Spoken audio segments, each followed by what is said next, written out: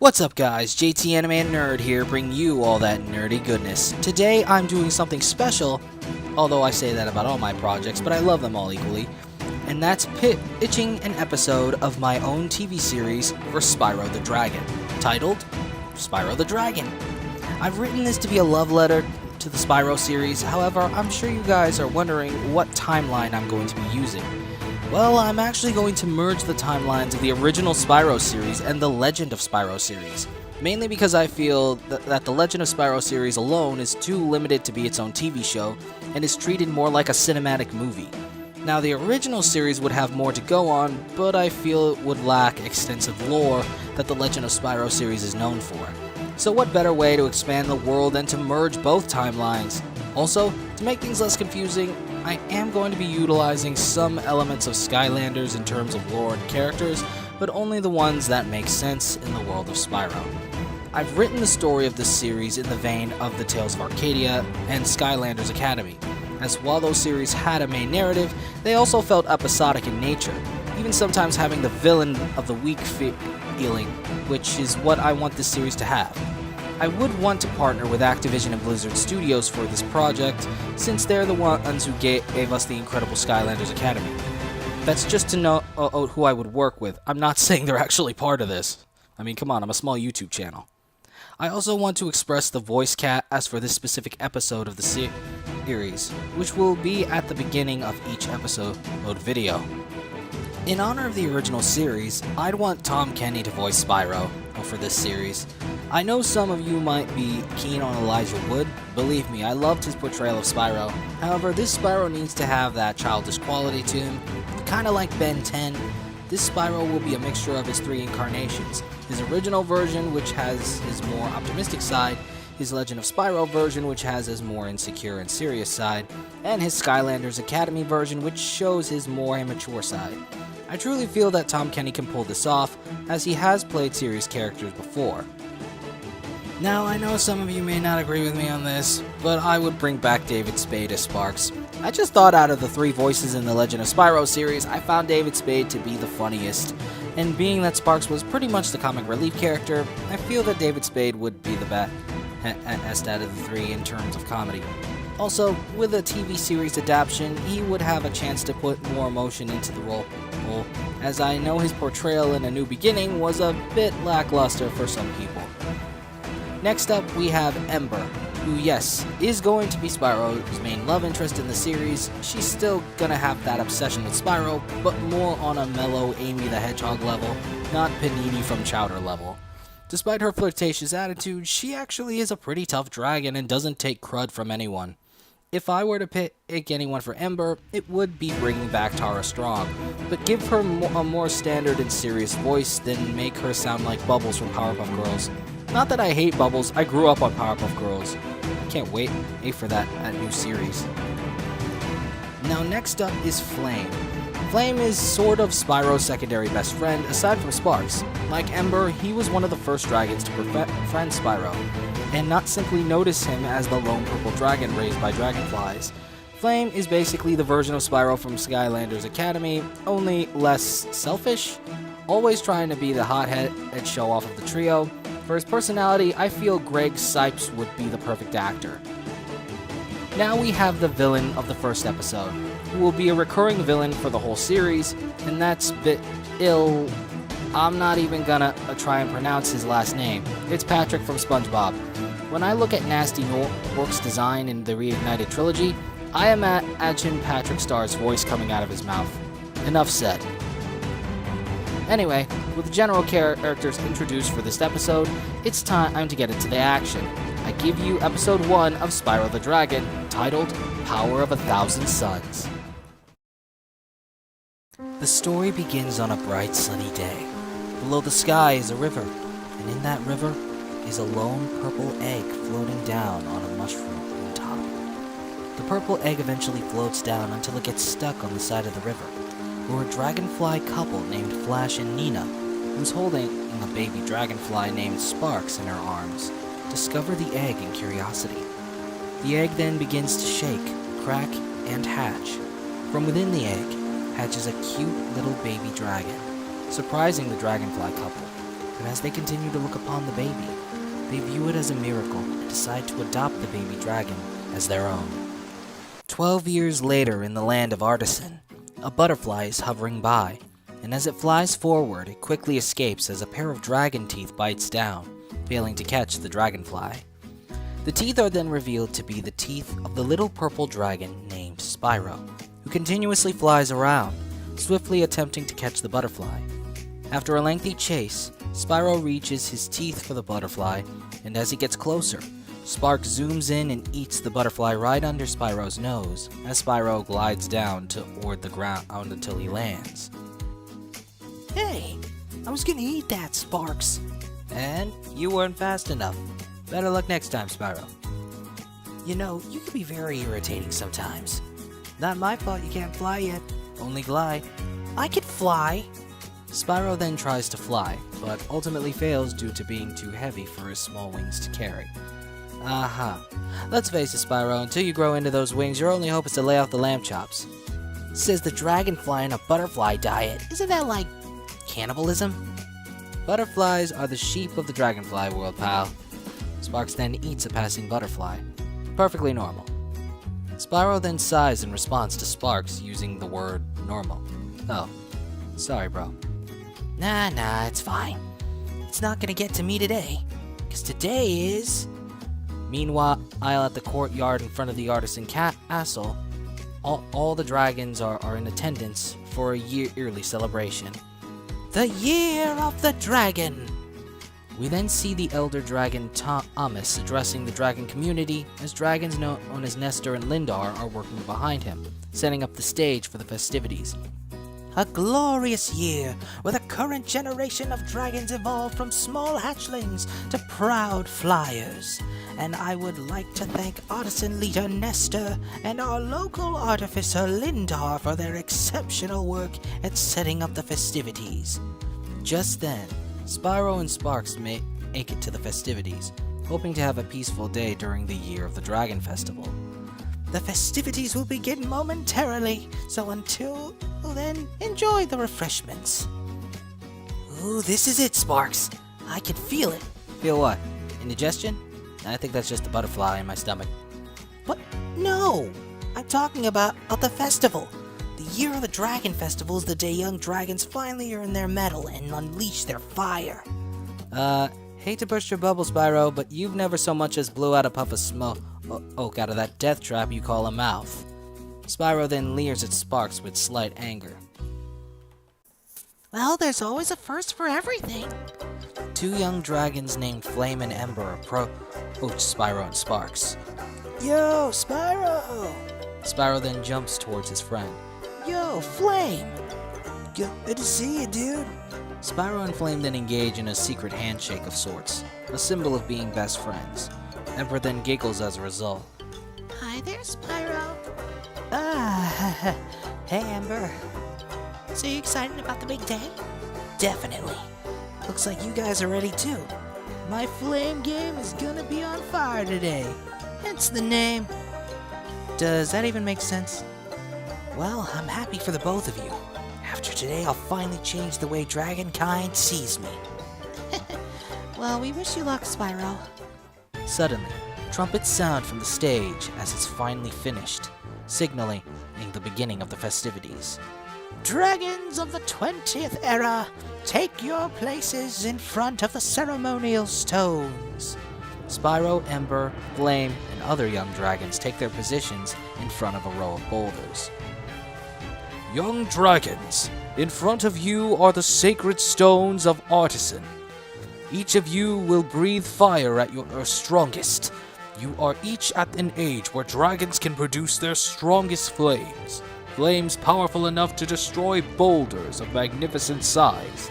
And so we've selected the strongest and biggest in the Artisan Kingdom for you all to test your power of flame on. Remember, this day is a graduation for you as hatchlings, and your chance to venture out into the world on your own, capable of finally being granted a role in the Artisan Kingdom. We shall begin with flame. Watch and learn, everyone. That rock's about to get flamed. Ah, this ought to be good. Flame takes a deep breath and breathes fire on the stone, being able to blast at least a quarter of it, allowing him to pass the test. Flame? Pass! The dragons cheer for Flame, as does Ember, Spyro, and Sparks. A montage of young dragons blasting their stones, some passing, some failing, but eventually Ember is next to the test. Next up, Ember. Mrs. Shoutfire, Ember's grandmother, then begins cheering for Ember. You can do it, Ember. Remember your training. Looking lovely as ever, Mrs. Shoutfire. Thomas then slicks his hair back, showing his affection toward Mrs. Shoutfire. Ew, said Spyro, Ember, and Sparks simultaneously. Finally, our local purple dragon, Spyro! As the dragons cheer for him, Spyro looks around in slight embarrassment and a smidge disappointed at being called the local purple dragon. You got this, Spyro. Dig deep, pal. You got this, Spyro. And if not, you can still help me hunt butterflies. Ember then whacks Sparks over the head with her paw. Ow! What? What'd I say? As the tension builds, Spyro stomps his right claw forward, inhales the deepest breath he can muster. Spyro then leads his head back and his cheeks puff up. Spyro releases all of the pent-up breath he can, only to realize that the only thing he's blowing out of his mouth is air. Nowhere is any trace of flame from within his body, much to Spyro's shock. Oh my. I'm sorry, Spyro, but it looks as if you failed this day. But worry not, for we believe we can expect much from the purple dragon we know and love. As everyone sympathizes and gives Spyro the benefit of the doubt, Spyro can't help but feel disappointed. Not just at failing the test, but to continue being seen as just a lone purple dragon. Spyro then runs off, with Sparks, Ember, and Flame running behind to catch up to him. Well, then, we shall continue the festivities until the grand finale, the hatching ceremony. The dragons cheer at this news, as Spyro continues to run away. Spyro, wait! Spyro stops at the behest of his friends. Spyro, you know they don't mean anything bad by it. Yeah, dude. I mean, what's wrong with being the only purple dragon? Spyro then shows an expression of frustration in response to this question. You guys just don't understand. Spyro then runs off again, much to the distress of his friends. Spyro! Moments later, Spyro is seen within the artisan castle, lying down on a narrow ledge above to keep from being seen. Echoing footsteps are then heard, being none other than Nestor to be the one to find Spyro in his hiding spot. Well now, how are you feeling, Spyro? Peachy. Well, I was wondering why you weren't causing trouble. Whenever we find you in here, it's usually without permission and to raid the kitchens. I just thought I'd take a quick nap. So why are you Peachy? This was supposed to be my chance, Nestor. I was finally gonna be known more than just the purple dragon. And what's wrong about being a purple dragon? It's not about being a purple dragon that's the problem. It's being the only purple dragon. I don't know where I come from, or who my family even is. The year of the Dragon Festival was gonna be the day I left the kingdom to find out. You didn't tell your friends or your brother, did you? How could I? I can't even fly or breathe fire. Then how am I gonna find out who I am if I can't even do that? Spyro, sometimes there's a difference between who we want to become and who we were supposed to be. To us, you're Spyro, the spunky little purple dragon raised by the dragonflies, who we are proud to call our friend. Whoever you were supposed to be is a question that may never be answered. Ember and Flame were supposed to live life with their parents, but lost them during the Gnorc Wars. While they may have never been able to become the dragons they were supposed to be, they became the dragons they needed to be.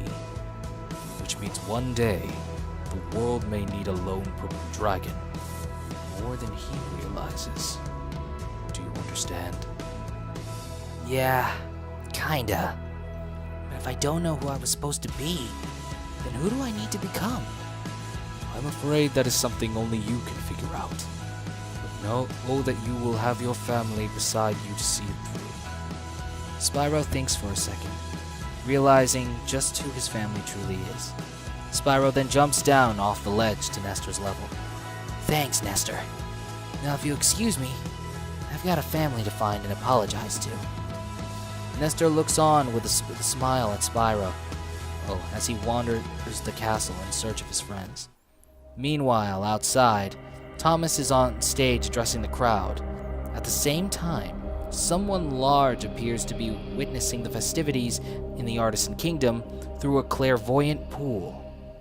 Now then, before we begin the hatching ceremony, we shall begin taking questions from the press. A dragon reporter holding a notepad and quill then raises his hand. Ah, yes, you there. Scarlet Scales, Dragon Network News. How has the peace been since the Norc Wars that had ended only 12 years ago? Oh, well, it's been peaceful here in the Five Kingdoms. Or is it 6? For a dragon's age, we now have 12,000 treasure. Or is it 14,000? What about this Gnasty Gnorc character? Former general of the Norc army, but is now in exile and its new commander since his superior was defeated in the Norc Wars. But now I understand, and he's found a magic spell that turns gems into warriors for his cause in bringing the Norc Empire back from defeat. You better believe I do. The figure looking into the pool, who is revealed to be Gnasty Gnorc, then takes a bite of his turkey leg that he's holding in his right hand. I'll take that question. Gnasty Gnorc is a simple creature. What? Simple? He's been contained in a remote dimension and is no threat to the Dragon Kingdom. No threat? Besides, he is ugly. Ugly? That does it! Gnasty Gnorc then puts on his helmet, grabs his mace, and storms out of his room. Gnasty Gnorc then enters his war room in a huff. Blowhart! Where are you? The elder wizard Blowhart then swiftly appears in front of Gnasty Gnorc, slightly scared and afraid for his life. I am here, General. Gnasty Gnorc then growls at Blowhart for calling him General. I mean Commander Gnorc, reporting for duty. Is the shard ready yet? Gnasty Gnorc and Blowhart then approach a floating green shard that seems to be hovering over a platform for study. Well, we haven't tested it yet, Commander. Since we found it, we've discovered that it possesses a plethora of dragon magic. Gnasty Gnorc then reaches out and grabs the shard, bringing it down to him. Good. It's time to show these dragons. Gnasty Gnorc then places the shard into the top of his mace, amplifying it with the shard's magic. What a Gnorc can really do! Gnasty Gnorc then raises his mace, unleashing the shard's power in the form of green lightning that shoots out of the shard. Meanwhile, in Artisan Castle, Spyro suddenly senses something and begins to hear a strange humming sound from a nearby door.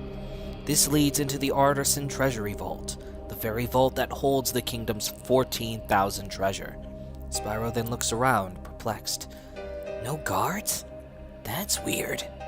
They must be out celebrating. Guess when they say inclusive, they really mean it. Spyro then walks up to the door, a bit hesitant. I'm sure Nestor won't mind if I take a quick peek. Spyro then enters the vault, which is oddly not locked. Inside the vault, Spyro then looks at all of the treasure around the room in awe. I could buy a lifetime supply of lamb chops with all this treasure. Spyro then shakes his head in hopes of setting his mind straight. Nope, I shouldn't even be in here. Just gonna go to the party and apologize to my friends. Suddenly, an ominous glow is seen by Spyro, who then spots its origin coming from the center of the vault. Spyro then glides down over the vast amounts of treasure, only to be greeted to the sight of an odd-looking gemstone protruding out of the floor. Spyro looks in awe at the gem, but not for the reasons he would think of. Meanwhile, on the outside, everyone prepares for the hatching ceremony. Now then, with the celestial moons at their fullest, their energy shall give life to these eggs, which will then become newborn dragons. Count down together, everyone! As the dragons all count down from 10 to 1, a green light is then shown above them, much to Thomas, Lindar, Nestor, and the other dragons' curiosity. Just then, surges of green lightning strike down at the dragons, transforming them into crystal dragon statues. Meanwhile, Gnasty Gnorc looks upon his handiwork through his pool of visions. You've done it, Commander! You single-handedly petrified the artisan dragons! Not just them. With a wave of his hand, Gnasty Gnorc shows within his pool of visions dragons petrified throughout the 5 kingdoms. The 5 kingdoms! They're unprotected! We should invade at once, Commander! Oh, we will. First, there's a whole treasure trove of gems for the taking at Artisan Castle. We get the gems, I use the spell to turn them into an army powerful enough to smash every dragon in sight. Prepare the army. We invade the Artisan Kingdom. Meanwhile, Ember, Flame, and Sparks are searching Artisan Castle for Spyro. Spyro! Yo, dude! Spyro, come on out! I'll let you have my butterfly stash. Maybe a few, more or less. Sparks then notices the treasury vault doors wide open, leading him to fly into the vault and find Spyro mysteriously punching, scratching, and piercing the gemstone he found with his horns. What the? Sparks then flies down to Spyro. Spyro, bro, what are you doing? Just then, Spyro shatters the mysterious gemstone, which releases a strange energy into Spyro, much to his and Sparks' shock. Whoa! Spyro, what was that about? I don't know. I just felt like I had to hit it. And when I did, the power of 1,000 suns surged through my body. Okay, so you break a crystal and spend time in the best sauna in the world without having to pay a single cent. What is this, Dragon Shores? Ember and Flame then enter the treasury vault, enamored by the amount of treasure in it. Ember and Flame then run up to Spyro and Sparks. Guys, we're not supposed to be in here. Normally I like sneaking into the castle, but the treasury vault is like criminal, dude. Let's get out of here. Yeah, but before we go, I want to apologize to you guys. I just yelled at you and stormed off. It's okay, Spyro. Yeah, I know you've been going through a lot since you're planning on finding your folks. Well, that doesn't mean I should have... Wait, you guys knew I was leaving? But how did... Yeah, is this a bad time to mention you talk in your sleep? A quick flashback shows Spyro asleep in a makeshift nest while Sparks sleeps above him in his own makeshift bed, annoyed at Spyro's talking in his sleep. Graduate year of the dragon. Leave home. Fine own kind. Sparks then puts a pillow under his head, blocking out the snoring. Back in reality, everyone looks at Sparks with an annoyed expression. He kept talking to us about it for 6 hours. Hey, I had to deal with 12 hours of Spyro talking about lamb chops and dragonesses the whole night. Alright, so cut me some slack. Spyro then grabs Spark within his palms to shut him up before bringing up the dragonesses again. Spyro then laughs in slight embarrassment. Well, now that that's over with, can we get back to the hatching ceremony? Spyro then smiles at the thought. Before we continue with today's video, I just want to give a shout out to today's Amazon affiliate product, Spyro the Reignited Trilogy. Experience the classic Spyro trilogy remade for a modern audience. Become enamored with the striking new visuals, voice cast, and gameplay that make the classic adventures of Spyro feel like something completely new. To purchase a copy and help the channel grow, just go down to the Amazon affiliate link down in the description and pinned comment below. Enjoy the rest of the video! A moment later, Spyro and friends exit Artisan Castle and re-enter the courtyard. I can't wait to see the baby dragons. They're always so cute. Spyro and friends then stop in their tracks as they see the courtyard filled with crystal dragon statues. Dude, are these statues part of the party? Huh, someone finally decided to enhance the decor. I like it. Spyro and friends then spread out to analyze the statues. Guys, these look just like the Spirit Dragon statue at High Rock. Legend says a spell turned the Spirit Dragon into a crystal statue, just like these. You think it might be the same spell? Suddenly, the ground begins to shake in a rhythmic fashion. Anyone get the memo on any reports on earthquakes? There haven't been any earthquakes in the kingdom since the 10th era. I'm surprised you even remember learning that in history class. Just because I'm cool doesn't mean I'm not knowledgeable. I'll go check it out. Sparks then flies up high and spots the army of Gnorcs led by Gnasty Gnorc, accompanied by Blowhart. Shocked, Sparks flies back down to warn the others. Guys, we got Gnorcs on our X. That's west, not south. Focus, guys. Sparks, are you sure it's the Gnorcs? Positive. But I thought the Gnorcs, were doing some jail time? Yeah, Gnasty Gnorc was trapped in another dimension. I don't know how he could have escaped without some kind of magic.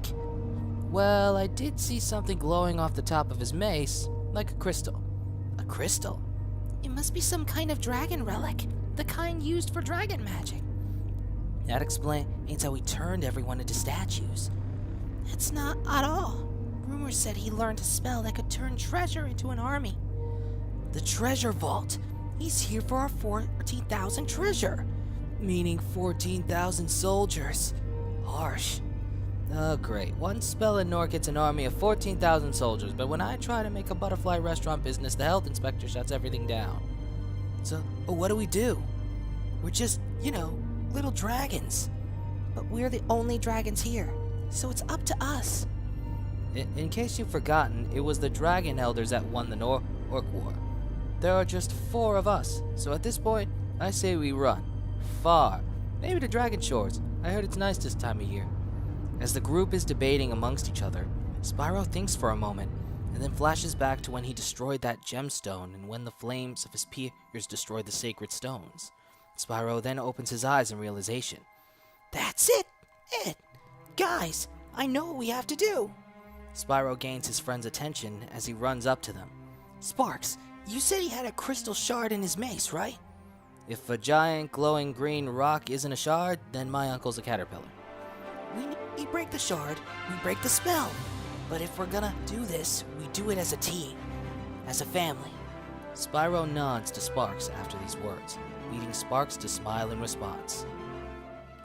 A moment later, Gnasty Gnorc, Blowhart, and the Gnorc army make it to the courtyard outside of Artisan Castle.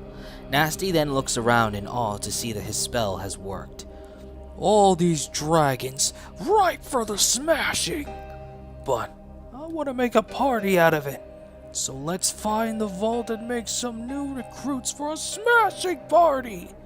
Just then, Sparks begins flying around Gnasty's face, annoying him and leading him to try and swat Sparks away. Yeah, stupid dragonfly! Gnasty begins swinging his mace in order to swat Sparks away, making Blowhart and his army nervous. Commander! Blowhart then ducks a swing from Gnasty's mace. Maybe you shouldn't be swinging around that mace.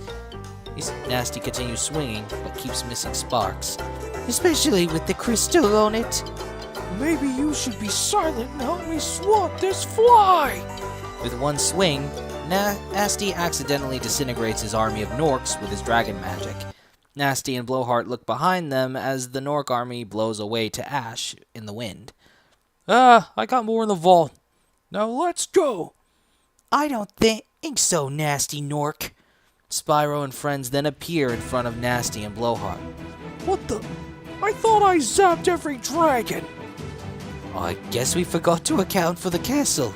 Either way, they're just little dragons. Deal with them! Go for the shard! Hurry! Ember and Flame begin to fly and hover around Blowhart, blasting fireball after fireball toward Gnasty's shard, to which he protects.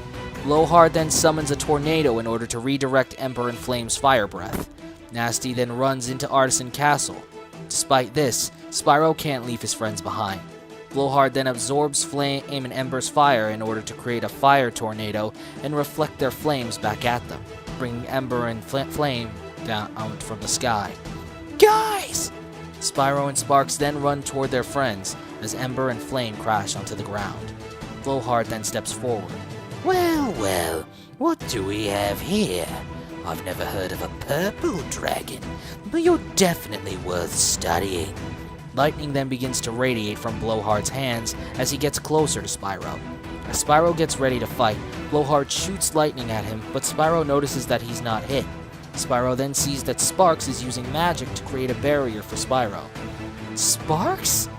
And you thought I only ate butterflies because they taste good. Sparks begins to blink out from gold color to blue color, signaling his magic almost being spent. Sparks, don't! The barrier's not strong enough. You know, you could have told me up front. I would have understood. What? You think I would have let you find your family on your own? We may not be related, but you're still my brother, Spyro. Now and forever. Just then, Sparks' barrier is broken by the lightning bolt, which strikes him and blasts him across the courtyard. Sparks! Your turn, little dragon. As Spyro looks in Sparks' direction, he begins having flashes of their childhood together, once again realizing that his family's been right next to him all along. Spyro then turns to face Blowhart. Within Spyro's eye, the silhouette of a fully grown dragon head is seen roaring. After Blowhart shoots another lightning blast at him, Spyro counters with a fire breath of his own, clashing with the lightning spell. Ember, Flame, and Sparks then wake up and witness in awe at Spyro's newly found power. After a lengthy struggle, Spyro's Flame wins the clash, blasting Blowhart with fire, much to his surprise and distress. Yeah! Fire! Fire! Oh my convexity, that's hot! Yeah! Blowhart is seen running away with his butt on fire. Ember and Flame then run up to Spyro. Spyro! You did it! Way to flame, dude! Spyro then remembers what happened to Sparks. Sparks! Sparks then flies up to Spyro, showing he's okay despite his bluish appearance. Don't worry, bro. A couple butterflies and I'll be as good as golden. Literally. Hate to break up the brotherly reunion, but we still got a Gnorc to deal with inside the castle. Meanwhile, in Artisan Castle, Gnasty Gnorc is running through the hallways, trying to find his way to the treasury vault. Oh, why do dragons always gotta make hallways so holy? As Gnasty Gnorc looks around, he finally notices the only door that looks different than the others, which is the Artisan Treasury Vault. Finally, new army, here I come. Suddenly, a fireball passes Gnasty Gnorc, leading him to turn around and notice Spyro and friends ready for battle. What the? Where's Blowhart? Your wizard's toast, bruh. No matter. Once I'm done with you brats, I'll have an army and some ornaments for my castle. Eat laser, dragon losers! Gnasty Gnorc then unleashes green lightning blasts from the shard on his mace, leading Spyro and friends to dodge the blasts as best as they can. During a lengthy battle, Gnasty ultimately turns Ember and Flame into crystal statues, leaving Spyro and Sparks to finish things themselves. Guys! Face it, little lizard, you're finished. What's a puny little lone purple dragon gonna do? Oh, trust me, this purple dragon's got some tricks up his sleeve. Gnasty Gnorc then shoots a magic energy blast at Spyro, leading Spyro to instinctively dodge, jumping onto the wall and pushing off of it. This allows Spyro to also instinctively fly swiftly toward Gnasty's mace. Spyro then breathes fire at it, breaking the mace and freeing the shard from within it. What? No! Outside, all of the dragons are then freed from being crystal statues.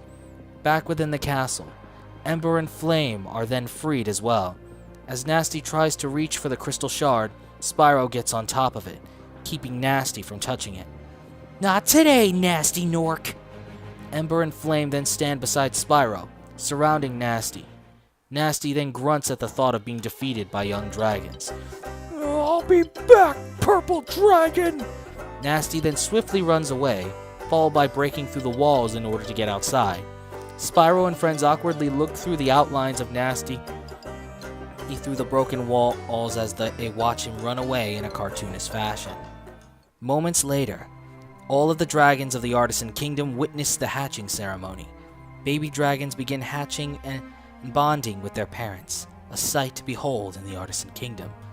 Today has been a momentous day, for the next generation of dragons is born. All of the Artisan dragons cheer in celebration for the beginning of the Year of the Dragon. And let us not forget the bravery shown against Gnasty Gnorc's devious plot, for we have much to thank for the efforts of Ember, Flame, Sparks, and everyone's favorite purple dragon, Spyro.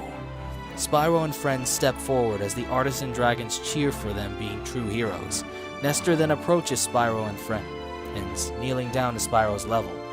It seems you found who you needed to become, Spyro. A defender of the Artisan Kingdom. Spyro smiles at Nestor's words. Not just me. I couldn't have done it without my family. My true family. Ember, Flame, and Sparks smile in response to Spyro's words. Also, for unleashing your latent powers as a dragon against the vicious Gnasty Gnorc, you have officially passed your Year of the Dragon test. Spyro and friends then smile as the Artisan dragons cheer in response to Tomas's proclamation. Tomas then pulls out the green crystal shard that Gnasty had with him, and begins analyzing it.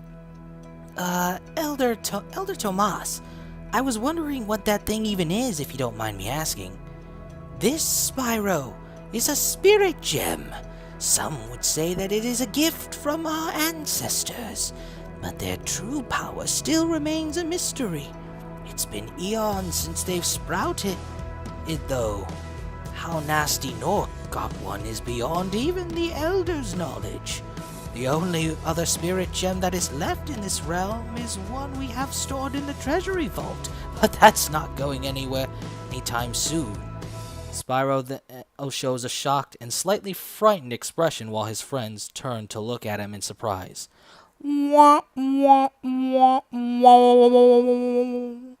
Oh, Sparks. Okay, I know what you meant by that, but I'm gonna pretend and not to be insulted. Meanwhile, in some ruins, a lone fairy flies toward what appears to be a long-destroyed gateway. As the fairy analyzes the gateway, she then notices electricity radiating at the bottom of the gateway. As the fairy shows a shocked expression, she takes her leave swiftly. The episode ends with one of the crystals attached to the arch of the gateway beginning to glow. The episode begins on a bright, sunny day in the courtyard in front of Artisan Castle. Flame is chasing a sheep in fun while Ember and Sparks watch with a smile on their face. Meanwhile, Spyro is slightly freaking out, seeming almost paranoid, no doubt pertaining to what he did to the spirit gem in the treasury vault.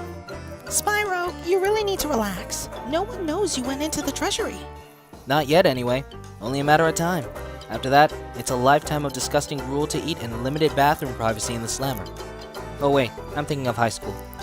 I just can't relax. I'm on edge. If the Dragon Elders find out that I broke their only spirit gem, I'm history. Speaking of which, didn't you say that some kind of magic or energy entered your body after you broke the gem? Yeah, something about a power of a thousand suns, and making a mint on ice cream. Oh wait, that was this morning. Yeah, it was weird. I'm pretty sure it's the reason for my flight and my fire breath. Maybe you just need to take your mind off those things for a while. Suddenly, a lone sheep hops up just many inches away from Spyro and company. I know what to get your mind off it, Spyro. A radical game of sheep ball. Wouldn't hurt, Spyro. Spyro thinks for a moment, but then gives in. Oh, alright. Winner gets lamb chops. Swiftly, Spyro and Flame begin chasing around the sheep, which all run around in fear of the two dragons. Just then, Flame notices a lone sheep staring at him with seemingly hateful intent. Oh-ho! You giving me the stink eye, sheep? The mysterious sheep then suddenly growls and shows a set of fangs, his eyes colored red with anger. Well, you're about to get flamed! The sheep then runs away in fear as Flame chases him. After a lengthy chase, and as Flame gets closer and closer, Flame shows an expression of satisfaction. I'm having lamb chops tonight! After Spyro shoots fire at a sheep's butt, Spyro looks back at Flame and then shows an expression of concern. Flame, look out in front of you! Flame then releases his fire breath as he continues flying forward at incredible speed. The sheep then dodges the flames to the left, leading the fire to hit the wall ahead of him. Flame then shows an expression of concern as he looks forward at the oncoming wall. Uh-oh! Flame hits the wall, the last of his fire breath redirected back into his mouth, inflating his body like a balloon in a cartoonish fashion. Flame then opens his mouth, releasing a huge stream of smoke, causing him to fly around the courtyard like a deflating balloon. Spyro, Ember, and Sparks look on as Flames continues flying around, showing concerned expressions on their face, while Sparks shows a blank one. 5 gems, he ends up in space. You're on! Ember then gives a stern look at Spyro and Sparks, who both then show exaggerated smiling expressions, signifying their guilt. What? After the last of the smoke is released, Flame begins screaming as he falls downward, eventually hitting the ground. Spyro, Ember, and Sparks run over and look down at a downed Flame. Flame, are you okay? The camera pans out to reveal Flame in an exaggerated, mangled state. Prepare to get flamed. Flame then lets out a puff of smoke from his mouth, catching his attention as the action seems to have snapped him back to reality.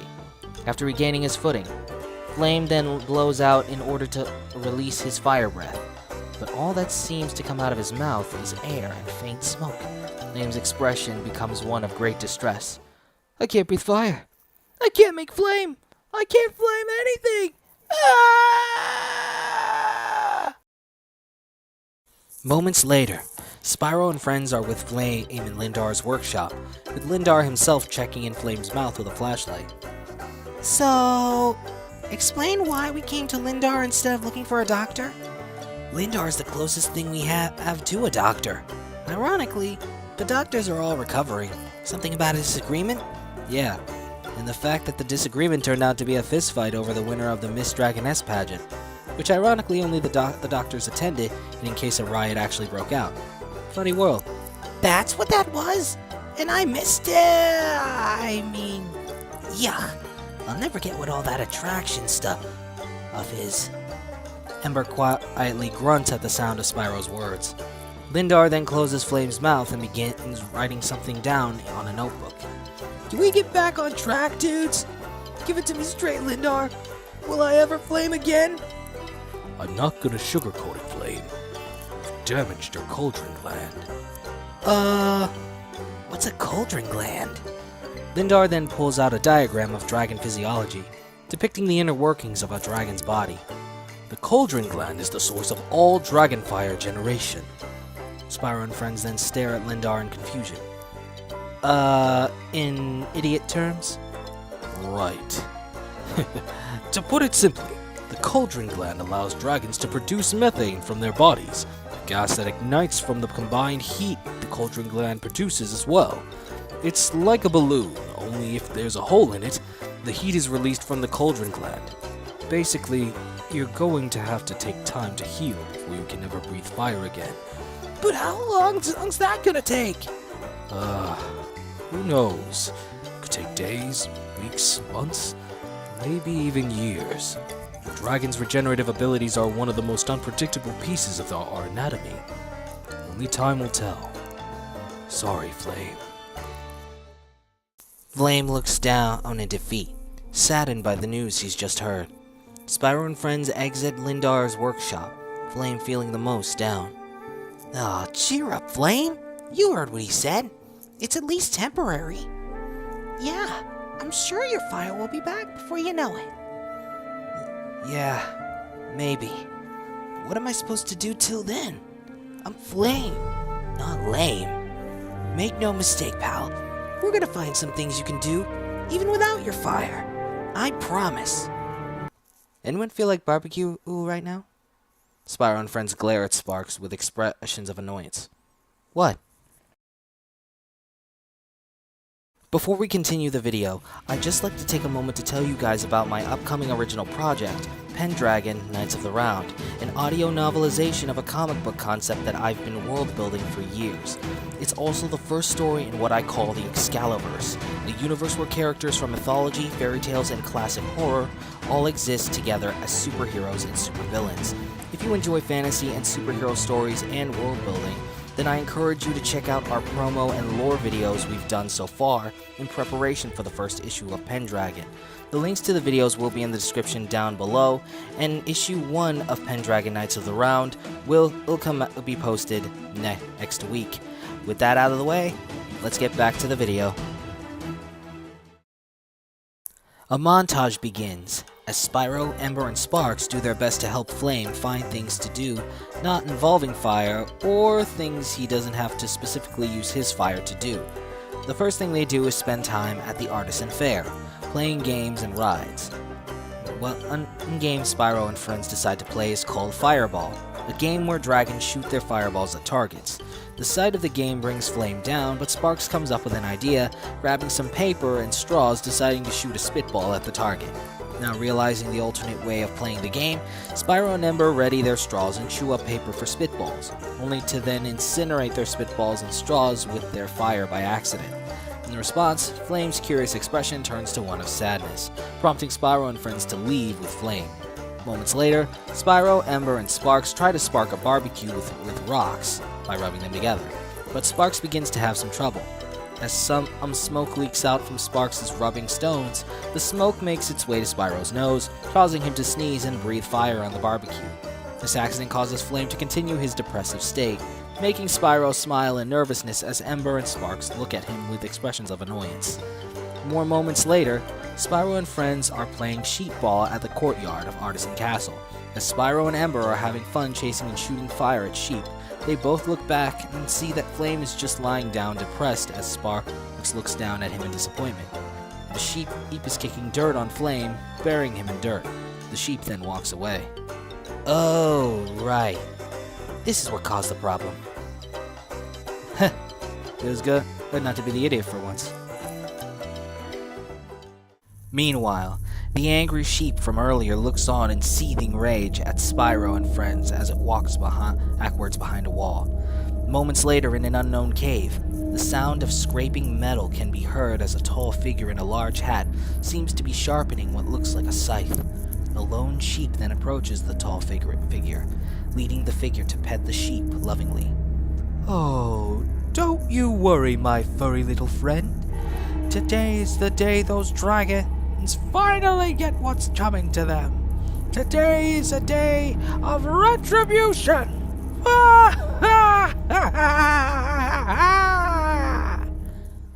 Back in the Artisan Kingdom, Spyro, Ember, and Sparks are looking for Flame, who's seemingly missing.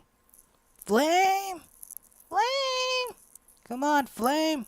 The sooner this is over, the sooner Spyro can pay me his 5 gems. You lost that bet and you know it. Ember then looks around, only to see Flame lying on top of a large dragon head statue, a monument of sorts. Guys, I found him! Spyro and friends fly up the dragon head statue, seeing Flame lying down in sadness. Flame, what are you doing here? I just wanted to be alone. We're sorry, pal. We were just trying to cheer you up. I know. Every moment only reminded me that I may never get my fire back. It's not the end of the world, Flame. That is, unless the world ends by fire. Sparks! What?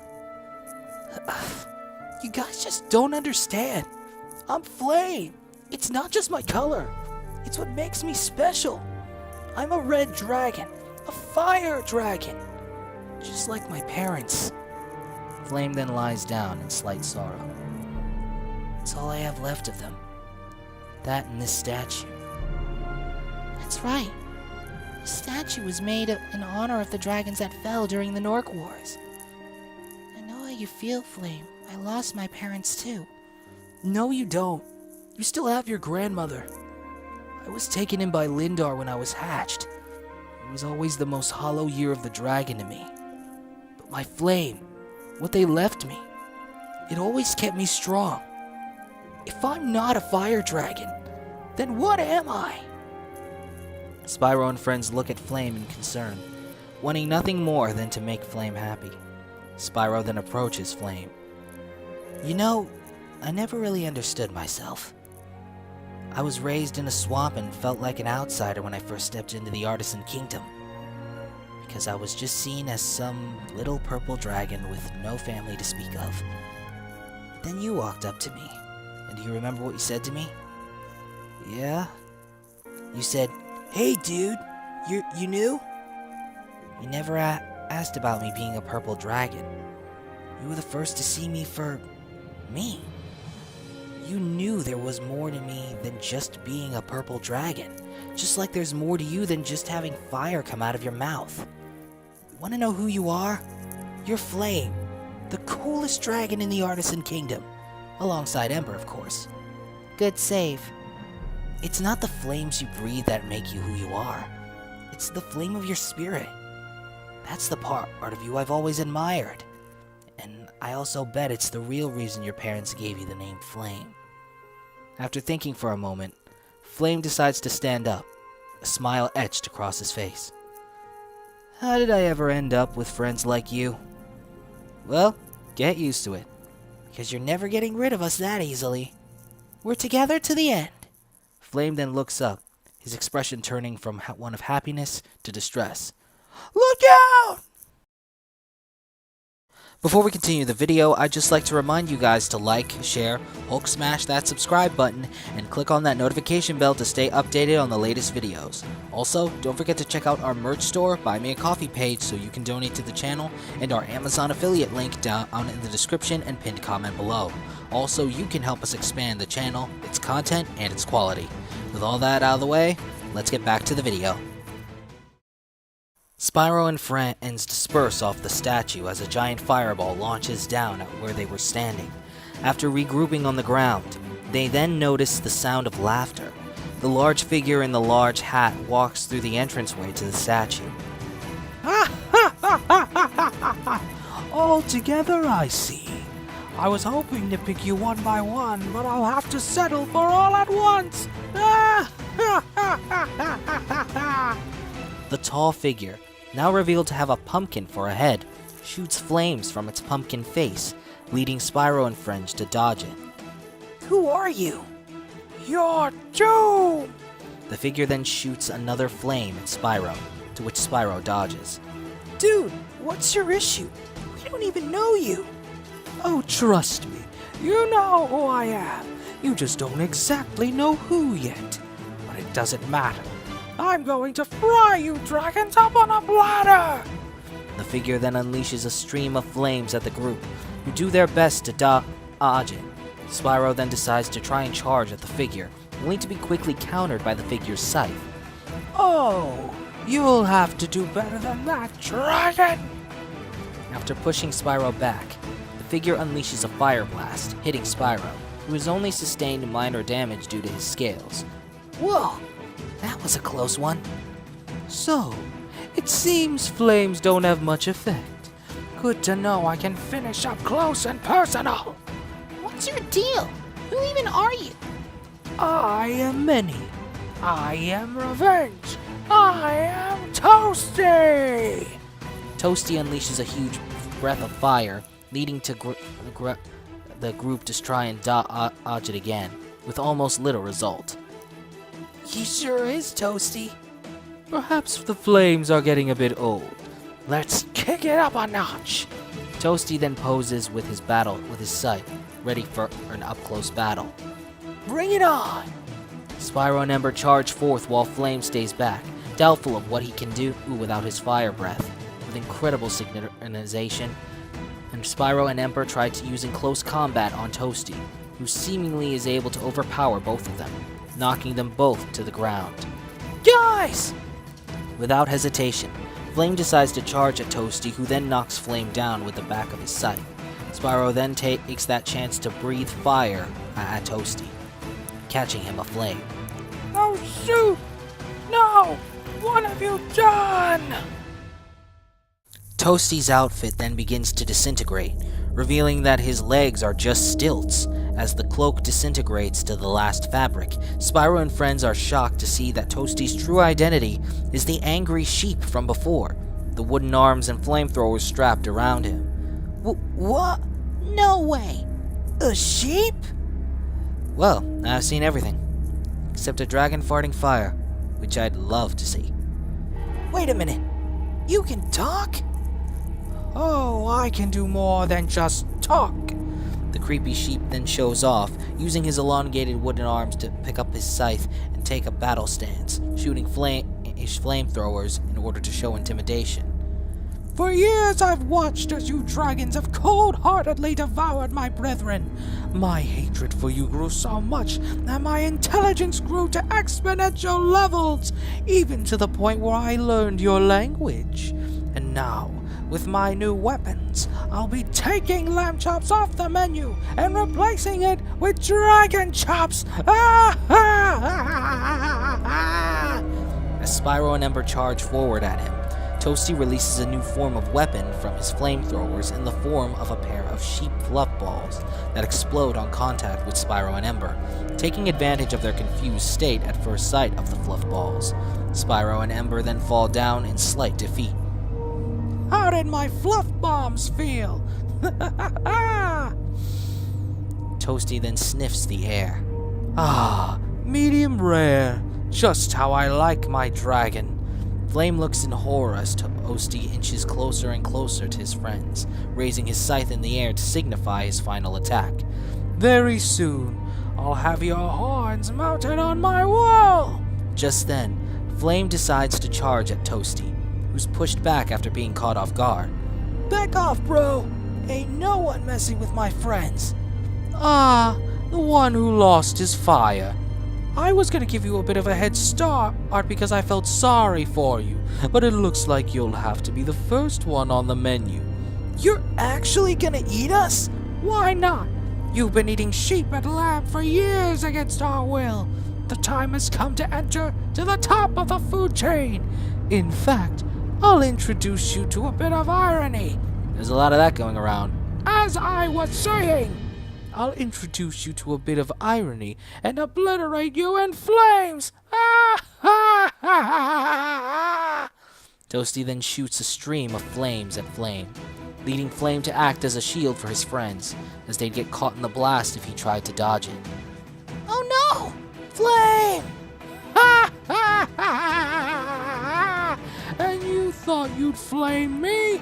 Well, guess what? You just got toasted! Suddenly, a glowing pair of red eyes illuminate through the smoke, followed by a fireball being unleashed from behind the smoke, hitting Toasty. What the what?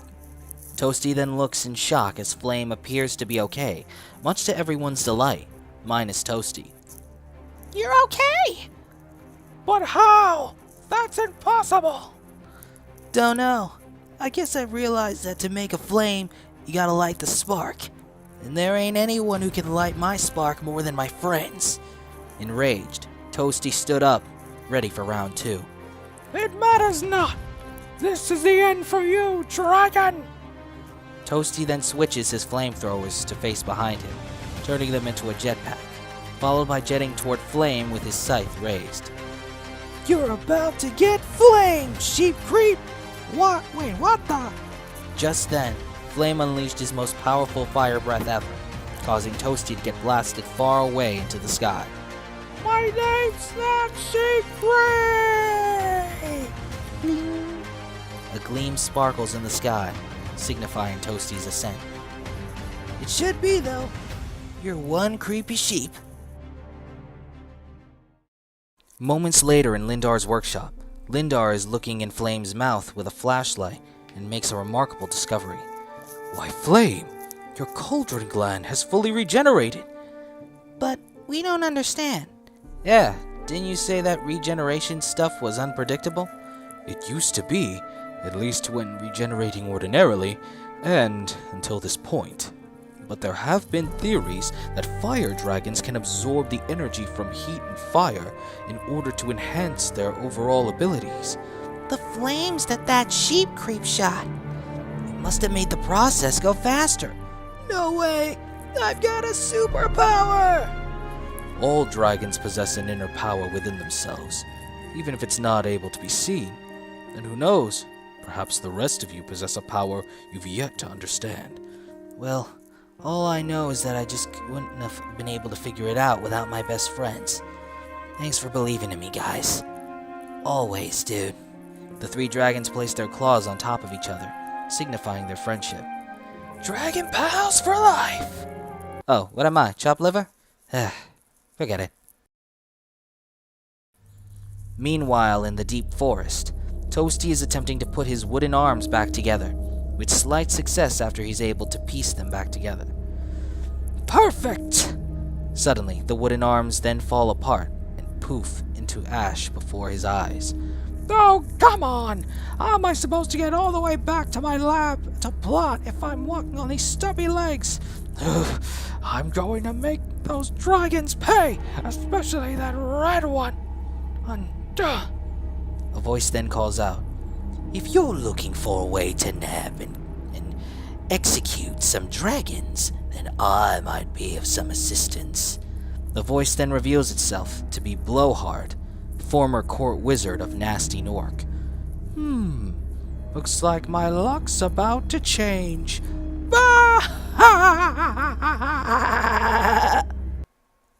You didn't hear that.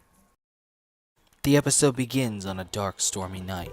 Gnasty Gnorc is in his bedroom watching TV while bawling his eyes out while also eating a tub of ice cream. Those dragons He eats a scoop of ice cream. took my He eats another scoop of ice cream. crystal. Gnasty Gnorc then looks inside of his tub of ice cream. And I'm all out of ice cream. From behind Gnasty Gnorc's bedroom door, a group of Gnorcs look on in sorrowful pity. Poor Commander. He's been a wreck ever since his raid on the Artisan Kingdom. If only we could get that shard back. And so we will. The trio of Gnorc soldiers looks on at the entrance to the war room as an oddly dressed orange Gnorc enters. Or in this case, I will. Dr. Shemp? The Mad Witch Doctor? Suddenly, the second Gnorc soldier is turned into a sheep by Dr. Shemp's magic.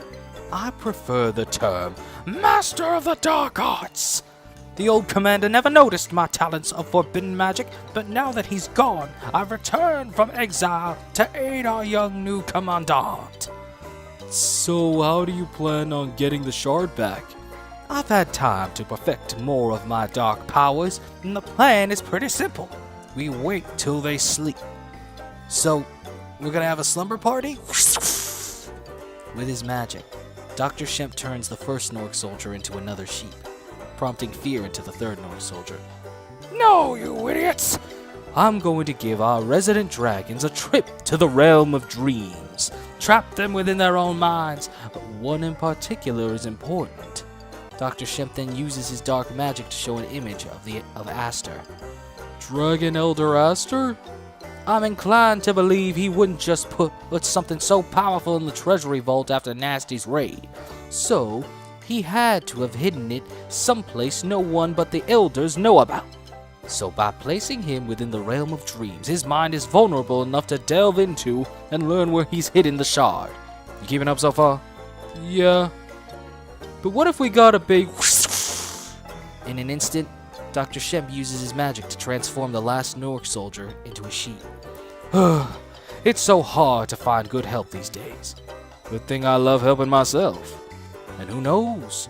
Maybe it's time the Gnorcs had a change in management. As Dr. Shemp walks off with a malicious smile on his face, Gnasty Gnorc seen behind him is still too focused on watching TV. Someone give me more ice cream! Back in the Artisan Kingdom, Spyro and Flame are over at Ember's house, seemingly making up a big bed on the floor made up of multiple pillows. Thanks for agreeing to a slumber party, guys. Sorry I dragged you into it. My nightmares get pretty bad around this time. No problem, Ember. Yeah, we know how hard this day can get, especially for you. It is the anniversary of the last day of the Norc Wars. Thanks, guys. Don't worry about a thing. It'll be fun. You can make s'mores, tell ghost stories, and go over the painful reality of what'll happen if the elders find out what Spyro did to their last spirit gem. What? You know I'm right. And try not to talk in your sleep this time. When have I ever talked in my dragonesses? Okay, I'll try. As Flame laughs, Ember shows an expression of slight anger. Just then, Ember's grandmother, Mrs. Shoutfire, enters the room. Now then, is everyone comfortable? I've made s'mores if anyone wants some. I've gone to dragon heaven! Thank you, Mrs. Shoutfire. We'll take those s'mores. Coming right up? Wonder if I should make some for that hunk Aster. Woo! He really shakes my scales. As Mrs. Shoutfire re-enters the kitchen, Spyro and friends look on in slight disgust. Ew. Okay, let's get it on with the slumber party already. Who's up for ghost stories? Do they have to be ghost stories? Of course. What's a slumber party without ghost stories? You scare the pants off someone. If we ever wore pants. Why don't we start with a mellow story first? Actually, I always wanted to hear the story of your necklace, Ember. Oh, this? It was a gift. From my mother. Oh. Yeah, maybe we should go with a different story. No, it's okay. Feels like only yesterday she wrapped this around my neck. Wait, what? You were an egg around the time of the Norc Wars. Ember, maybe it's time we told him. Yeah, I know. Tell me what? Truth is, Spyro, Ember was one of the first dragons to be hatched during that year of the dragon. No way! Seriously? Boy, that must have been one bad birthday party. I'm afraid that's an understatement, Sparks. I and a few other newborn dragons were born in fire and brimstone. Many weren't lucky to have their parents by their sides. But I was one of the lucky few. Ember then begins to have a flashback of when she first and last saw her mother, a pink dragon holding up her necklace for her daughter. As long as you wear this family necklace, I and our ancestors will always be with you. May you grow proud, beautiful, and strong. Back in the present, Ember sheds a slight tear as she looks down at her necklace. It's all I've got left of her. Without it, I don't know who I'd be. Like when Flame lost his fire. That was a dark day for both of us. Mrs. Shoutfire then sets down her batch of s'mores, Spyro and friends a bit surprised to learn that she overheard them. On that day, I lost my daughter, but I gained a granddaughter. Ember's mother was a hero among her family and people. But to say that without that pendant, you wouldn't know who you are is a bit of an exaggeration. Never forget who you truly are, Ember. Ember's eyes widen at her grandmother's words. I wish I could, Granny. But this necklace is all of me. Nothing more. Well, I'll say this much. Mrs. Shoutfire is then about to re-enter the kitchen, but looks back to say one more thing. It wasn't the necklace that passed the boulder test at this year of the dragon. As Mrs. Shoutfire walks into the kitchen, Spyro and friends ponder on her words. She's not wrong, you know. Ember looks down in sorrow at her necklace. Ember? I think I'll turn in for the night. Ember then lies down on the bed of pillows, curled up in slight sadness. We'll save you some s'mores. As Spyro and friends continue their slumber party, Dr. Shemp arrives at a hilltop within the Artisan Kingdom. Time to go night-night. I've even got my pinky in case I want to take a nap myself. Now then, let the Sandman do his work. Dr. Shemp then raises his staff, ready to cast his dark spell. Powers that be, hear my peep. Cast these dragons down into a never-ending sleep. With the incantation spoken, a purple mist wanders throughout the Artisan Kingdom. Dragons, big and small, all falling asleep under its power. Back in Ember's house, Mist is being able to see through the windows, putting Mrs. Shoutfire to sleep in the kitchen. As the mist enters the living room, Spyro, Flame, and Sparks are eating more s'mores, while Ember pretends to be asleep, when in truth, she wallows in sadness, awake. The mist then begins to suddenly make Spyro and friends drowsy. Whoa, I feel sleepy. Yeah, something smells funky too, dude. Be honest, there's dragon nip in these s'mores, aren't there? Just then, the trio falls down asleep. Meanwhile, Ember then falls asleep herself, more peaceful than the other three did. Now I just need to find Aster, and then I'll be able to enter his mind and learn the location of the shard. Diggity dog! Meanwhile, as Ember opens her eyes, she's met with an unlikely sight. Ember looks around to see the Artisan Kingdom in a bright, sunny state as glowing orbs of blue light float around the area. What's going on? Was I sleepwalking? I expect that more from Spyro. Or Sparks. Or even Flame for that matter. I don't remember coming out to the courtyard. Ember... That voice. I know it. Wanting to investigate, Ember runs along to follow the voice. Just then, Spyro wakes up, not recognizing where he is. He can only make out that he's under a dimly lit purple dome. What is this place? Wait a minute! Ember? Flame? Sparks? Where are you? I don't think you'll find them anywhere near here. Huh? Who said that? Suddenly, a large shadow with glowing blue eyes and large wings appears before Spyro. You can refer to me as Blackout. Where am I? Did you bring me here? Can't take credit for that one. But to put things simply about me, I rule over the nightmares within the realm of dreams. Realm of Dreams? A place where fantasy and memory are connected. So then, I'm in a dream? Yes and no. Sometimes a memory can be the same as a dream. It's a whole lot of complicated concepts. Then, this is a memory? But what memory? I don't remember a place like this. You misunderstand. If I wanted you to leave, then I would be helping you. What? Sorry, but my job is to make sure a nightmare runs its course smoothly. Meaning I also decide when you wake up. And I don't think I'll be letting you go. Why, you rotten... Later, loser. Like a phantom, Blackout disappears from Spyro's view. Hey, wait! Get me out of here! Back in Ember's dream, she continues running in the direction of the voice she heard. The glowing blue orb seemed to try and get in her way. Whoa! What's with you little guys? I've never seen these things before. Ember... Ember looks to her right, only to see a breathtaking sight. Ember sees none other than her mother standing on a hilltop, looking at her with a smile. Ember, my darling daughter, you've grown to become such a beautiful dragoness, and I can finally watch as you grow more.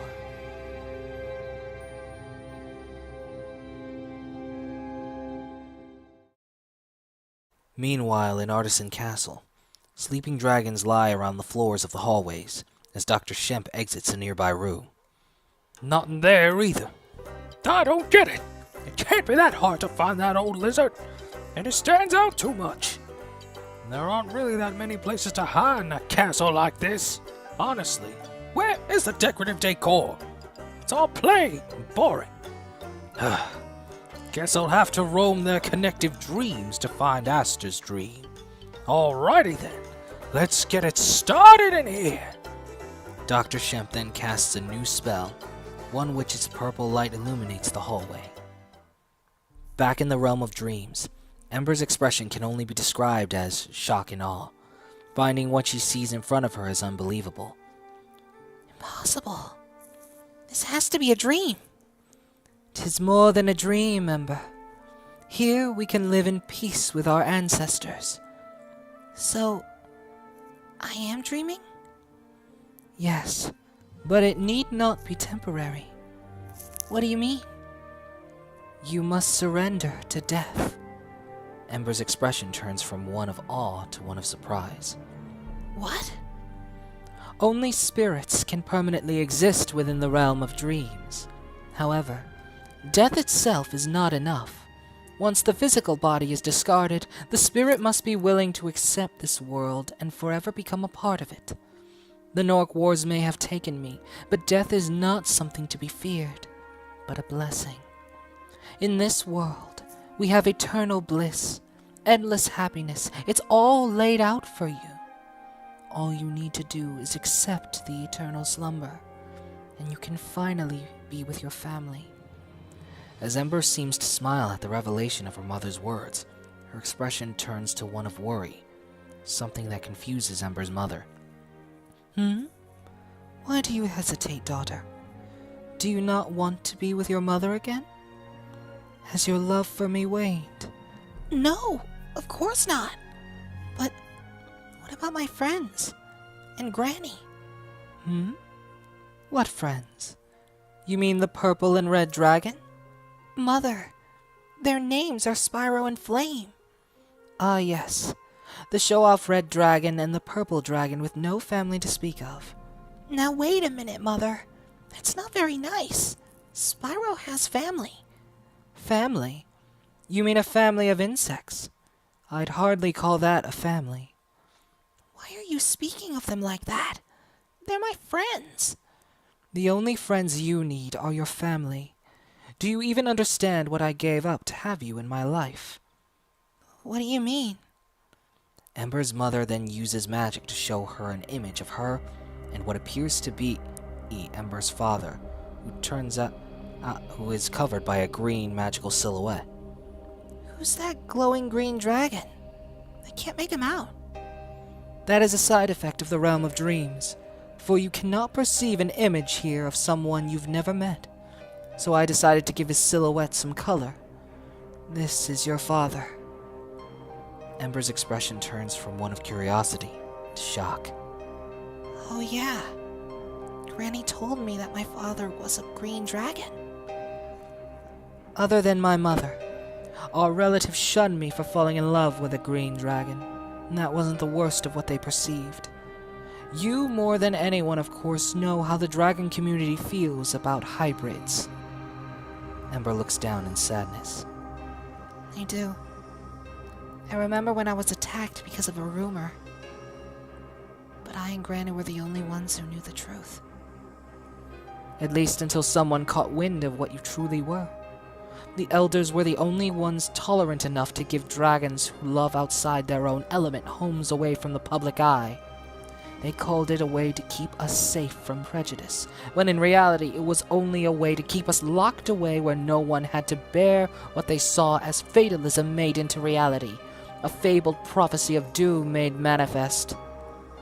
I thought we could never escape that reality, until I died in the Gnorc Wars and made it to the realm of dreams. Spyro and Flame may seem like friends now, but they will turn their backs on you the moment they know the truth. And as for my mother, she feels nothing but shame toward what I had done, what you represent. She, however, would never show it out of respect for me. I am her daughter, after all. These words bring Ember to tears, leading her to cry. Ember then wipes the tears off her face. Now do you see why you must stay? Ember's mother then reaches out her paw. Stay, my love, and we can be together. We can find your father and live as a true family. Mama. As Ember begins to walk forward, the glowing orbs attempt to stop her by blocking her path. Hey, not you guys again. Huh?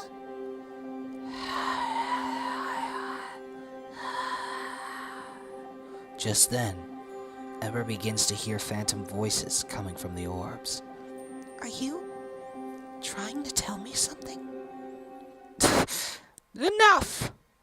With a swift flap of her wings, the wind current blows away the glowing orbs and knocks them against a castle wall.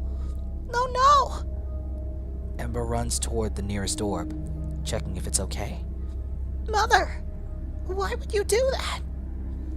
We are descended from the most powerful bloodline in dragon history.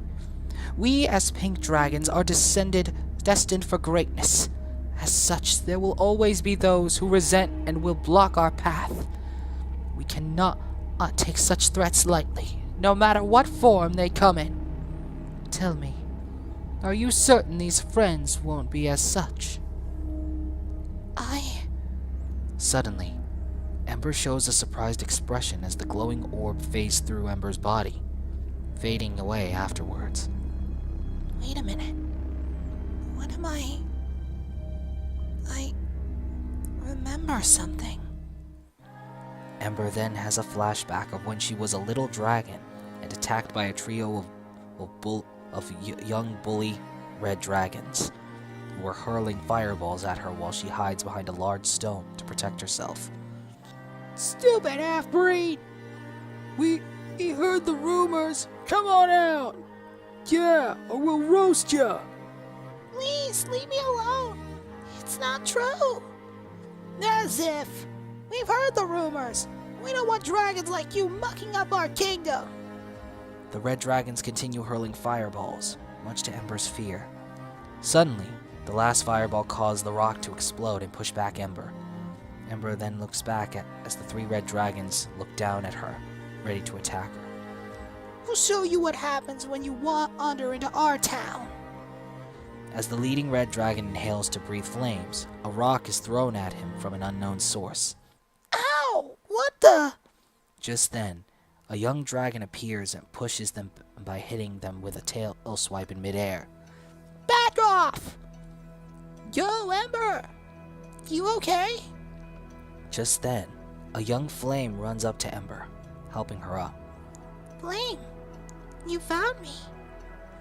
We saw those dragons chasing you and followed. We? What's the deal? Yeah, who are you? Just then, Ember looks on to see a young Spyro for the first time in her life. My deal? What's your deal? Attacking her in the first place. Didn't you hear the rumors? She's a half-breed, a hybrid. Element it's combining don't belong here. So what? She's still a dragon just like us. Look at me. I'm a purple dragon, the only one of my kind. That doesn't mean you have to be jerks. I may be alone, but at least I know who I am. So don't go acting like you know who she is when you don't even know her. The only ones who can decide who we are is us. These words resonate with Ember, making her look at Spyro in awe, sparking the romantic feelings she would feel for Spyro from then on out. It doesn't matter how you're born. What matters Back in the present, Ember opens her eyes. is who you choose to be. What was that, my daughter? Please speak plainly. We must make haste if we are to seek out your father's spirit. There's no need. Huh? Ember's mother's expression turns to one of confusion. I'm sorry, Mother, but you're wrong. I just remembered something I forgot. The reason Flame's my best friend, and the reason Spyro means as much as he does to me. The same as Papa meant to you. Ember's mother's expression turns from one of confusion to one of shock. Which is why I decided I'm going back to change things as best as I can. For all hybrid dragons. I know who I am now. And I don't need this necklace to prove that. But I thank you for it. And I'll cherish it forever. A tear falls down Ember's left eye. Goodbye, Mama. Ember turns around to leave, but the air around her suddenly goes silent. Why? Why would you want to return to a reality with a cursed future? Suddenly, Ember's mother transforms into a shape of pure yellow light energy, showing off a pair of giant wings and glowing eyes.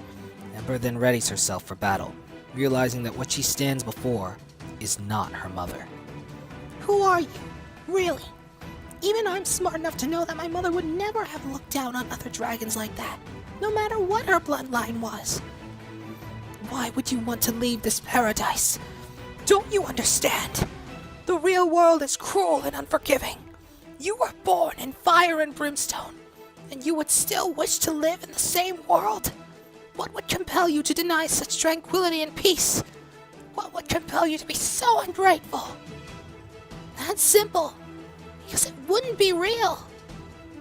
The entity's expression shows surprise at Ember's words. It doesn't matter what this realm gives me. It's not real. No matter how much I want my mother back, I know that it's not really her. And on top of that, my friends, my real friends, they're not here. I don't care how cruel the world outside is. I'm willing to face it if it means I can face it alongside them. Especially Spyro. He saved me that day. The day I was attacked by those bullies. He inspired me that day to grow stronger, as strong as my mother. And I won't repay him by leaving everyone behind. And what of your mother? Did she not leave you behind to fight a war that she made no difference in? She could have stayed with you, but she decided to abandon you for dragons she owed nothing to. You're wrong. Every dragon made a difference. I know they did. Especially my mother. She was a kind soul who fought for the weak. So even if another war were to come, I'll stand tall just as she did. How dare you! As the entity charges at Ember, she prepares to risk her life. Spyro, Flame, I'm sorry I won't make it back. Suddenly, the gem in Ember's necklace begins to glow a bright pink light. What? That light? It can't be! The glowing floating orbs around them begin to glow pink and transform into pink dragon shapes of energy. Pink dragons? Impossible! As Ember opens her eyes, she witnesses the spectacular sight, looking around at the dragon-shaped pink energies. These are my ancestors, aren't they? Is this my power, like Flame has? No. It's my pendant. No, I won't let you. Now, my daughter. Ember's eyes widen in response to this voice. Our ancestors are with you. Unleash your flame! Ember then releases her flames, only to notice that they are pink flames that are pushing back at her enemy, something she's never been able to do before. Incredible. So this is the spirit flame. Just then, the entity unleashes a great light that engulfs the entire area.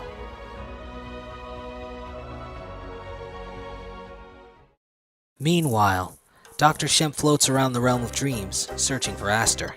Shemp then approaches a door. Hello? Dr. Shemp then sees an embarrassing sight of Aster with muscles posing for Mrs. Shoutfire. Oh my, Aster, you hunk of a dragon. Is this Aster's dream or hers? The image of Aster then disappears. Oh, hers. Dr. Shemp then closes the door. This is gonna be a long day. I thought it'd be easier to find Aster in the realm of dreams, but it's like finding a needle in a haystack. No way he knew I was coming. If he's not in the dream side, then maybe it's time to check the nightmares. Oh boy, I wonder who's getting tortured tonight. Dr. Shemp then teleports away using dark magic. Meanwhile, as the light of the entity dims, Ember looks up, seeing a giant orb of pure yellow light. Well done, Ember. You've completed your test. Test? The test needed to help you escape this realm. I don't understand. There will be time to explain later. For now, an interloper has invaded the realm of dreams, and he's put your friends in danger. You mean Spyro, Sparks, and Flame? They're here? Yes, but you must hurry. The entity then opens a portal leading into Spyro's dream. Spyro! Ember then enters the portal, with Spyro noticing her in response. Ember, you're here! Better late than never. You wouldn't believe what I've been through. Let me guess, you found out you're in a dream world too, right? Yep, only it wasn't this dark. I'm also guessing you ran into some kind of big black monster with wings named Blackout. Actually, I ran into a yellow monster with wings, made of light. Okay. Aside from that weird note, the monster I met told me this is a memory, not a dream. Wait a minute. This dome kinda looks like the inside of an egg. A purple egg? My egg! This must have been on the same day I hatched. The two then suddenly hear what sounds like a battle outside of the egg. A battle? It must have been on the same day, the year of the dragon. Spyro, this might be a clue to finding out where you came from.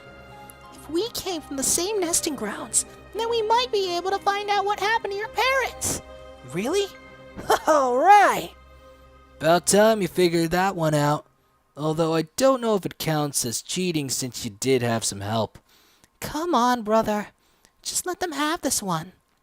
Spyro and Ember look on as the entity of light and blackout appears next to each other. As they both walk up to Spyro, Ember, they both take the forms of unique dragons. Dragons? In a place like this? In a sense, we're dragons, and in another we're not.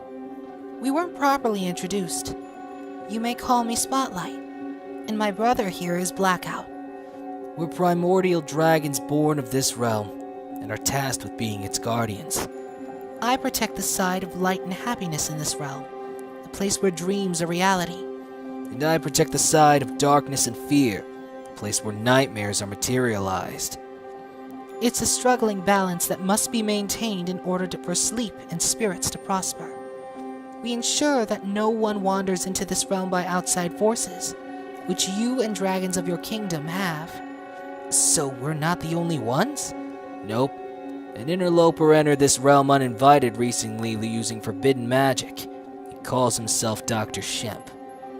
Looking into this one's dreams is like reading one's mind. Him being in this realm has left his mind vulnerable to telepathic invasion.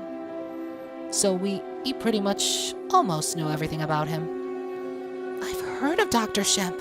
He's a Gnorc shaman who was exiled by the first Gnorc commander. They saw relying on magic as weakness. Guess Gnasty Gnorc didn't get the memo. So if we find him and kick him out, we can wake everyone up. He can, but his presence is keeping our tails tied. We will be unable to aid you.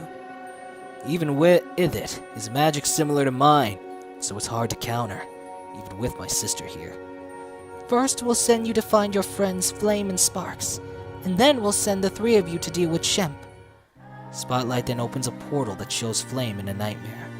One where Flame is surrounded by fire and smashed eggs. Flame is curled up in sorrow, similarly to how Ember was earlier today. Where are you?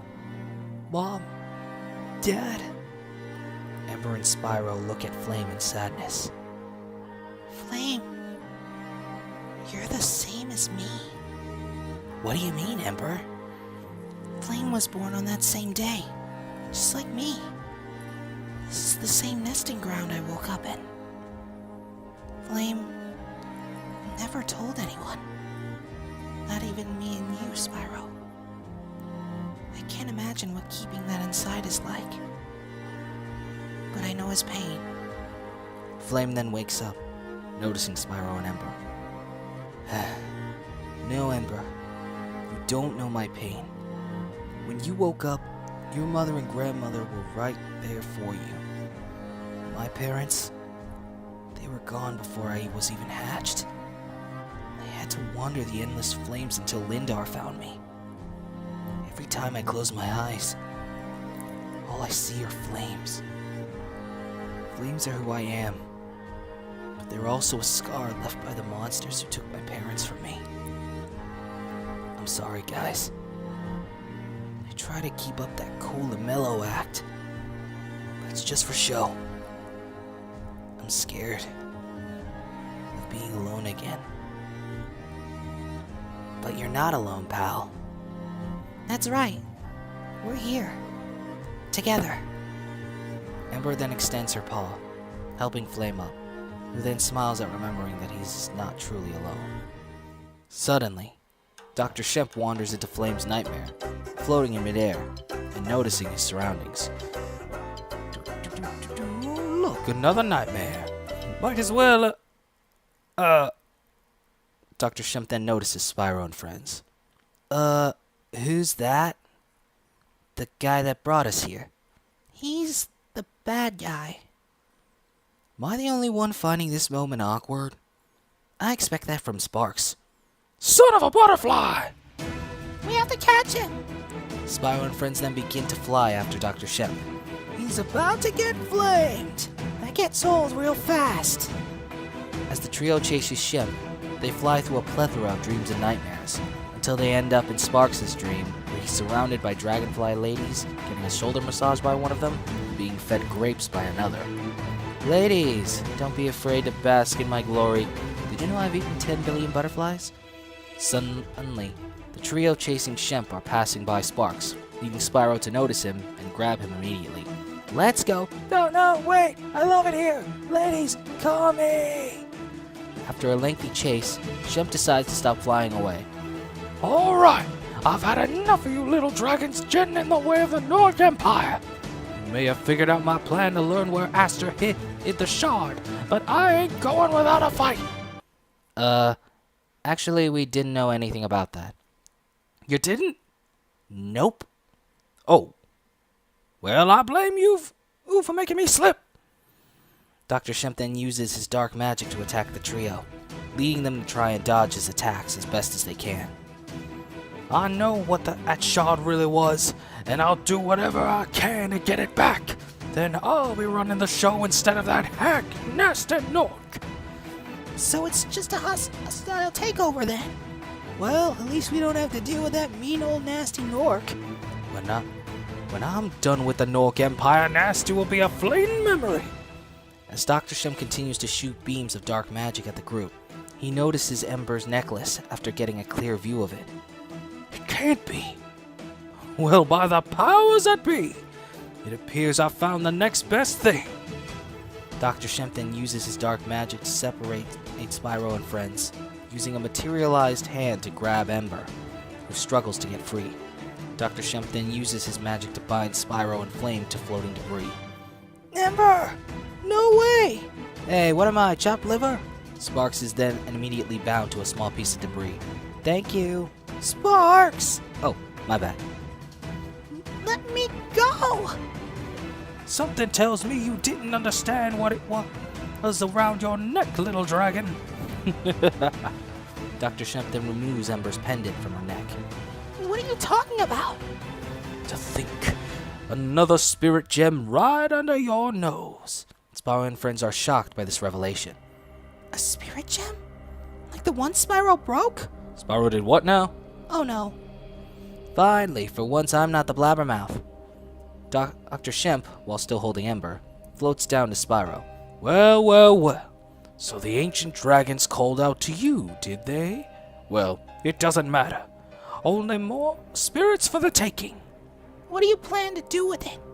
What else? Domination over the Norc Empire, and then domination over the Six Kingdoms, and domination over everything else. I don't plan on explaining everything, it's just boring. So why spoil the surprise?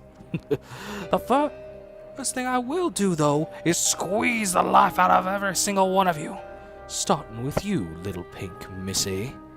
Dr. Shemp then begins to crush Ember in his materialized hand due to his dark magic. No! Ember! So long, little pink dragon. As Ember struggles, her pendant in Shemp's hand begins to glow. Unhand my daughter! What?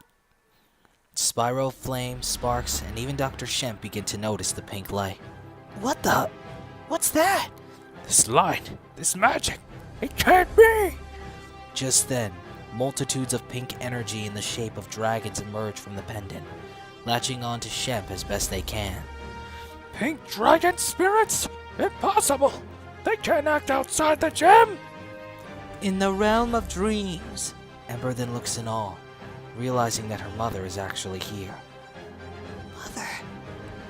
The only limit is one's imagination. After hearing these words, Ember realizes something. That's it! What are you yapping about, dragon? This is the realm of dreams, where what we think becomes reality. That's why you're so powerful here. With a thought, Ember imagines a pink draconic avatar of energy being unleashed from her body, freeing herself. Oh my convexity! As the pink dragon of this generation, I, Ember, cast you out!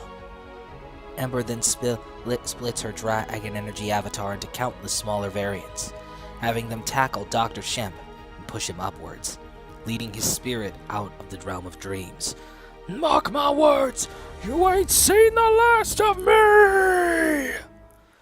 As the dragon spirits all go up with Dr. Shemp, Ember's mother's spirit looks down to see her daughter. You've become all I hoped you'd be, and more. I only wish I could tell you about your father. Farewell. And I love you, my sparking Ember. In a shining glimmer, the spirits push Shemp through a portal, casting Shemp out from the realm of dreams. Ember then looks up, a tear falling from her left eye as she smiles at the sky. Goodbye, Mama. As Spyro and friends are released from their bonds, they approach Ember. How did you do that? We're not really here. We're still asleep. Our spirits are separated from our bodies in this realm. And since dreams can manifest here, anything we think of can come true. Whoa, mind blown, dude. Well explained, Ember. Just then, Spotlight and Blackout appear. Spotlight, Blackout. Now that Shemp has been cast out, I can wake everyone up. How can you do that? As the guardian of the dream realm's light, I'm also the reason for people being able to wake up from sleep at all. Yeah, without me, sleep wouldn't exist, period. Without my sister, everyone would be asleep forever. It's very complicated. That's why you coming here was very unnatural. You had to reject the realm of dreams before you could leave. Otherwise, you'd be stuck here forever. Why weren't I, Flame, and Sparks tested, though? That's easy. You rejected the nightmare outright, so there was no need to test you. But you still had to keep rejecting it, which is why I couldn't help you. I even threw in the villain act for fun. Flame took heed of Ember's words after you found him, which is why he's to leave as well. As for the dragonfly, he knew outright. He was just having fun with it until you picked him up. Yeah, having a supermodel dragonfly as one of the ladies kinda gave it away. Spotlight and Blackout then combined their magic in order to create a portal back to the waking world. That's your rides.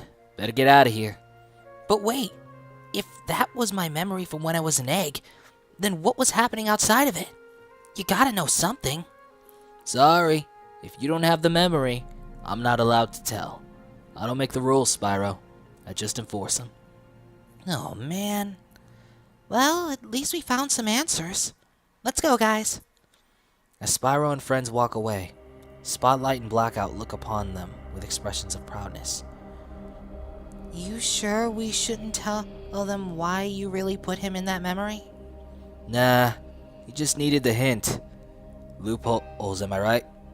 Gotta do what we can to make sure he's on the right track, and that the balance is kept. Fair enough. It's funny how time flies for us. To think, it's already been 10 generations.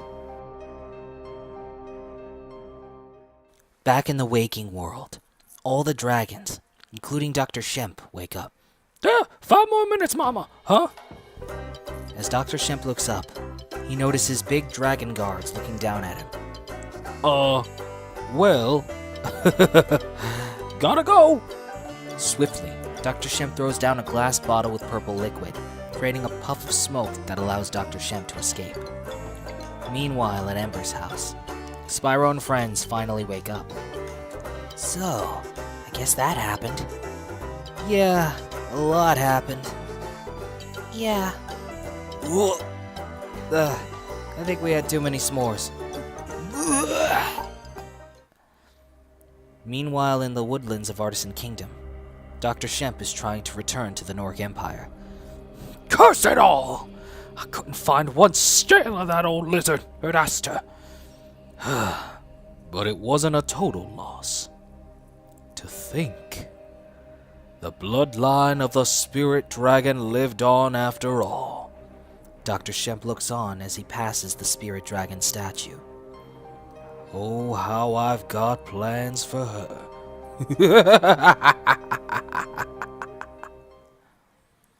During that morning, Ember is on a hilltop, looking out into the horizon of the grasslands outside of the Artisan Kingdom. Just then, Spyro flies down to meet up with Ember. Hey, Ember. Hey, Spyro. Spyro then sits down next to Ember. So, your granny tell you anything? Just that we're a special type of fire dragon, with special flames that affect the spirit world. But I don't know what that means. Think your granny's hiding something? I always knew my family had secrets, but I just didn't think I'd be carrying so much of them. It's funny. I used to just feel safer when I wore my pendant. Now it just feels like another piece of jewelry on my neck. But it turned out to be so much more. Yeah, I can't believe it. That it's a spirit gem. Although it doesn't give me the same feeling like the one in the vault did. How about you? Well, I don't feel like breaking it. Maybe spirit gems all work differently. This one is pink, while the one you broke is blue. By the way, do you remember when we met? I gotta say, I don't remember much about when we were little. Only then that's when we met. Oh, I see. Although, I get this faint feeling that I did something important. As Spyro says this, Ember's eyes widen as she just stares at him. Spyro? Ember then has a flashback of when Spyro confronted the bullies. The leading red dragon hit Spyro with a fireball. Back off, purple freak! Yeah, get in our way and we'll burn you to a crisp! As Spyro keeps getting hit with fireballs, Flame and Ember look on in worry. Just then, Ember is enraged and ultimately awakens her fire, shooting a powerful fireball at the three red dragon bullies, bigger than any of them ever produced. Whoa! What the? Back off! You hurt him anymore, and I'll burn you to a crisp! Ah! She's a monster! Run away! As the trio of red dragons runs away, Flame helps Spyro up. You okay, dude? Yeah, I'm good. Glad my skills are fireproof. And you? Ember blushes as Spyro notices her. You were incredible. That flame was cool. It wasn't as brave as you were. Of course it was. My name's Spyro, by the way. What's your name? Back in the present, Ember continues staring at Spyro. Yeah, Ember?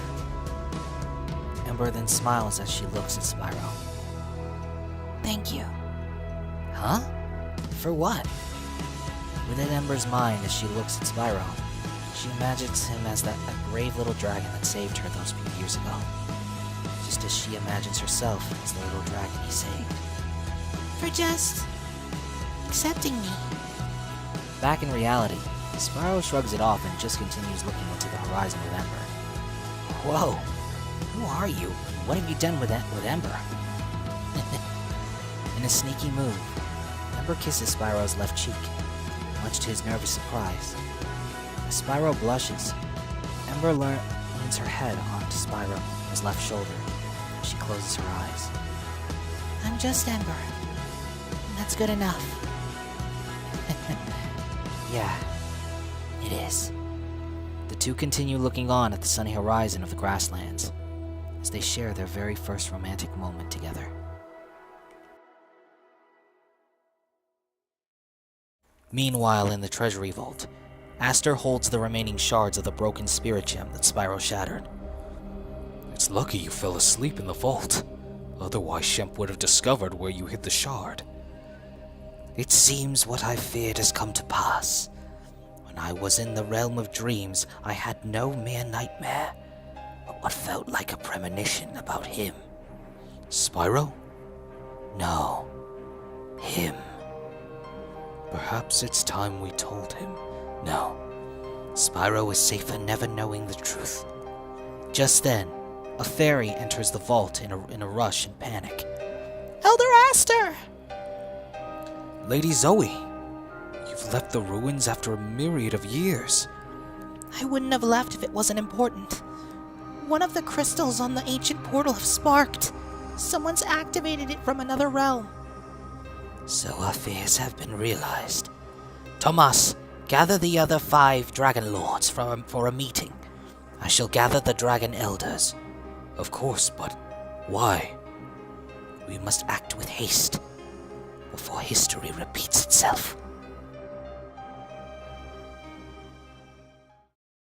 The episode begins at Ember's house, where Spyro, Flame, and Ember would be discussing and analyzing Ember's spirit gem that's on the living room table. So, a spirit gem, huh? A lot smaller than I thought it would look like. The one I broke was bigger. Well, Granny won't mention anything to me about it. She keeps dodging the subject every time. Suddenly, Sparks enters the room. Maybe we can find a book on it. Sparks then begins to zoom around Spyro and friends. Nah, they're closed on Sundays. What about Elder Aster? Nah, he's busy with politics and stuff.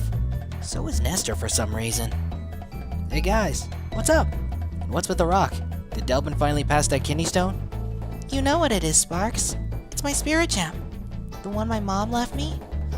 We got a lot of questions left over after the whole slumber party incident.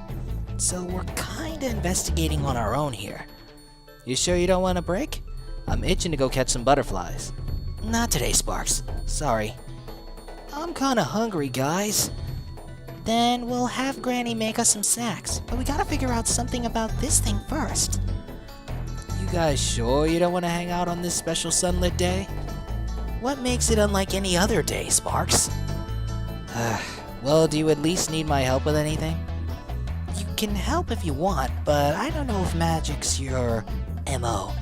What? I know magic, what do you mean? Your spells haven't exactly been the best, and they've been known to cause some damage. Name a time and a place. We then see a quick and hilarious flashback of the swamp being on fire. The swamp's on fire! Okay, name another. The castle's on fire! Okay. Name one more. I'm on fire! A lot of those incidents seem to involve a lot of fire. What? That one had a happy ending. Be honest. Do I look bad without scales? As Aster opens the door, Spyro and friends look on at Aster's hidden visage. Ah! Yeesh! His scales didn't grow back for a month, dude. And the sight of an elderly, naked dragon robbed us of our innocence. Sorry, Sparks. Maybe let us handle this one today. Okay, never mind. I'll go fetch breakfast on my own. Later, Sparks. Later. Bro. Sparks flies out of the room, saddened by how Spyro and his friends view him. Man, I can't believe it. They think I'm a joke. And on top of that, Spyro forgot my birthday. And his hatch day. I even got tickets to that band that sucks so badly that they're funny. Spyro loves those guys. The Roaring Thunders. They roar so loud, it makes thunder appear. More like makes our eardrums rumble like thunder. They think I'm just some screw-up.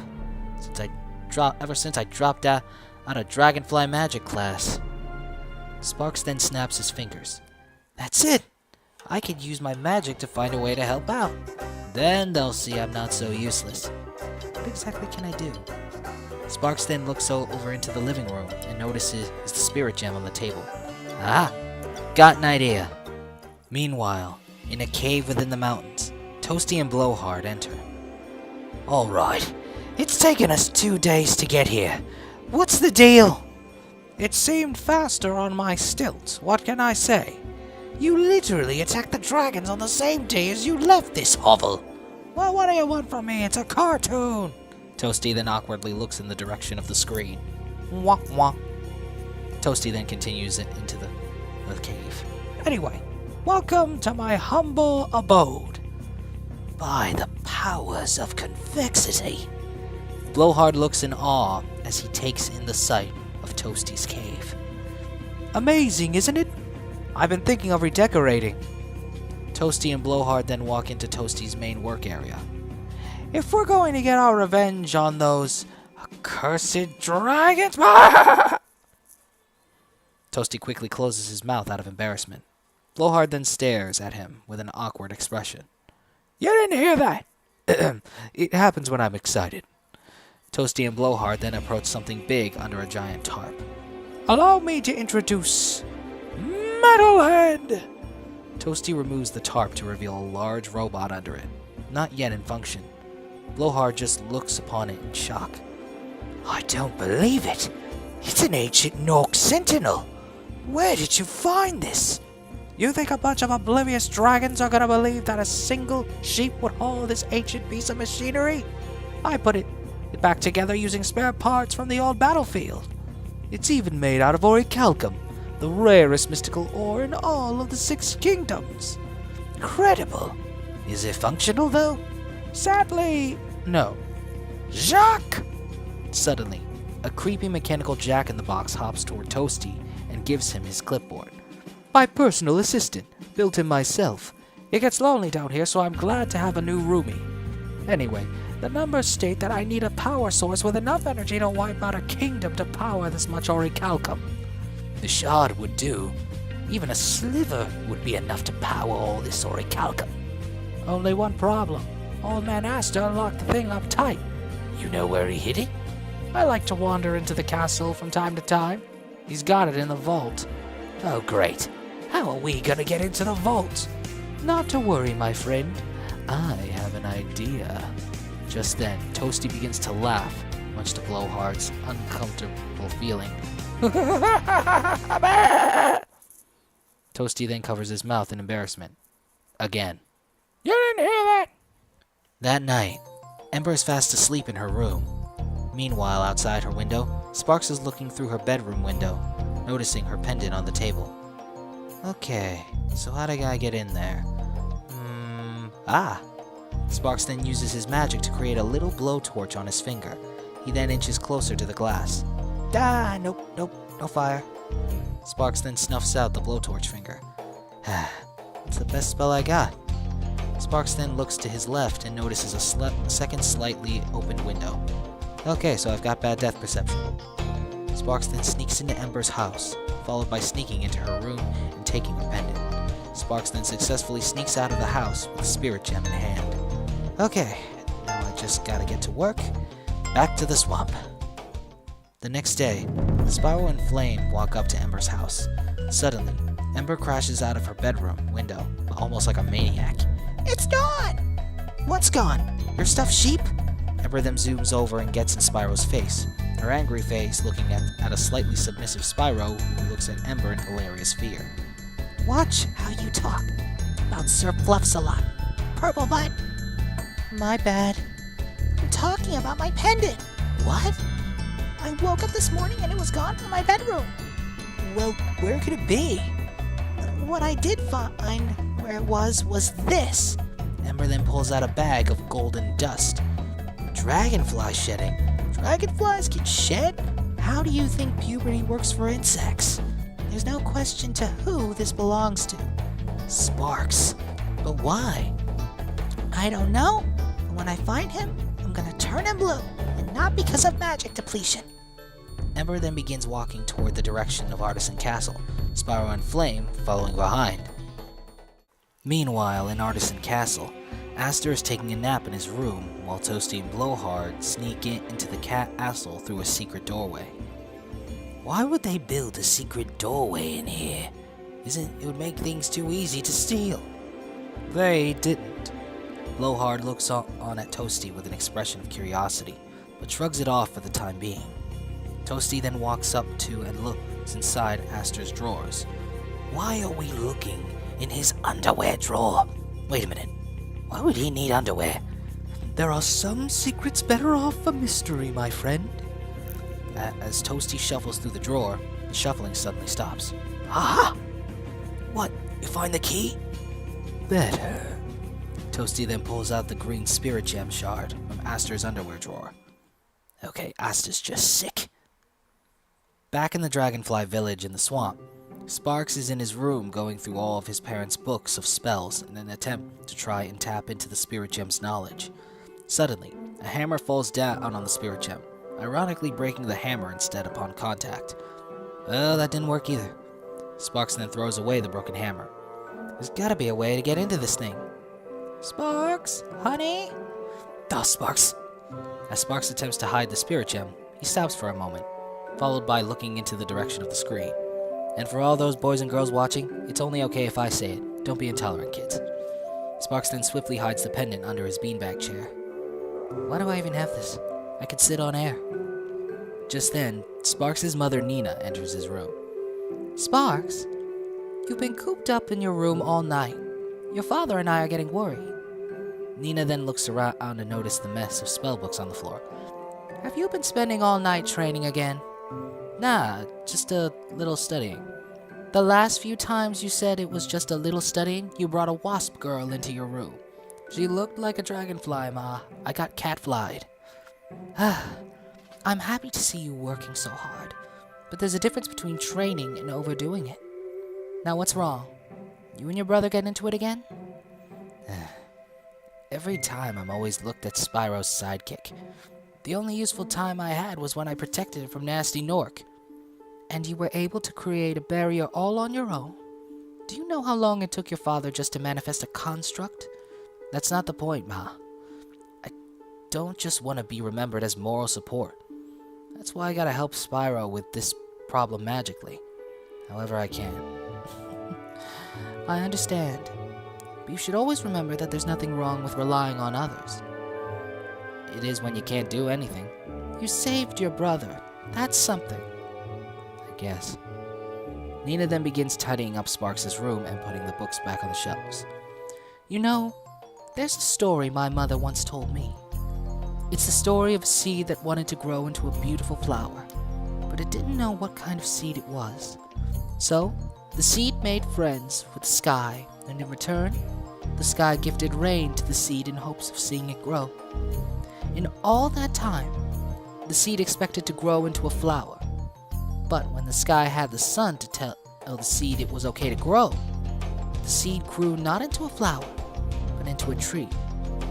Oh, that's just great. So you're saying your dreams never turn out like you hope, and I'm gonna get it fat. Well, no, and definitely no. It turned out better, actually. The tree was disappointed that it wasn't a flower, but instead of becoming a flower, its branches grew its own flowers. So instead of becoming a flower, it could bloom its own.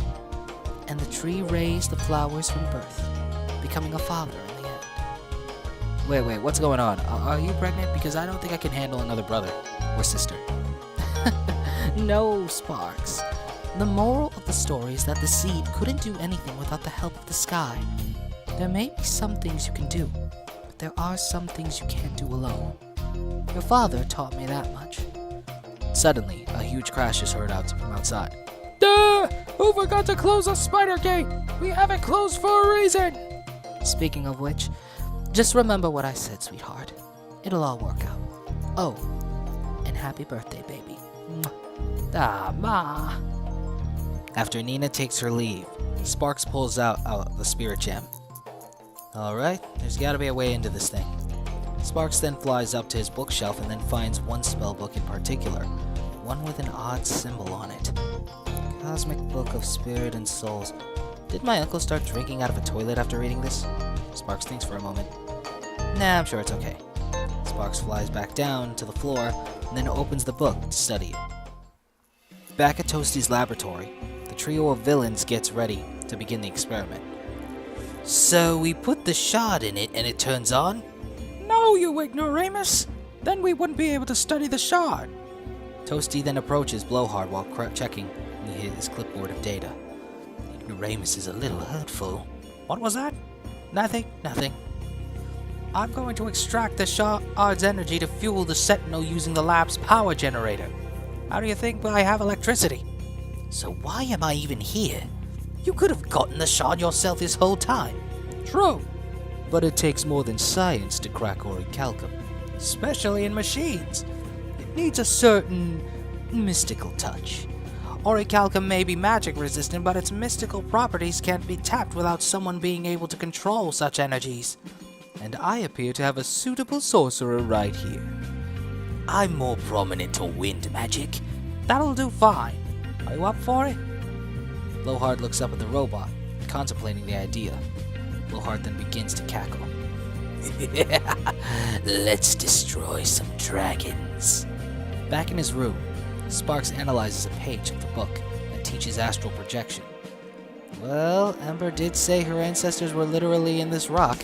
I bet the family reunions are just as fun. Maybe they can give me answers.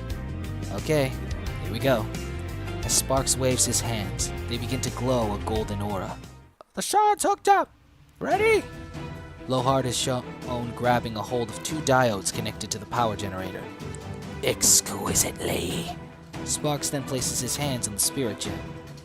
Death to all dragons! And with luck, some delicious ones too. Toasty then presses a red button on his console, transferring the green spirit gem's energy to Metalhead. Meanwhile, Blowhart casts a lightning spell on the diodes, transferring some of his mystical energy to Metalhead as well. Back in his room, as Sparks comes into contact with the gem, the golden aura from Sparks' hands enters it, creating a wide yellow flash of light that swiftly engulfs the room. Back at the lab, the energy is adding to Metalhead, as shown in the energy meter. It's working! Suddenly, the energy meter goes over the limit and is about to overload. Oh, fluff. In a flash, the energy within Metalhead explodes, creating smoke that swiftly flies out of the cave. Back in Sparks' room, as the light dims, seemingly nothing happens. Sparks then opens his eyes to look around for a bit. He then begins to feel a bit frustrated. Well, that's a dud. I'm letting my uncle know I want my money back. Ugh. Suddenly, Sparks' eyes begin to illuminate a golden aura from his pupils. The spirit gem then shows him visions. One of a scarred battlefield in a land that he doesn't recognize. Whoa, looks like someone at a party. Why wasn't I invited? The sound of a booming roar is then heard. That better be the shed fairy Mama told me about. Sparks then turns and looks up to see a giant cloud of black smoke in the shape of a large dragon, its eyes glowing white and flying down towards Sparks. Don't eat me up too chewy! In an instant, Sparks' eyes begin to glow again, him now seeing what looks to be a vast void with a vortex at its center and planets all around it. Finally, the next vision Sparks sees is a mural, one depicting a purple dragon at its center. Spyro? Back in reality, Sparks is slightly disoriented. Okay, that was some trip. No more astral projection before bed. Wait a minute. Sparks then finds himself and the spirit gem out in the woods suddenly, not too far from his village. How'd I get out here? Well, no matter. I should get to Spyro and tell him what I found. How very interesting! As Sparks hears the familiar voice, he looks up in fearful curiosity, only to see 3 villains standing above him, accompanied by the newly activated Metalhead. Mind if you shared what you found? Oh, Sparks. 1 hour earlier, in the aftermath of the lab explosion, the smoke begins to clear with the green spirit gem just inches away from Blowhart, who's beginning to regain consciousness. From another part of the lab, Toasty and Jacques also regain consciousness. Blowhart! You alive? As alive as I can be. Did it work? Toasty and Blowhart then stand up, Blowhart taking the spirit gem shard in hand. The two then look into a huge cloud of smoke, only to see a pair of green glowing eyes within the cloud. Just then, a beam of blue energy is released, barely missing Blowhart and Toasty. Toasty and Blowhart then look on as Metalhead steps forward. It worked! Metalhead grunts as he reaches his hand out to grab at Toasty and Blowhart. Toasty's expression then becomes that of fearful. Maybe it worked a little too well. Metalhead then begins yelling in rage as he attempts to attack Blowhart and Toasty, both running away from Metalhead as best as they can and all over the cave. After a lengthy chase, Metalhead stops for a moment, seemingly fatigued despite being a machine. Ooh, where am I? Blowhart's expression then turns from one of fear to shock. That voice, it can't be. Metalhead sees his reflection on a nearby machine, causing him great distress. What happened? What have you done to me? What are you talking about? You serve me! Serve? I serve no one! Metalhead then swiftly charges at Toasty and Blowhart, leading the two to cower in fear as Blowhart also sticks out the spirit gem shard. Suddenly, the shard then glows, which in turn causes Metalhead to stop in his tracks. What? I can't move my body! Blowhart then looks up upon Metalhead in shock and awe. I don't believe it. It is you. Wait a minute, what's going on? I didn't program Metalhead with a voice box. Although that should have been on my bucket list. How dare you insult me? You said this was a spirit gem, correct? Yes, the same kind of crystal that holds the spirits of dragons. I've done my studies. Oh, there lies the misconception, Toasty. Many think only dragon souls can exist within a spirit gem. What exactly are you saying? Tell me, Metalhead, what's the last thing you remember? How dare you? What do you remember last? The shard then glows, signifying Blowhart forcefully bending Metalhead to his will. Just then, Metalhead begins to groan in distress. I remember a battlefield, clad in fire and brimstone. The last thing I saw were a pair of wings and a fire of a strange hot color. How did you do that? It seems because his spirit is tied to the shard. The one who holds it bends him to his will. And what do you intend to do with me? Dear old friend, you're about to achieve your ultimate goal. Destroying the dragons, starting with the most annoying of them all. I'm listening. Back in the present, in the Artisan Kingdom, Spyro and friends look around for Sparks. Spyro and friends then approach the nearest dragon, who just so happens to be painting a portrait of Artisan Castle. Let's ask around. Hey, Delvin, have you seen Sparks? Actually, yeah. We then see a flashback of Delbin noticing Sparks coming out of a library. He kept coming back and forth from the library. Seemed like he was looking for something, but couldn't find what he was looking for. That was the last I saw of him. From what I remember, he headed toward the direction of the border swamp. That's where you both live, isn't it? Yeah. Thanks, Delbin. Anytime, Spyro. As Delbin continues painting, Spyro and friends then take their leave toward Sparks' direction. Oh, great. Now we have to wander through the swamp. It's so mucky. Then it would be called a swamp. Spyro then shows a slightly saddened expression. Thinking about him, Spyro? I just can't believe Sparks would just take the gem and not tell us. What was he thinking? Well, we gotta admit, we were kinda rude to him yesterday. The little guy did just want to help. Yeah, but it's Sparks. We know.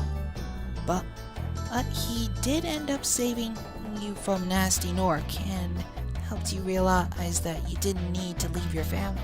You need to find your family. Yeah, okay. You got me there. But what's your guys' excuse?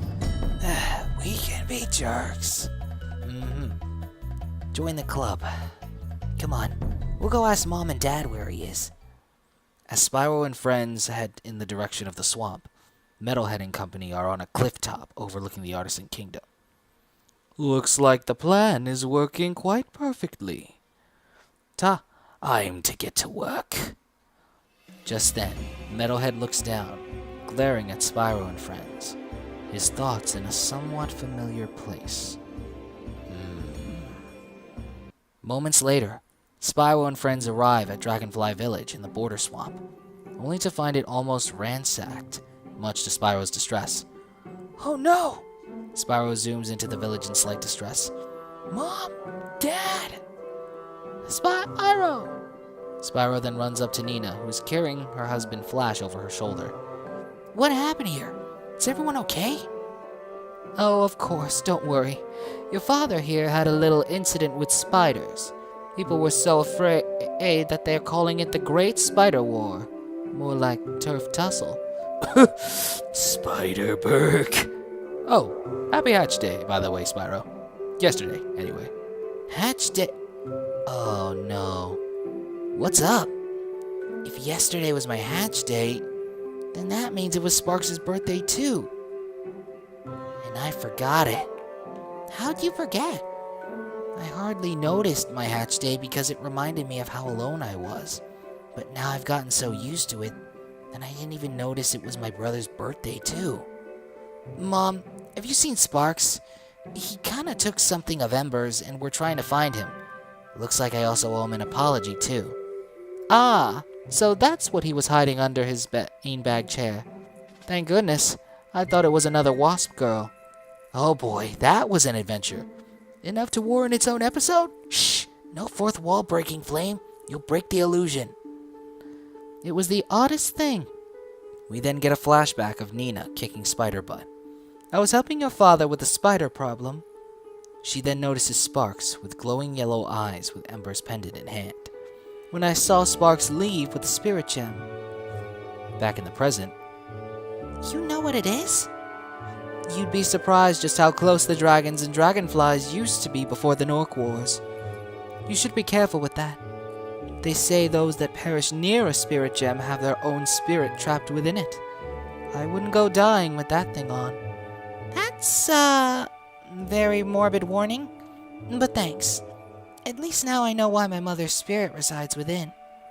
Actually, that's not entirely true. What? Well, you see... Just then, an explosion is heard from the direction of the Artisan Kingdom. What the... That came from the Artisan Kingdom. We should get back. But what about Sparks? I'm sure he's safe. Let's hurry. Back in the Artisan Kingdom, Spyro and friends come back to see the dragons of Artisan Kingdom once again turned into crystal statues. That spell again? We meet again, little dragons, and this time you won't escape. Spyro and friends look on at Toasty and company, shocked at the array of villains before them. Oh no, not Sheep Creep again. Don't call me Sheep Creep. It's Toasty. Whatever. Sheep Creep. Don't! It doesn't matter. Just then, a puff of smoke appears, with Blowhart emerging from it with a shard in hand. Your doom is plain at hand. Blowhart? Ember then notices what Blowhart has in his hand. He's got the spirit gem shard, the one Gnasty had. Blowhart then raises the shard. Finish him, Metalhead. Just then, Metalhead walks up. Spyro and friends then look up in shock at what's in front of them. They got a giant robot, dude! Guys! What the? Sparks? Metalhead's chest cavity then opens, revealing a captive Sparks behind bars. Sparks! Get me out of here! It smells like gasoline and farts. Your farts to be exact. Hey! Have you smelled our room lately? Well, I had to see it to believe it. Never knew a purple dragon even existed. Metalhead then takes notice of Ember. A pink dragon as well. It must be my birthday. You don't seem to be like any regular robot. Vigilant. Allow me to demonstrate your point! Metalhead then shoots beams of magic at Spyro and friends, leading them to dodge and try and fight as best as they can. The three shoot flames at Metalhead, only for the flames to have no effect. What? That metal, it's orichalcum. Ori, what Don't you even pay attention in class? The strongest metal in the entire realm. Against it, your flames are nothing. realm?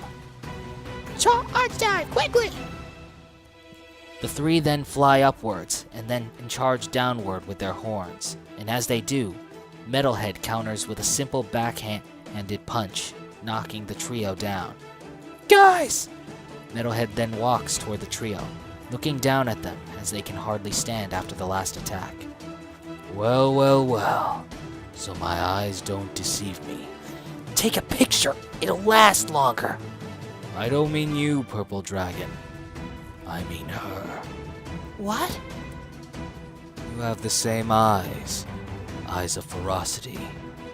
Just like she did. I finally remember. What are you talking about? There's only one pink dragon I've met with those same eyes. A general of a battalion of dragon knights at the front lines. Ember then realizes who he's talking about. You really aren't some robot, aren't you? Just who is he then? I believe you all know him. The former commander of the Norc Empire, Gnarly Gnorc. No way! You? That's impossible. Unless he died near one. What? Like your mom said, if anyone perishes near a spirit gem, their spirit becomes trapped within as well. Spirit? That's it! Unexpectedly, Sparks flies deeper into Metalhead's body. Yes, but that's not all. The only reason I perished was because of damage sustained from the most powerful dragon I had ever faced. One that had the very same necklace that we retrieved. The one whose life I took with my own hands. Ember's eyes then widen, beginning to fill with rage. My mother. You? Destroyed her. The greatest accomplishment so far. And soon, the rest of you dragons will face the same fate. In her rage, Ember's eyes begin to glow pink, leading her to breathe flames of pink, the ones referred to as the Soul Flame. Meanwhile, inside of Metalhead, Sparks notices the pink flames behind him as he is blocked by a wall of metal in front of him. Whoa! Okay. What do I do? Thing. Come on, Sparks. Can't just leave him like... Wait a minute. Sparks then uses his blowtorch finger spell. Fire! Sparks then creates a hole in the wall of metal, going deeper inside of Metalhead's body. Back outside, Ember has expended her flames, unable to breathe any more out, leaving Metalhead undamaged. The same flames that damaged my old body. Now it can't even leave a burn mark. I'm going to enjoy getting my vengeance out of turning her daughter into a prized trophy. Within Metalhead's body, Sparks finds the power core at the center of it. I swore I wouldn't do this before bedtime, but rules are meant to be broken. Sparks then begins to wave his hands, radiating yellow light from them. Hang on, guys. Sidekick's coming. Sparks then charges at the core. Outside, Metalhead aims his open hand at Spyro and friends, ready to turn them to crystal. Glory to the Norc Empire! Suddenly, Metalhead uses his hand to punch himself in the face, much to Blowhart, Toasty, and Jacques' shock. What the? How did... Knock, knock! Metalhead's right eye then turns from green to golden yellow. How? How are you in my head? I'm not in your head, big boy. I'm in your soul. Sparks' control over Metalhead's body then leads to Metalhead continuing to punch himself. Stop hitting yourself! Stop hitting yourself! After the last punch, Metalhead is knocked down. Dude, why do you keep hitting yourself? Metalhead then gets up in a rage, beginning to rip his own body apart to get Sparks out. Get out of my body! I'll rip your wings off and snap your insect body like a twig! What are you doing? Stop! I command you! Blowhart uses the shard to control Metalhead. However, it doesn't work for some reason. Why isn't it working? The Dragonfly's spirit. It's disrupting the shard's signal. It can't control a soul not bound to it. Stop ripping yourself to pieces! as Metalhead nearly reaches the center of his body. His hand has entered the power core's main chamber. There you go. A little closer. Getting warmer. Peekaboo! Metalhead in all his rage accidentally yanks out his power core in a blind rage, leading him to fall while down, unable to move. No! Can nothing go right? Ugh, what's happening? I can't move! Sparks, now back in his body, exits Metalhead's body. Worst factory tour ever. But hey, at least the factory settings are on again. Just then, Blowhart uses the shard to lift Metalhead in the air. You may have won this time, dragons, but this is only the beginning. Yeah, we still got the other spirit gem. With a snap, Blowhart uses magic to escape. Not a trace of them seen. Sparks then approaches his friends. Guys, you okay? The trio gets up, recovered from Metalhead's attack. Yeah, and Sparks, that was amazing. How'd you do that, dude? Studying a whole bunch of books has its perks, especially when it's spell books. In fact, with a snap of his fingers, Sparks makes Ember's pendant reappear.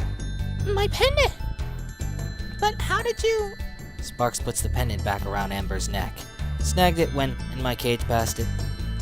Spyro then approaches Sparks with a saddened expression. Sparks, I'm sorry. We all are. What we said wasn't cool. And on top of that, I even forgot your birthday. I'm sorry I've been treating you like a +1 when you're supposed to be my equal. My favorite brother. I'm your only brother, pal. And I've gotten over it. A bit. I just wish there was a way I could make it up to you. Oh, there is. Back at Ember's house, Spyro and friends enter with all of them having expressions of hilarious disdain. Those roaring thunders were worse than I remember. Yeah, I'm starting to regret those tickets. You know, all this has got me thinking.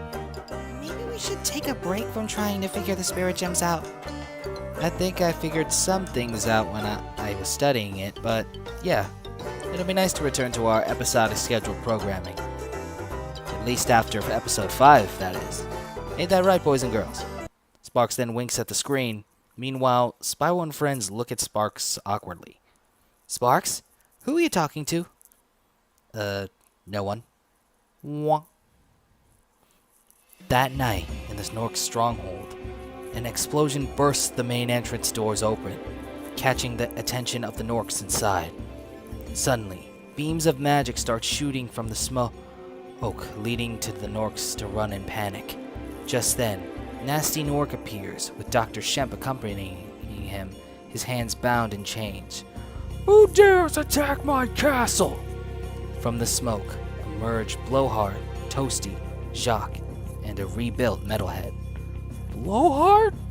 I told you he was up to something. Now let me go. I can help.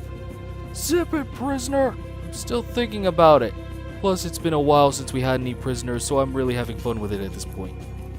Gnasty Gnorc then stomps toward Blowhart and company. What is the meaning of this, Blowhart? You a traitor now? Blowhart then flies toward Gnasty Gnorc. For years, I've suffered humiliation at the hands of the Gnorcs. Blowhart then lands in front of Gnasty, but then surprisingly bows to him. But even I know what it means to survive. Blowhart then presents Gnasty with the shard. My crystal! Blowhart, you deceitful wretch! Traitors! As Metalhead charges forth, Blowhart stops him using the shard. Gnasty's expression then turns to one of shock. His will bends to the crystal. That voice. Gnasty Gnorc and Metalhead begin walking toward each other. How the great Gnorc Empire has fallen with you at its head. Not only do our people remain in the dragon junkyard, but you have failed to raid the Artisan Kingdom, and you were defeated by a trio of youngling dragons. Like you could talk. Shockingly, Gnasty then hugs Metalhead, realizing who it is. I thought I'd never hear you again, big bro. If you were really my brother, you'd surrender the throne. Ha ha ha! Yeah, right. I'm finally a somebody now, no longer living in your handsome shadow. We're twins, you dolt! Well, you always look better! Even you were Dad's favorite. Oh yeah? Well, you were always a mama's boy. May the powers rest her soul. Doesn't matter. Gnasty then takes the shard from Blowhart, placing it back on his mace. Because with this back, and with you as my ultimate weapon, we're gonna make our dream a reality. Very well. Then let us reclaim our homeland from the dragon invaders that stole it from us. The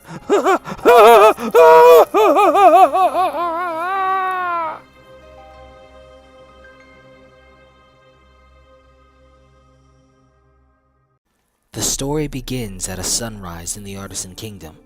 It's quiet and serene. We then see Aster on a balcony, just taking in the fresh air as much as he can.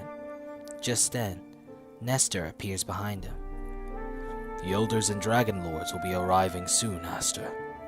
Shouldn't you be preparing your statement? I know very well what I will address at this council. I'm merely taking in the peace, Esther. If you don't mind me asking, why so? Because this may be the last time we all get to bask in it, before it's gone. Meanwhile, in the old ruins, the fairy known as Zoe is guarding the ancient portal, sitting down on a piece of rubble. Being the only fairy to guard the only portal left in this place gets very boring. Just then, an ominous shadow appears behind Zoe. I bet everyone else is having a blast back at home. Zoe then yelps as she's captured in a cage by none other than Toasty. Oh, fret not, my lovely little bug. We've got plans for you. All Zoe can do is look on in fear at the thought of what she's going to be used for. Moments later at the Dragon Junkyard, Gnasty Gnorc is sitting in his war room alongside his cabal of villains such as Toasty, Dr. Shemp, Blowhart, Metalhead, and M.U.G.E.N.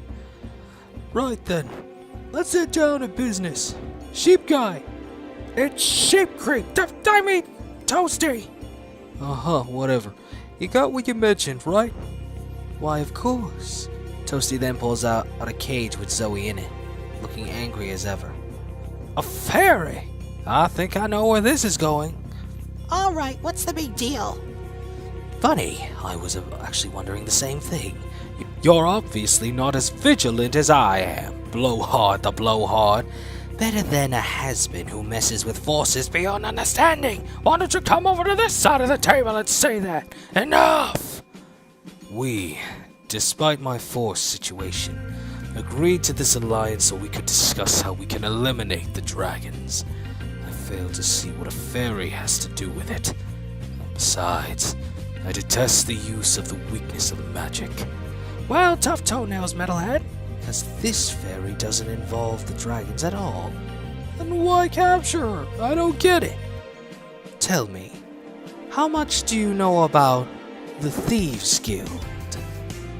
Intriguing. Yes, intriguing. Metalhead then looks at Gnasty Gnorc trying to copy his seriousness, only for Gnasty to then pretend he wasn't copying his brother, whistling in response.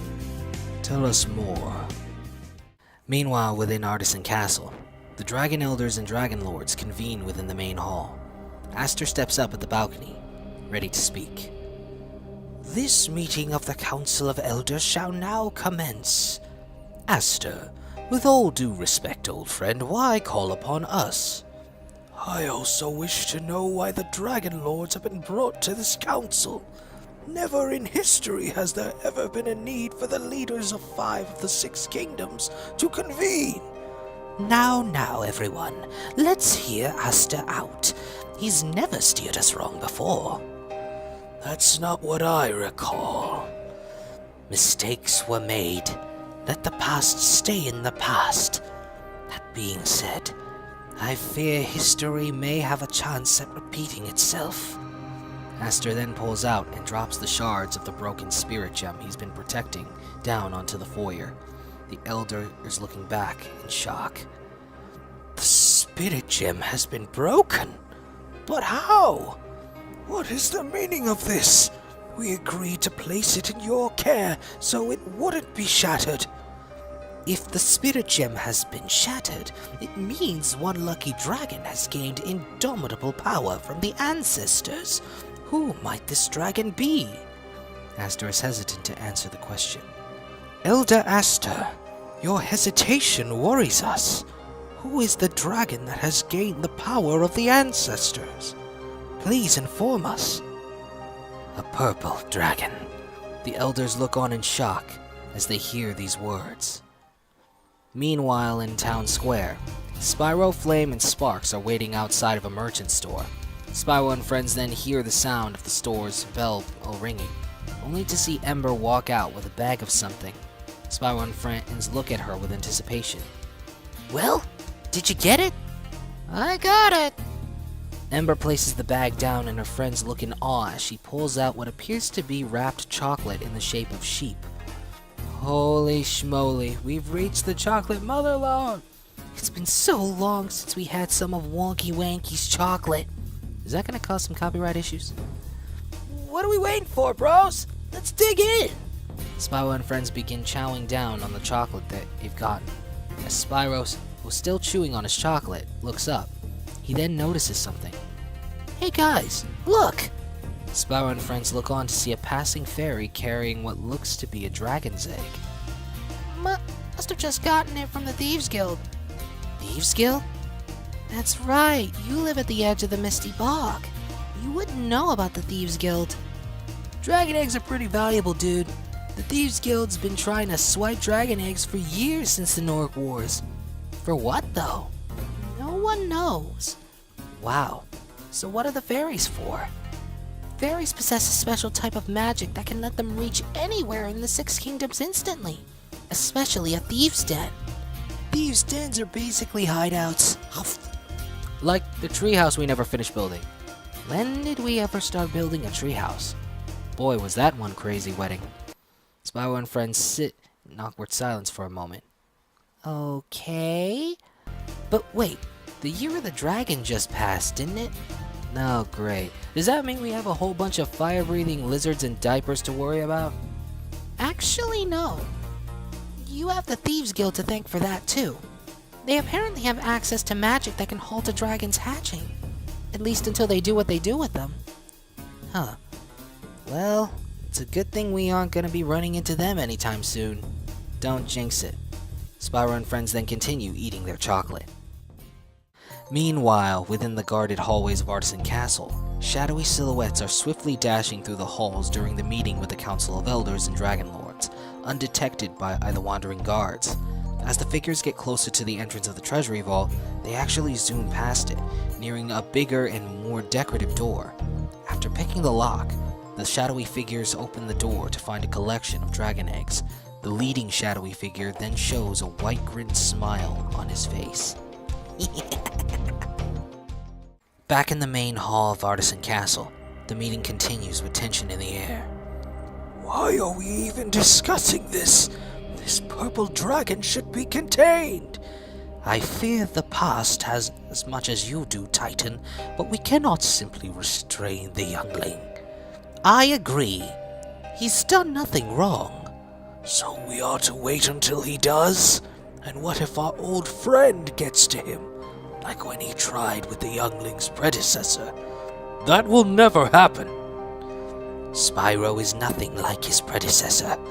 Spyro possesses a heart of gold and risked his life for this kingdom when he's never had to. This only brings to question what ulterior motives he may possess.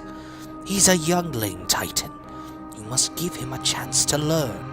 Last I remember, the last time we gave a purple dragon a chance to learn, we had to abandon our home. Outside the castle, the fairy carrying the dragon egg arrives to deliver it, leading the guards to let her inside the castle. The moment the door is opened, however, the fairy and guards notice the shadowy figures revealed to be members of the Thieves Guild sneaking out of the castle, a coincidental error on the thieves' part. The blue thieves then notice the fairy holding the dragon egg, leading them to attempt to snatch it, whilst also subduing the guards. Meanwhile, the council continues. We should take a vote to contain this purple dragon. Suddenly, Bruno, the leader of the Beastmakers, and voiced by John Goodman, stomps his staff to get the attention of the elders. Don't go counting us out, Titan. The Dragon Lords were called out here for a reason, and I vote not to imprison the little guy. In all honesty, I vote against it as well. What? We are not barbarians, at least not anymore. However, I must question you, Lord Bruno. Were you not aware of his existence within your swamp? The Dragonfly people have been protected by the Beastmakers for years since the Norc Wars. We will continue to do so, as well as protect any who they take in, Spyro included. Back outside, Spyro and friends return to the castle, only to see the guards knocked out and the fairy and dragon eggs snatched by the blue thieves, while one of them carries a bag of dragon eggs on its back. As the blue thieves notice Spyro and friends, they immediately attempt to escape, causing Spyro and friends to look in the thieves' direction with an awkward expression. I told you not to jinx it, dude. Sparks, find out where they're going. We're gonna find Aster. Spyro and friends then head into the castle. What? But... Oh! Sparks then gives chase toward the blue thieves, keeping his distance by flying above. Back in the main hall, tensions rise. I agree to vote for Spyro's choice of path. A purple dragon may be just what we need in these dire times. Well, that's my vote. I vote for the little one's freedom as well. I had sensed a disturbance within the realm of dreams, and it was Spyro and his friends who restored the balance within it. And you're telling us this now? The guardians of the realm of dreams blinded my sight. I believe they have a purpose for him, and so I wish for him to follow his chosen path. Really? And let me ask you all this. Would you protect him enough to warrant war? Enough! The room is silenced by Nestor's outburst. Even knowing Nestor's vote, obviously, you have been outvoted, Titan, which leaves one order of business left. And what is that, pray tell, Aster? Whether or not we tell Spyro the truth of his birth. Suddenly, Spyro and friends barge into the main hall. The Council of Elders and Dragon Lords shocked to see a purple dragon. Aster! Nestor! The eggs were stolen! What? Suddenly, a large green light is seen through the glass window above. Just then, green beams of magic break through the window, shattering it, and hit every dragon in the room, aside from Spyro and friends. Nestor! Aster! In an instant, Nestor, Aster, and the rest of the dragons in the main hall are transformed into those crystal dragon statues. Spyro looks on in horror. Oh no! We gotta go! Hightail it, dude! Spyro and friends then run out of the castle, not knowing what to do. Does anyone hear high-pitched girly screaming? My screaming's not girly! Just then, Spyro and friends notice Sparks flying away for his life from a few blue thieves who are trying to capture him. A little help here? Hang on, Sparks! Just before the trio could charge in, a beam of pink magic is shot at them, turning the blue thieves into gems, shocking Spyro and friends. Now that's what I call a form of karma. Spyro and friends then look on as the caster of that spell is revealed to be none other than Mrs. Shoutfire. Are you children all right? Granny? Did you just... Yes, I know. You have questions, but right now we must make haste. For what? For the Dragon Junkyard. Back in the Dragon Junkyard, blue thieves arrive with cages of fairies in hand. Meanwhile, Gnasty Gnorc is instructing multiple Gnorcs who seem to be wearing construction gear. Good. Put him with the others. Today's gonna be a fun day. Just then, Shep and Blowhart approach Gnasty, looking in the same direction he is. Gnasty Gnorc and company look on with a smile, as they bask in the glory of a nearly complete portal. That it will, Gnasty. That it will. The rest of you get ready. We're about to start a test run.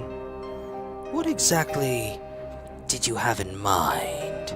Gnasty Gnorc just shows a smile. Back in the Artisan Kingdom, Spyro and friends are walking through the woods, unknown to where their destination lies. Granny, what's going on? How exactly are we gonna get to the Dragon Great and Junkyard? Okay, can we pretend we know what that is? As you all may know, there used to be 6 dragon families, hence the 6 kingdoms. But during the Norc Wars, one of the families were wiped out, the Machinists, a race of silver dragons who were responsible for a lot of the technology the 6 kingdoms use. But during the Norc Wars, they ultimately invaded their kingdom and made a base there. After the Norcs lost the war, the Machinist Kingdom became the Dragon Junkyard, as well as the prison for remaining Norcs.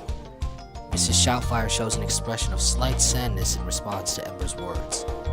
Just then, the group arrives at the Dragonhead Monument. What are we doing here? The group then stops in front of the monument. You'll see soon enough.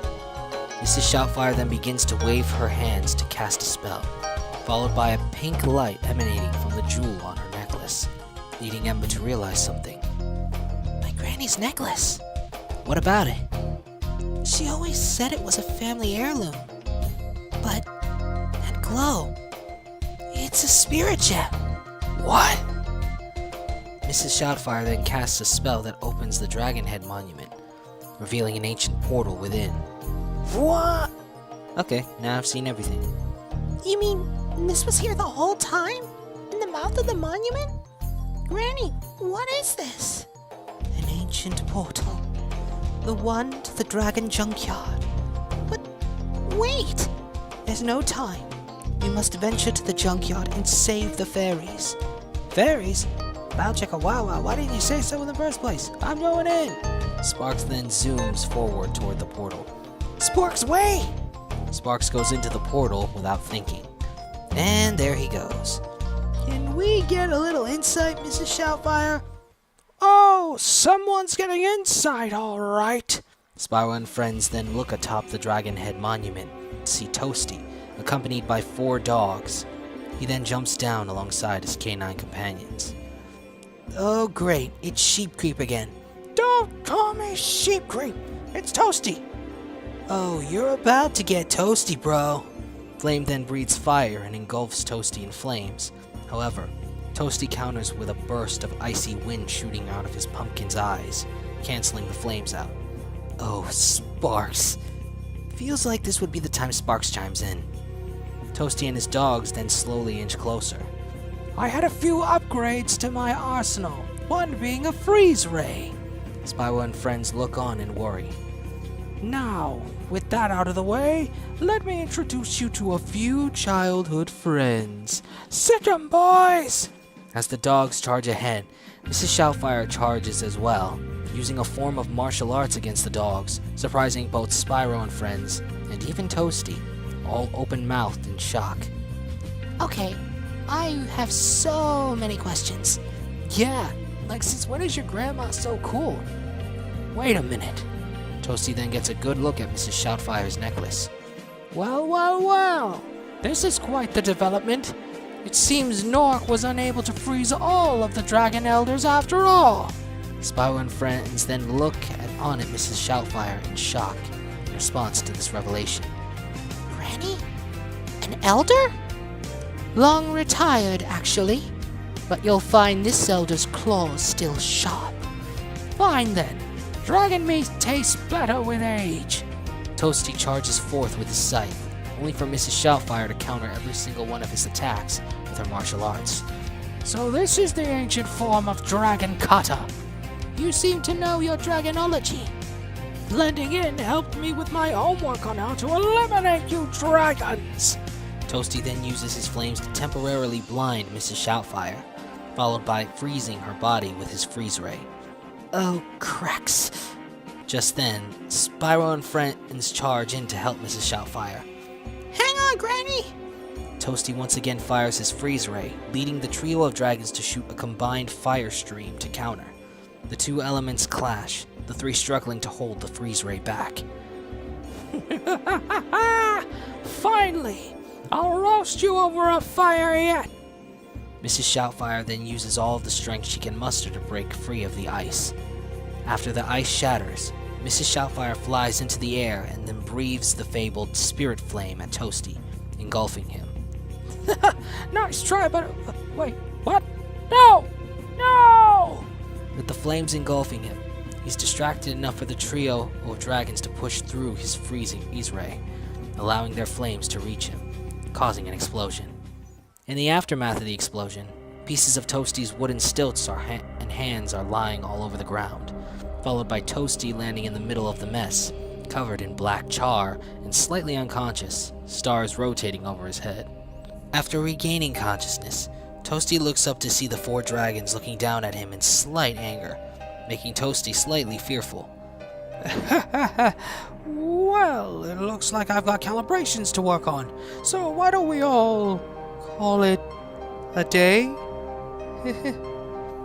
Oh, you're gonna have a day alright, in the dungeon for the trouble you've caused. Yeah, especially for bringing back that monster, Gnarly Gnorc. You're lucky I don't roast you for that. You think you have the nerve to tell me what's right and wrong after what you dragons have done? Yeah, we eat sheep. It's a circle of life, what can we say? Oh, that's one thing, but that's not what I'm talking about. Then spill it. What exactly did we do wrong? What exactly did we do for Gnarly to start a war that took all of our parents from us? Gnarly started the war. What exactly is so funny? Because Gnarly didn't start the war. We did. Spyro and friends once again look at Mrs. Shoutfire in shock. What? Now I understand. Wanting to keep all your skeletons in the closet? Well, life doesn't work out that way. In case you didn't get the memo, you dragons aren't from around here. And before you all showed up, this land and where the Six Kingdoms lay belonged to the Norcs, and you took it all from them. No, that's a lie. My mother and Granny would never. It's no lie. Ember looks to her grandmother in confusion. No, Granny, why are you lying for him? Say it's not so. Tell me you're lying. I'm sorry, Ember, but everything he speaks is the truth. Ember's expression turns from one of denial to one of utter horror. Meanwhile, in the dragon graveyard, Gnorc guards are patrolling the stronghold while Sparks wanders the place and keeps out of sight. After a lengthy exploration, Sparks ends up at the center of the stronghold, bearing witness to Gnasty Gnorc and his allies in front of the makeshift portal. Sparks hides behind a wall in order to keep out of sight. To think, the time has come for invasion. We've always talked about how do we take over the world. We? Fine, you. Not only that, but we all get a kingdom to ourselves. I'm just jiggling with anticipation. Are we? You wait for Toasty. Let him walk to his destination. We must make haste on our conquest. Blowhart and Shemp look at each other in annoyance of Metalhead. Last I checked, Gnasty Norc was in charge. Yeah, it's his word we're looking for, not some old piece of hardware. Let's just start without him. I'm itching to take our homeland back. Homeland? Sparks then decides to get closer in order to survey the area and overhear more of their conversations. Bring out the fairies! At least 20 of them! Nearby, Gnorcs then open a side door that they enter, only to exit with fairies in strange jars. Huh. Looks like Fluffbutt wasn't kidding about the fairies. As the last Gnorc exits with the 20th fairy, Sparks decides to zoom quickly into the room before the door closes behind him. Sparks would ultimately find himself within a storage room, filled with extra empty jars. Sparks then begins to hear the sound of quiet crying, leading him to look around. Sparks then finds a fairy within a jar, not taken due to being accidentally hidden behind a pipe. Hello? The fairy turns around slightly startled, revealing herself to be Zoe, the fairy that guards the ancient portal. Zoe wipes her tears, getting a clearer view of Sparks. Who are you? Milady, I'm the dragonfly that's gonna get you out of here. Back at the Dragon Head portal, everyone is still processing the revelation that the dragons stole these lands from the Gnorcs and are responsible for the Gnorc Wars. Meanwhile, Mrs. Shoutfire looks down at Ember in sorrow, as Ember looks back at her in horror. I don't understand. How could we? It was not an intentional war. At least non-intentional by the whole of our people. Ha! Yeah, right. Shut it, Lamb Chop. Flame then growls at Toasty, giving him an angry expression. This causes Toasty to shake in fear. What I don't understand is, if we don't come from here, then where did we come from? Allow me to share the full story. A flashback shows an unknown land, long forgotten by history. We came from a thriving utopia, forged from flame that did not destroy, but continued to build. However, our home was threatened by a dark force, one that would engulf the whole of our lands.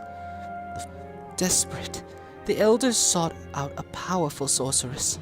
With the aid of the machinists, both they and the sorceress forged a portal that would send us to a land untouched by darkness. Here, back in the present, Ember still looks confused. Realm?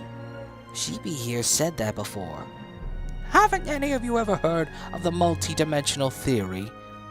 English, please? What he's trying to say is that there are an infinite amount of other worlds disconnected to this one. And when ours was overrun by darkness, we chose to flee to this realm in search of peace. But then, how did the war start? You told us it was unintentional. That it was. But because of our negligence, it was also inevitable. A new flashback shows the dragons, led by the younger elders, in the presence of gnarly Gnorc.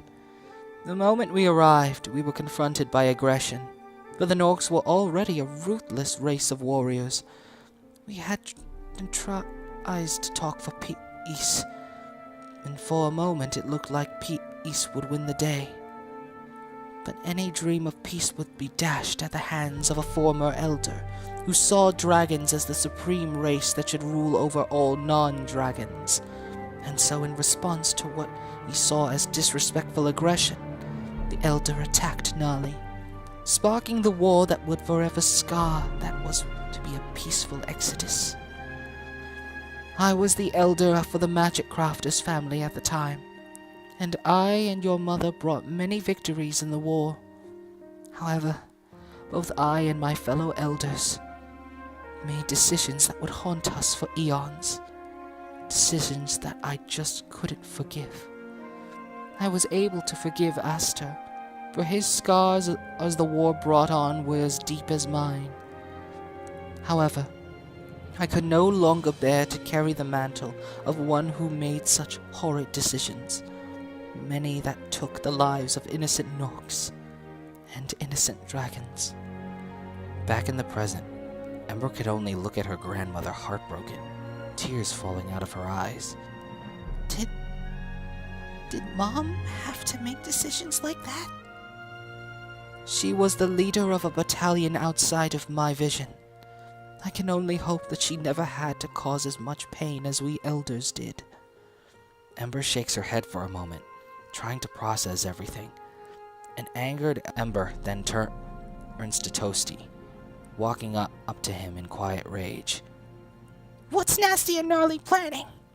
First of all, it's my plan. Second, what makes you think I'd tell you any? Because if you don't, I'll burn you to a crisp faster than you can say lamb chop. We've been capturing fairies to power a makeshift portal so the Gnorc forces can invade the realms beyond this one. Turning the dragons of the Six Kingdoms to crystal was just so they'd be undefended. In fact, the Artisan Kingdom's about to be reclaimed. What? Back in the dragon junkyard, the fairies and jars are hooked up to the makeshift portal. Blowhart then places his hands on the 2 power pylons. Begin the activation. Blowhart then imbues his magic into the pylons, fueling the portal alongside the fairies, who are being drained of their magic. Shemp, is the potion ready? Dr. Shemp then walks up with a strange potion, giving it to Gnasty. All ready, boss man. Gnasty and Metalhead look at the potion in awe. Today marks a new age for the Gnorc Empire. Suddenly, the portal opens, leading Blowhart to stop fueling the pylons due to it being fully charged. Gnasty Gnorc then walks into the portal with the potion in hand. Within the Artisan Treasury, a portal opens, Gnasty Gnorc exiting it with the potion still in hand. Metalhead then follows behind, looking around at the bounty. 1,000 years of Gnorc conquest in this very room. Gnasty Gnorc then picks up a few M.U.G.E.N gems, looking down at them in scorn. I always hated looking at my reflection in these gems, always reminding me of how ugly I am. Metalhead then places his hand on Gnasty's shoulder. Perhaps I underestimated you. You've never shown this much ambition before. That's because I didn't understand how ugly I was, until I finally saw it the last time me and Father spoke. Well now, you shall ensure the future of the Gnorc Empire. Yes. So, what of those weaklings we've allied with? We'll get rid of them after we invade at least 6 realms, 1 for each kingdom. Just then, Blowhart exits the portal, scratching his body after feeling tingly for crossing it. By the powers, I never thought going through portals would be so tingly. Prepare the spell. Yes, Command. I mean, General. Blowhart then casts a spell on the potion in Gnasty's hand, lifting it in the air up high. The glass potion bottle then breaks, the liquid transforming into a small storm cloud. The cloud then begins to produce a purple rain, the droplets being that of the potion. The gems begin to glow as a result, then poofing and transforming into a new army of Gnorcs that are ready to serve the Gnorc Empire. Right side, stay here and collect the dragon statues. Left side, return home with us.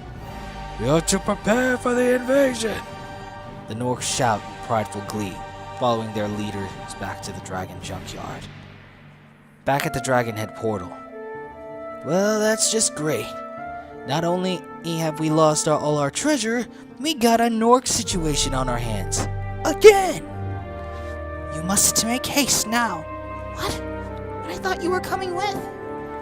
Now that Gnorcs are in the kingdom, someone must stay behind to ensure the safety of the dragons. Us, Sparks went in, so we kinda have to go in anyway. You want to make it up to me? Come back when you can. Mrs. Shoutfire kneels down toward eye level with Ember. Always, my sweet granddaughter. And I'm so sorry. Mrs. Shoutfire hugs Ember before beginning to take her leave. Hey, what about me? Shoutfire then picks up Toasty by the wool. Oh, you're coming with me to help clean up the mess you've made. Then maybe we can talk about going easy on you. I don't take orders from a filthy drag. Mrs. Shoutfire then gnarls at Toasty, showing her fangs and eyes filled with rage, sparking great fear in Toasty. Mrs. Shoutfire then glances at Toasty with a smug smile. Okay, I'll help. Good. We're all counting on you, children. Mrs. Shoutfire then flies away. Why is it always us saving the day? Spyro and friends then run toward the portal. Seriously, why does the fate of kingdom always rest in our hands? The hands of kids? I don't know. Prophecy? Don't even joke about that. Spyro and friends then have a nice little chuckle at the joke, before stopping in front of the portal. Ready, guys? Ready! Together, the trio then enter the portal, not knowing what awaits them on the other side. Meanwhile, at the Artisan Kingdom, the new Gnorcs are collecting the crystal dragon statues. Just then, Mrs. Shoutfire appears, ready to kick Gnorc butt. I'd stay behind me if I were you. Behind Shoutfire, a freaked out Toasty is tied to her tail. It's not like I have a choice! And where were you keeping rope? You don't have pockets! The Gnorcs then charge at Mrs. Shoutfire, who then charges forth, ready to fight, using her dragon kata. Simultaneously, Toasty is screaming like a little girl, being pulled by Shoutfire's tail.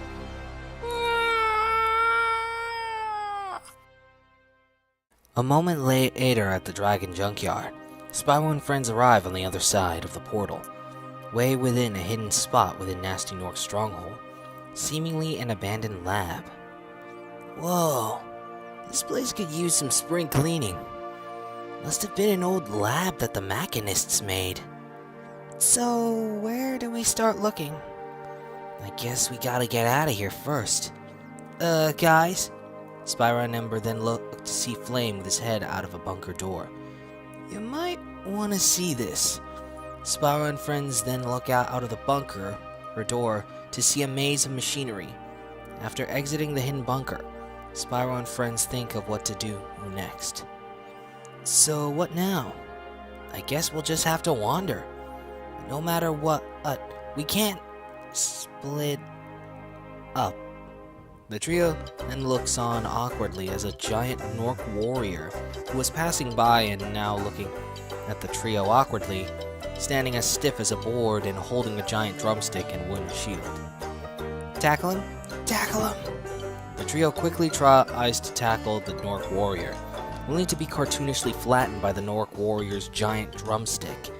After the trio reinflates, the Gnorc warrior yells his war cry that echoes throughout the stronghold, catching the attention of Gnasty Gnorc and Metalhead.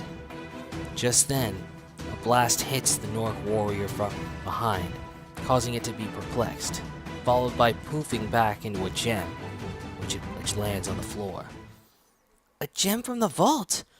But what exactly? From its perspective, an individual is looking down at the trio, its perspective in the form of what appears to be a HUD, analyzing the trio. Spyro then looks up, only to find nothing there, not noticing what looked like a tail going into a secret entrance in the upper wall. Well, whatever it was, it seemed to have saved our butts. But now thanks to that Gnorc screaming, we've lost the element of surprise. Well, they know we're here, but not where we are. So we should be good, right? Suddenly, the ground begins to shake. What's going on? Yo, Spyro! Spyro and friends then look down a pathway to see Sparks and Zoe flying toward them at breakneck speed. Sparks! Are we glad to see you? Just then, Spyro notices the mob of Gnorcs chasing after Sparks and Zoe. And the angry mob of angry orcs Chasing you. Hightail it, guys! Spyro and friends then attempt to run away from the mob of Gnorcs alongside Sparks and Zoe. The group has a lengthy chase throughout the stronghold until they eventually reach a dead end. They then turn to see the mob of Gnorcs walk slowly toward them with hungry smiles on their face. So, any bright ideas, dudes? We could fight, but we're outnumbered. Yeah, 5 to 1, 2, 3, 6. Yeah, I never finished middle school. That's because the principal expelled you. Hey, how was I supposed to know? Oh, that was his butterfly. A delicious butterfly for that matter. Suddenly, a massive entrance into the wall opens up, followed by an array of what appears to be buzzsaws launching at the Gnorcs. The Gnorcs then cry in girly pain as the passing buzzsaws ape them. Ow, ow, ow, ow, ow. Just then, 2 thin slits of yellow light is seen within the tunnel behind Spyro and friends, who turn to Otis. Come with me if you want to live. Huh, where have I heard that before? Better than nothing. Let's go! Spyro and friends then follow the mechanized voice into the tunnel, the secret door closing behind them. Within the secret tunnel, Spyro and friends run deep until, well, they can't anymore. Is the coast clear? Spyro looks back to make sure. Yeah, we're good. Sparks, dude! You're safe. And you saved a fairy. He sure did. But the rest of my friends are in trouble. We just came from the portal. So it's done? The sheep creep told us about that. What's Gnasty up to, Sparks? A flashback shows Sparks and Zoe teleport outside the storage room the fairies were in. I just finished from being this lovely fairy's knight in glowing armor. A bit over-exaggerated, but he did save me. Sparks and Zoe then witness Blowhart enter the portal, followed by Dr. Shemp, who enters a newly opened portal. We saw every bad guy we know go through different portals. Except for that Jack-in-the-Box guy. Wonder what happened to him. Zoe then sneaks behind a Gnorc working the destination console. I snuck a peek at the console. They're sending each villain into the other of the 6 kingdoms to take them over. Back in the present, Spyro and friends continue to convene. We just dealt with the old sheep creep back in Artisan. They must have sent him to keep the Gnorcs there in line. She's been here long enough to know every inch of this place. By the looks of it, Gnasty doesn't know about the series of tunnels going through the entire factory. Factory? It's what the machinists made this place, before the Gnorcs turned it into their stronghold. This place was actually a junkyard, but the machinists understood the term one man's trash is another man's treasure, and so the factory was built to build more incredible inventions. But the tunnels were in case of emergencies. Sadly, the machinists were in your realm when they were destroyed, so the tunnels were never used. Do you think these tunnels could get us to the portal? I'm able to teleport you, but we may need the element of surprise if you're gonna take Gnasty down. Hate to change the subject, but is anyone suspicious about the strange robot voice that came from the tunnel? And now we're about to use the same tunneling system that mysterious voice brought us in? Am I the only one who smells a trap? Or is that just the butterflies I had for breakfast? I know it's risky, but we have to get to that portal before Gnasty invades any other realm.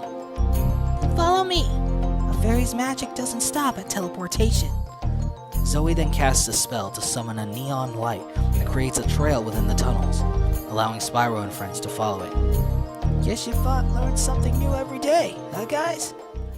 As Spyro and friends follow the trail, the mysterious figure from before is watching them through the same HUD system as before.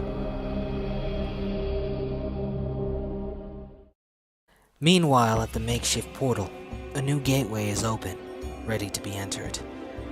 See? You're still getting a place to rule. Indeed.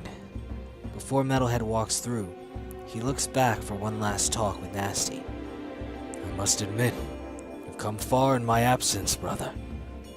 For once, I'm actually proud. Something our father never was of you. I pray you don't disappoint my expectations. Metalhead then continues on through the portal. Oh, believe me, bro. When the dragons are done, I won't just exceed them. I'll be beyond them. Back in the underground tunnels, Spyro and friends are walking through to get to the portal, being led by Zoe and following the trail of neon light. These tunnels are vast. Good thing we got Zoe's magic, huh, Ember? Ember has no response, leading Spyro to look behind him to see her. Ember? Ember is following behind, showing an expression of sadness, not paying attention to anything else. Spyro then slows his pace until he's walking right next to her. You okay, Ember? Not really. All my life I've looked up to my mother. She was my hero. And now, the thought of everything she fought for being to take everything that belonged to the Gnorcs, it feels like we were never on the right side. Ember, we're not our parents. We're not making the same mistakes as them. I know we have to stop Gnasty and Gnarly, especially Gnarly. There's no way I'll forgive him for taking my mother from me. But still, they're not wrong for wanting to take back their home. We took it from them. Our parents took it from them. You mean everyone else's parents? What? I keep thinking about when we first met Gnarly as Metalhead. He acted and looked at me like I was the first purple dragon he saw. He said that much. Meaning? It means that if he never saw a purple dragon on the battlefield, then we couldn't have been born at the same nesting grounds. It means he never met my parents, and I don't think any Gnorc has. Which means I don't even think they're from the Artisan Kingdom. But then, what about the battle sounds we heard in the Realm of Dreams? Now that we know that realms outside of our own exist, I'm beginning to think I come from one of them. Then your parents must be out there somewhere. I hope so. But don't forget, you guys are my family too. I wouldn't change a thing. Neither would I, Purple Butt. Spyro and Ember chuckle in response to Ember's jokes. We're here! Zoe leads Spyro and friends to the end of the tunnel to reach a vent entrance. Spyro and friends look out of the vent to see the portal activated, with Gnasty Gnorc alone standing at the front of it.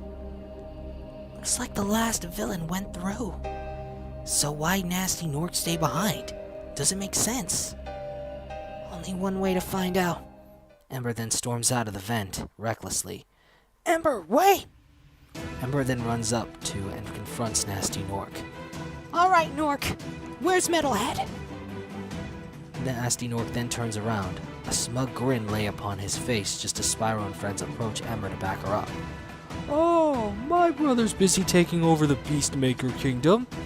But don't worry, I did call a few friends to help out. Suddenly, armed thieves appear all around Spyro and friends. The Thieves Guild's armed support. You didn't think I knew you'd be here? I heard that loud roar.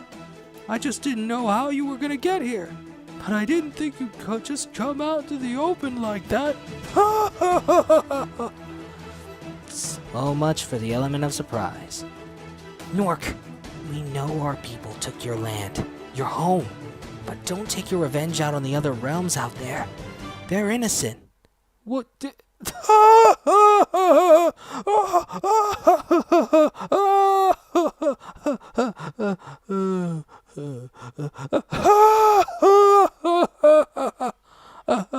Oh, you guys are so gullible. The war was just an obstacle in our way. We were planning to conquer the whole world before you came along. Yeah, you took our homes, but the Gnorcs are born warriors. Like me and Gnorc, at least father before us. Glory to the Gnorc Empire! Glory to the Gnorc Empire!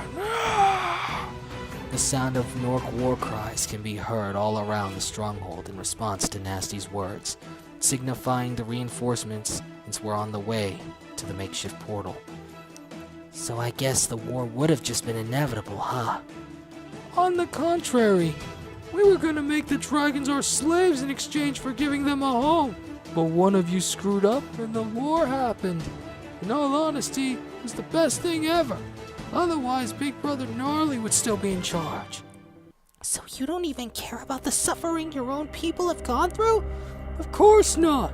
I just care about ruling over everything and getting what I want. Oh yeah, and I didn't appreciate being called ugly either. So I decided to finally strike because of it. You mean to tell us that all this was because of your own low self-esteem? If self-esteem means making me feel bad for being, then yeah! But what about the shard? How'd you even get that? Huh! Wouldn't you like to know? All I'm gonna say is that this crystal is my ticket to ruling everything. Well, you ain't taking over anything today, Gnasty Gnorc. Okay, I think we're done here. Gnasty then snaps his fingers, signaling the armed thieves to attack. With that, a great battle begins, Spyro and friends fending off the armed thieves as best as they can. During the skirmish, Gnasty attempts to use his spirit gem to attack Spyro and friends, but Spyro notices him. Look out! Spyro and friends are able to dodge the magic beam that Gnasty shot. Go for the spirit gem! As Spyro and friends go for the spirit gem, Gnasty Gnorc is able to push them back with his mace. How are you gonna grab it if I'm waving it around? Suddenly, Flame begins to work up a sweat. Phew, it's getting hot out here. Flame's expression then shows him getting an idea. Wait a minute. That's it! Flame then uses his power to absorb heat and generates it as fire. Flame then jumps up in the air for Gnasty Gnorc to see. Here's a little something I thought of in a dream. Flame then runs forward and then jumps in the air in front of Gnasty Gnorc. Flash fire! Flame unleashes a burst of flame bright enough to temporarily blind Gnasty Gnorc, allowing Spyro and Ember to charge in at the spirit gem in his mace, both attempting to remove it with their teeth. Gnasty, however, continues to flail his mace around as he continues walking blind, knowing that they'll go for it.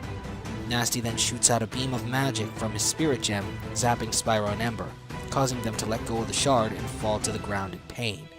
Gnasty then regains his vision, looking at Flame in seething rage. Oh, Sparks, when did that ever catch on? That's enough! Gnasty then uses magic to zap everyone at the same time, knocking most of them out. Gnasty then uses magic to lift them all into the air. I've had enough of you meddling dragons! What do you plan on doing, Gnasty? Same plan as before. Make trophies! Gnasty then uses the spirit gem to turn the dragons into crystal dragon statues, each one of them turning into one slowly. No! You won't get away with this! Oh, little runt. I already have.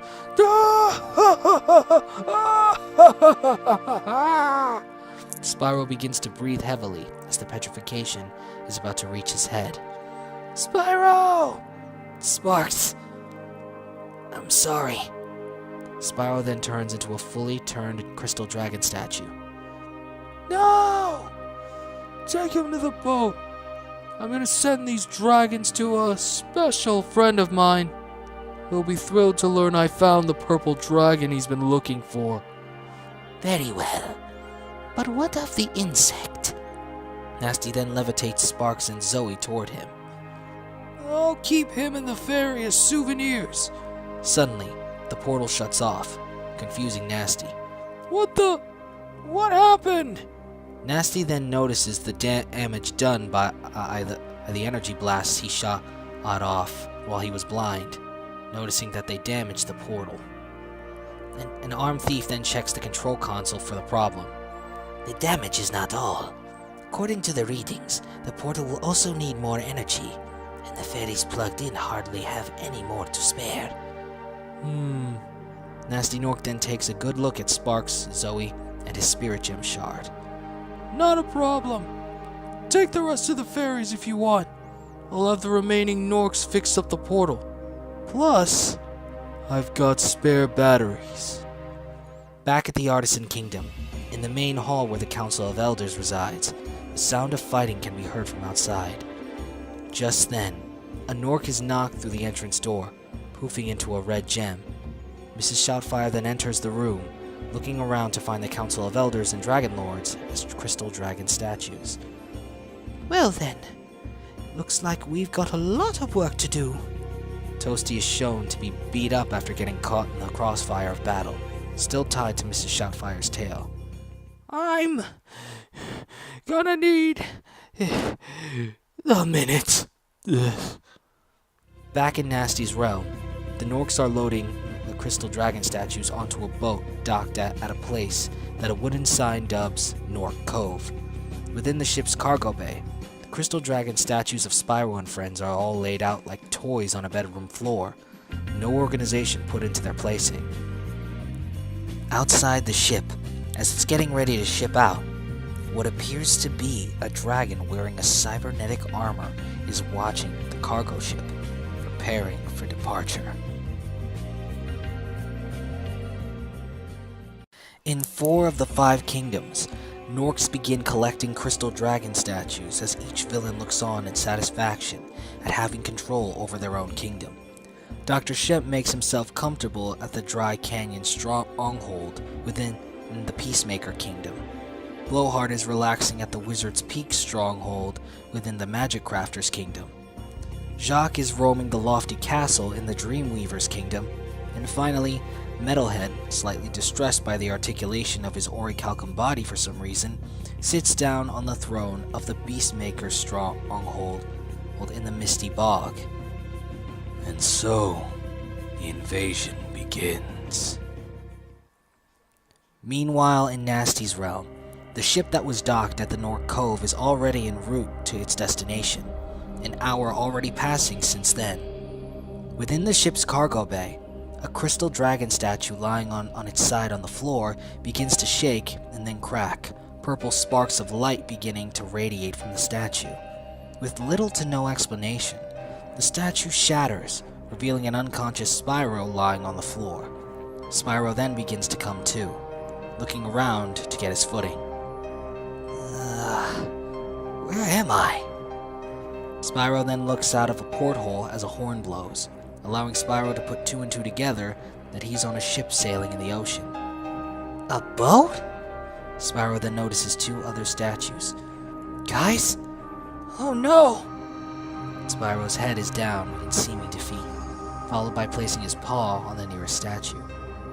Sorry, guys. I tried.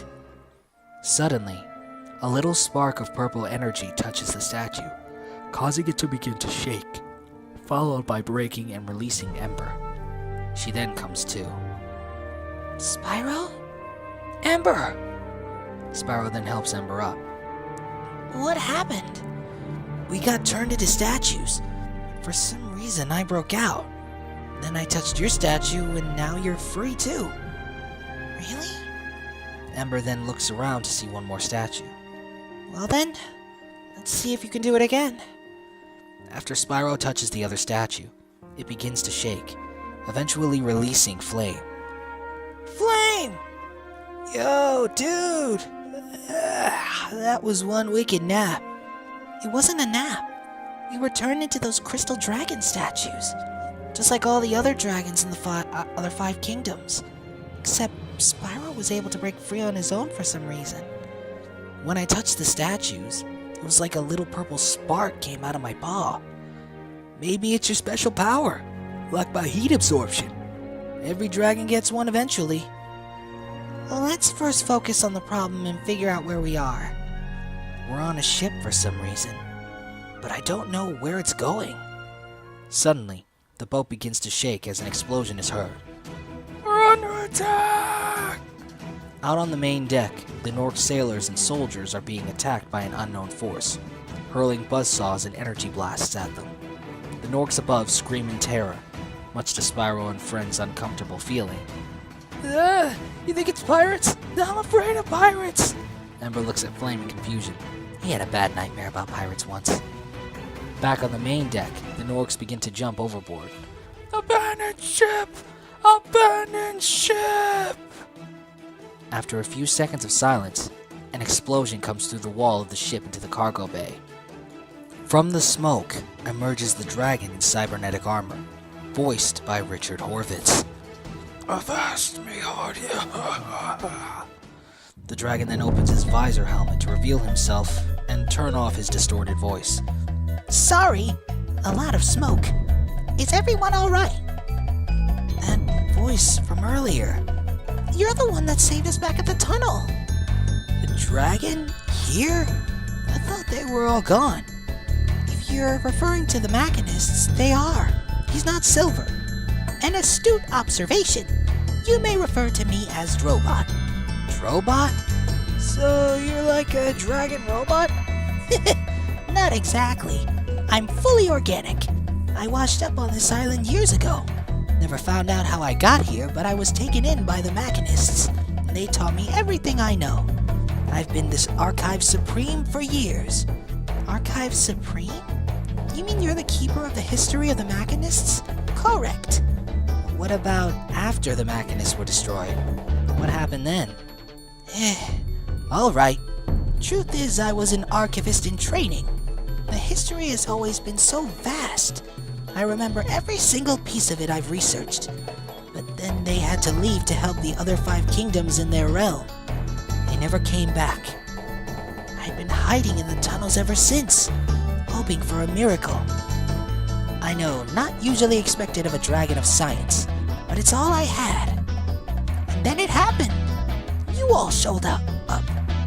And after seeing you guys take on the Norcs, I'm gonna help you out. Why didn't you help us during the fight earlier? Highly illogical. Even with my help, the odds were stacked against you as long as Gnasty Gnorc has that crystal shard.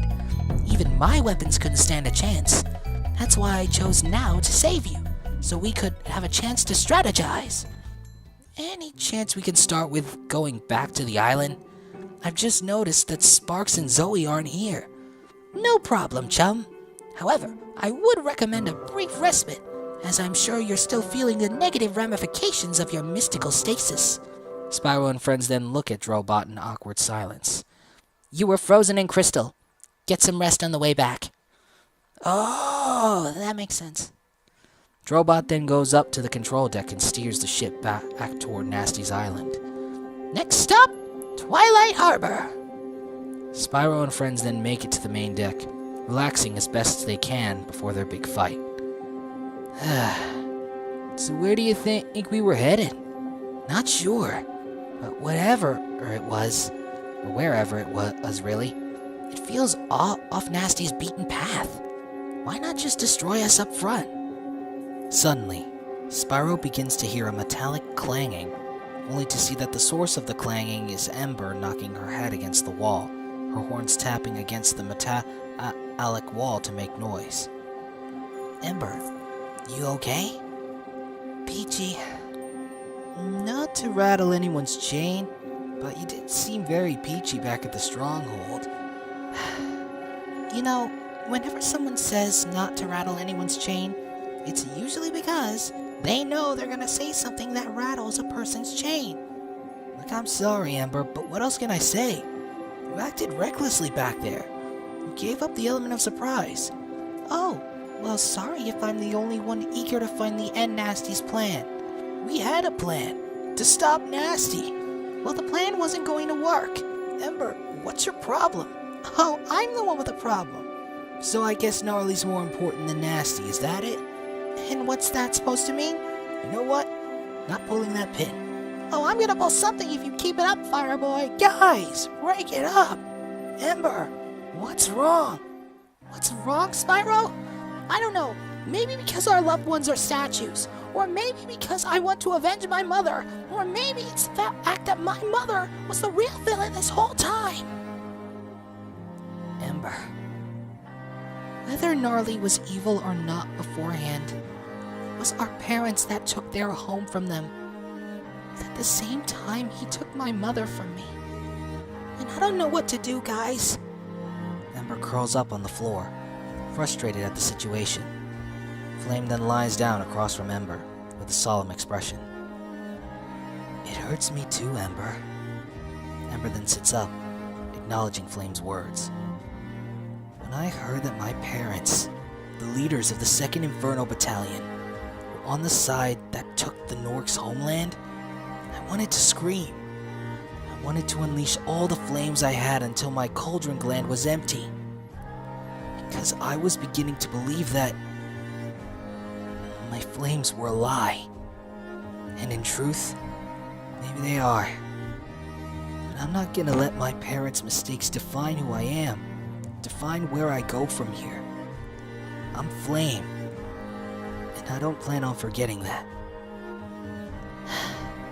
But we're not stupid enough to keep pretending that the truth hasn't changed us. There's a moment of awkward silence in the air before the silence is broken. Land ho! Spyro and friends then look on to see the island far off in the distance. Still gonna be about 40 minutes before we arrive. I just thought I'd let you know.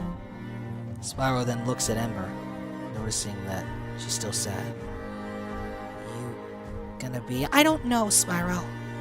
I'm so angry at Gnarly. But I'm angry at my mother too. I don't know how to feel anymore. And I don't know what to do. Well, I'm sure you'll know when the time is right. Either way, it doesn't seem like you, me, or Flame are going to become who we were supposed to be. Because the truth ruined that for us. We're not the same anymore. Spyro looks at Flame, who's showing an expression of agreement with Ember. Spyro then shows an expression of determination, and then turns to Ember and Flame, catching their attention. Sometimes, there's a difference between who we want to become and who we were supposed to be. To me, you're Flame, the coolest dragon in the Artisan Kingdom, with a flame that burns as bright as the sun. And you're Ember, the smartest dragon in the Artisan Kingdom, with a heart as pure as any gem. And me, I'm Spyro, the spunky little dragon raised by dragonflies. You're both who I'm proud to call my best friends. Whoever we were supposed to be is a question that may never be answered. But while we may never become the dragons we were supposed to be, we've become the dragons we needed to be. Which means one day, and that day may be today, the world may need a cool red dragon, a smart pink dragon, and a lone purple dragon more than it realizes. More than we even realize. Flame and Ember then look at each other, taking in Spyro's words, but then smiling after understanding what Spyro is trying to tell them. Well then, what are we waiting for? Let's kick some Gnorc tail, dude! If you guys are interested, Spyro turns to face Strobot. I have a strategy that just might work. What did you have in mind? Meanwhile, at Gnasty's stronghold, Sparks and Zoe are being kept in the same special jars as the fairies, hooking them up to the makeshift portal. Ha! You really think we'll be enough to juice the portal? Well, I just need you for your special magic and him for his magic control. You know, I've heard that dragonflies' magic is based on their color, but I've never heard of a golden dragonfly. Looks like you and the purple dragon have something in common. You're both one-of-a-kind freaks. Have you looked in the mirror lately? Ah! Calm down, Gnasty. Don't break the battery. Gnasty then walks over next to the control console as the remnants of Gnasty, Gnorc's army, stands behind him. It'll all be worth it in the end. Yeah, you still don't have enough power, genius. Oh, I don't, do I? Gnorcs then walk up with at least 18 dragon eggs and hook them up to the portal. The stolen dragon eggs! 18 of them, actually. Made a deal with the Thieves Guild to let go of a few, and it took some doing. Start it up! A Gnorc engineer activates the portal, causing it to begin to drain Sparks and Zoe of their magic.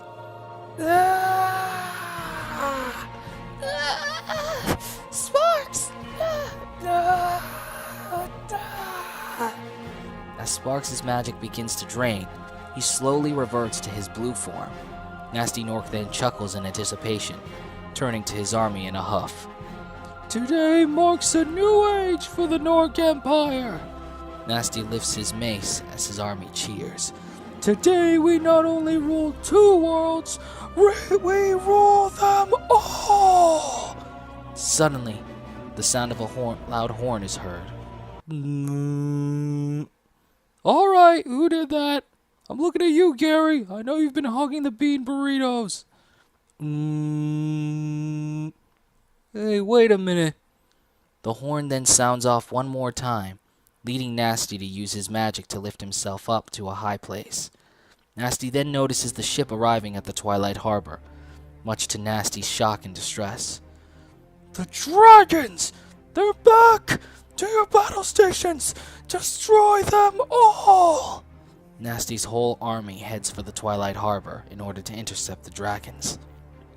Back at the Twilight Harbor, Spyro and friends arrive to see the Gnorc army all charge at them on foot, boats, vehicles, and many other ways. Spyro then looks on with an expression of determination. Let's fly! Spyro and friends then take off and fly towards Gnasty's stronghold. Spyro and friends then unleash all of their firepower on the army of Gnorcs. As Drobot flies on high, he unleashes a barrage of eye blasters at the Gnorcs, bringing down a large chunk of the front right army. As the Dragon Trio descends, they instantly charge their horns at the Gnorcs in front of them all, being able to push through the groups of Gnorcs that are trying to stop them from entering the stronghold. I'll stop it myself! Gnasty Gnorc then jumps down to face Spyro and friends, who stop in their tracks due to Gnasty's appearance. You really think you can stop me? We don't have to. Gnasty Gnorc then looks up, noticing Drobot flying toward them. Another one! Drobot then zooms straight past Gnasty and company, headed straight into the stronghold. The portal! Gnasty then shoots out a magic blast to push Spyro and friends back, followed by running straight back to the portal at top speed. Looks like he's in too much of a rush. Just like Dro said. Fly ahead and catch up with Drobot. Gnasty Gnorc's mine. Meanwhile, Gnasty is running through the stronghold, dodging through many obstacles, and too distracted with the portal to attempt to use the crystal to float back. Just then, Gnasty stops at a high rise, nearly about to fall into the purple waters below. Gnasty then hears an odd sound, leading him to turn and realize that it's the sound of flames heading his way, which he easily defends against, but sustains slight burns. No, whoa, whoa, whoa! Gnasty then looks on as he sees Spyro landing slightly far behind him.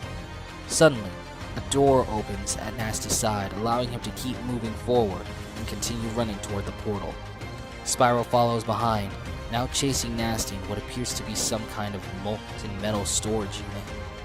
A Gnorc engineer nearby, in the control room, awkwardly witnesses the chase. Roast the dragon! The Gnorc engineer then pushes a button, retracting the platforms over the molten metal. After noticing, Spyro attempts to hightail it as fast as he can through the storage unit. However, the moment Gnasty gets to the end of it, he begins firing magic beams at Spyro, leading him to try and dodge them as best as he can. After dodging the previous one, Spyro then looks down at the molten lava and gets an idea. After dodging the next beam, Spyro then shoots fire at the lava below, causing a small explosion which lets out a burst of updrafted air. Spyro then uses this updraft to lift himself into the air and allows him to glide toward Gnasty, much to his surprise. Uh-oh. As Spyro closes in, he then unleashes a flame at Gnasty, causing him to move back in pain. No, wow, wow, wow, wow. As he glides toward Gnasty, Spyro then charges him with his horns, pushing Gnasty through the wall behind him and landing deep into the stronghold's war room. After Gnasty falls to the ground, Spyro then lands in front of Gnasty, ready to finish things. It's you and me, Gnasty Gnorc. It's over. You sure about that? Suddenly, armed thieves appear and surround Spyro and Gnasty. Still hiding behind your cronies, Gnorc? They're not just here, you know. Meanwhile, at the makeshift portal, Ember, Flame, and Drobot arrive, only to see Sparks, Zoe, and the dragon eggs being drained of their magic. Drobot then checks the nearby console left unattended. The portal's fully charged. Gnasty must have left them in there to finish them off. We gotta get him out. Don't be hasty.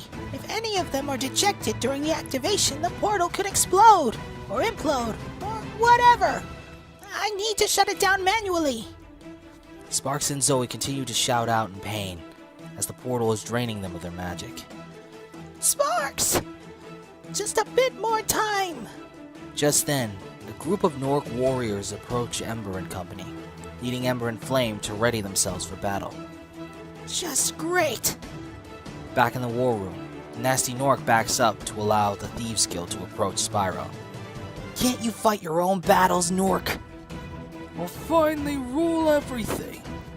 Just then, the vault door behind Gnasty Gnorc opens, revealing a bag of the rest of the dragon eggs in it. So I don't have to. This is low, Gnorc.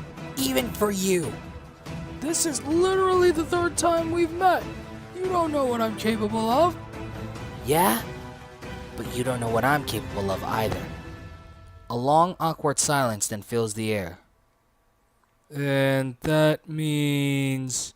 Suddenly, the war room begins to shake and small sparks fall out of the crevices in the roof. What the...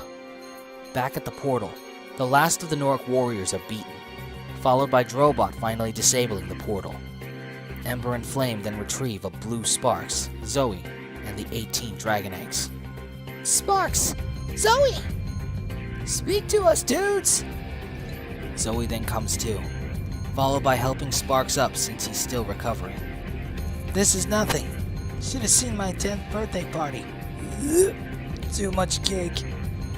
Uh-oh. Why uh-oh? It's fully charged, but the problem is without a conduit to channel the dimensional energy, we won't know where the portal will send us. Someone with the same energy as a magic user needs to place their hands on the power pylons and help direct the energy to a single point. Sparks then looks at the power pylons, followed by flying up to them. Sparks, what are you doing? Spyro's not here, so I'm guessing he's handling Gnorc. If he's giving it all he's got, then I am too. But you're already blue. This could kill you. Sparks then flies toward the power pylons, ready to give them his magic. I have the most magic power between me and Zoe. It has to be me. I don't know what you guys are planning, but whatever it is, you better get it done. For everyone's sake. Sparks! Sparks then reaches his hands out to touch the power pylons. If anything happens, tell Spyro I didn't give up. After making contact with the power pylons, Sparks begins channeling the magical energy within the portal.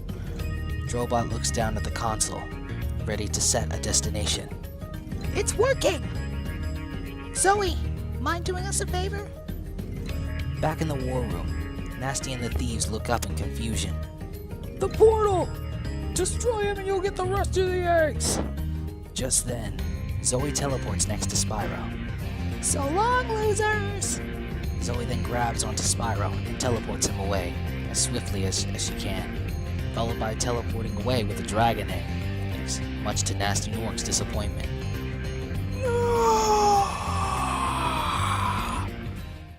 Back at the portal, Zoe appears with the dragon eggs. Looks like everything went as planned, Drobot. Perfect.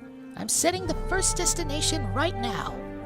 Zoe, take the eggs back to the Artisan Castle. Find Mrs. Shoutfire. She's the only other pink dragon in the Artisan Kingdom. You can't miss her. Okay. Tell Sparks I'll be expecting him back to thank him properly. I will. Zoe then teleports away back to the Artisan Kingdom. Not to rush anyone, but can we get on with it? Hang on, Sparks. Alright, guys. You know your destinations.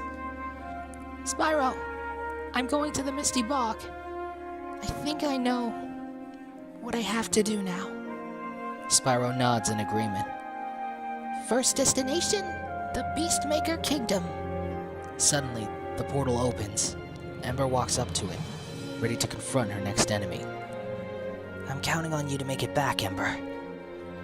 That should really be my line. As Ember walks forward, she runs back to Spyro, surprisingly kissing him on the cheek, making Spyro blush. Thank you. For what? For saving me. Ember then runs into the portal, Spyro perplexed by what's just happened. But when did I... Okay, now that the mushy stuff's done, I'll deal with Shemp at Dry Canyon. Dry Canyon coming right up. A new portal then opens for Flame. Good luck, dude. I won't need it. I've got friends who believe in me, who see me more as just a flame. Even flames can be cool too, dude. Spyro and Flame do their secret handshake before Flame finally crosses through the portal. Looks like that leaves Blowhart and Jacques. That weird Jack-in-the-Box thing. They thought I was too creepy, so they sent him to the lofty castle after Toasty left. So we're one dragon short. Spyro thinks of something for a moment. go to the Dreamweavers. But I need to stay with the console. And why not go for Blowhart? Isn't he a greater threat? If I remember from class, which I never usually do, the Dreamweavers help protect the realm of dreams. We can't take any chances. You're planning on staying to face Gnorc, aren't you? Spyro then nods in response, confirming Drobot's words. Very well. Spark's magic is near its limit, shown by his color blinking from blue to green. Can we get on with it so I can catch a break? Protect the console. It's the only way back. I'll do my best. Drobot then enters the portal to the Dreamweaver Kingdom, allowing Sparks to finally let the power pylons go. Phew. Sparks, you're green. Yeah, it's the color I was born with. I guess gold was too flashy, so I got stuck with green. You should get somewhere safe, pal. What? And leave my brother hanging? We're in this together, pal. I've still got magic to spare, albeit very little. Thanks, bro. Just then, Sparks notices something behind Spyro. Spyro? Spyro looks on to see a lone and angry Gnasty Gnorc stomping toward them. So, where are your cronies now? Gone since you took the eggs. But don't worry. I don't need them to finish you off. Let's finish this, Gnasty Gnorc. After a brief tension, Spyro and Gnasty charge at each other with everything they've got.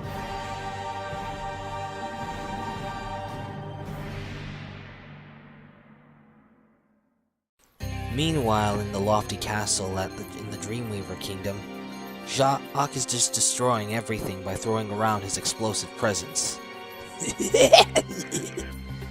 Suddenly, a powerful blast of energy zaps the floor, inches away from Jacques, startling him. Jacques looks back to see Drobot exiting a portal and zooming toward him, leading Jacques to hop away in fear. At the Dry Canyon, Gnorcs are feeding grapes to Dr. Shemp at the Dry Canyon stronghold. What does a witch doctor have to do to get some strawberries around here? Suddenly, a portal opens in front of Dr. Shemp, startling him. What in the world? Flame then exits the portal, ready to face Dr. Shemp, much to his surprise. Well. I guess Gnasty is too gullible to finish you. Yeah, well, let's see how gullible you are. Enraged, Shemp grabs his staff as his underlings run away from the fight. The two charge at each other with fury behind their eyes. Meanwhile, in the Beastmaker's stronghold, Metalhead is testing his body's articulation for some reason while sitting on a throne in a dimly lit room. Suddenly, Metalhead begins hearing the sounds of screaming and explosions coming from outside, only for an explosion to blast right through the entrance door. From the smoke emerged a serious-looking Ember, ready for the most important fight of her life. Well, it appears my worries were right. My brother is just as much of a failure as he always was. Spyro's dealing with him, but this is between you and me, gnarly Gnorc. Other realms shouldn't have to suffer from my parents' mistakes. That leaves me with one question. Were you really going to give the dragons a home? We Gnorcs have always been conquerors. We always had intentions to rule the world we lived in. And as warriors, we still live by our sense of honor. And our word as warriors is a part of that pride. No doubt my brother disrespected this pride. But one of your kind instigated the war before we could reach an agreement. A red dragon who wore a pendant similar to the one your mother wore. One you wear now. Speaking of which, I'm sure you know why I'm here. Vengeance, no doubt. In that case... Metalhead then snaps his fingers, turning on the surrounding power pylons, which begin to glow. That an Ember didn't notice due to the room being dimly lit. Ember looks on in surprise at the surrounding power pylons. Now then. Metalhead then stands up from his throne and begins radiating magic lightning in the palms of his hand. Vengeance will be mine. Back at the Dreamweaver territory, Drobot continues chasing after Gnasty into the Dreamweaver monastery, while also dodging his explosive presence. Drobot then dodges another present that explodes behind him after landing below. Where does he keep getting these presents? He doesn't even have pockets! Gnasty then throws another present, which Drobot dodges. Whoa! I'll chalk it up to Toon Force theory. Drobot then follows Gnasty toward the center of the volcanic pit. Gnasty then looks down as he's cornered with nowhere to hop.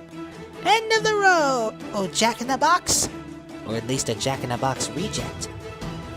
Out of desperation, Gnasty tries to pull anything that can help him out of his hat, leading him to find a pair of wings that he puts on, allowing him to fly around with the help of the volcanic updraft. Yep, Toon Force theory!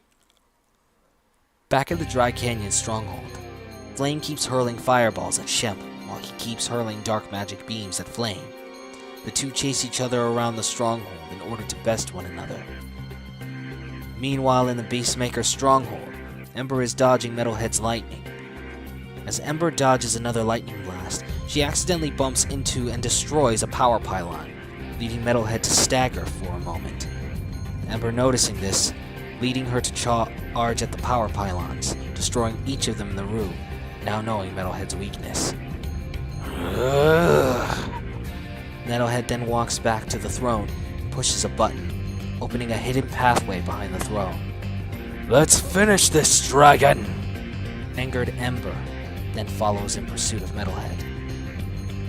Back in Gnasty's stronghold, Spyro and Sparks do their best to dodge Gnasty's mace swings and green magic beams.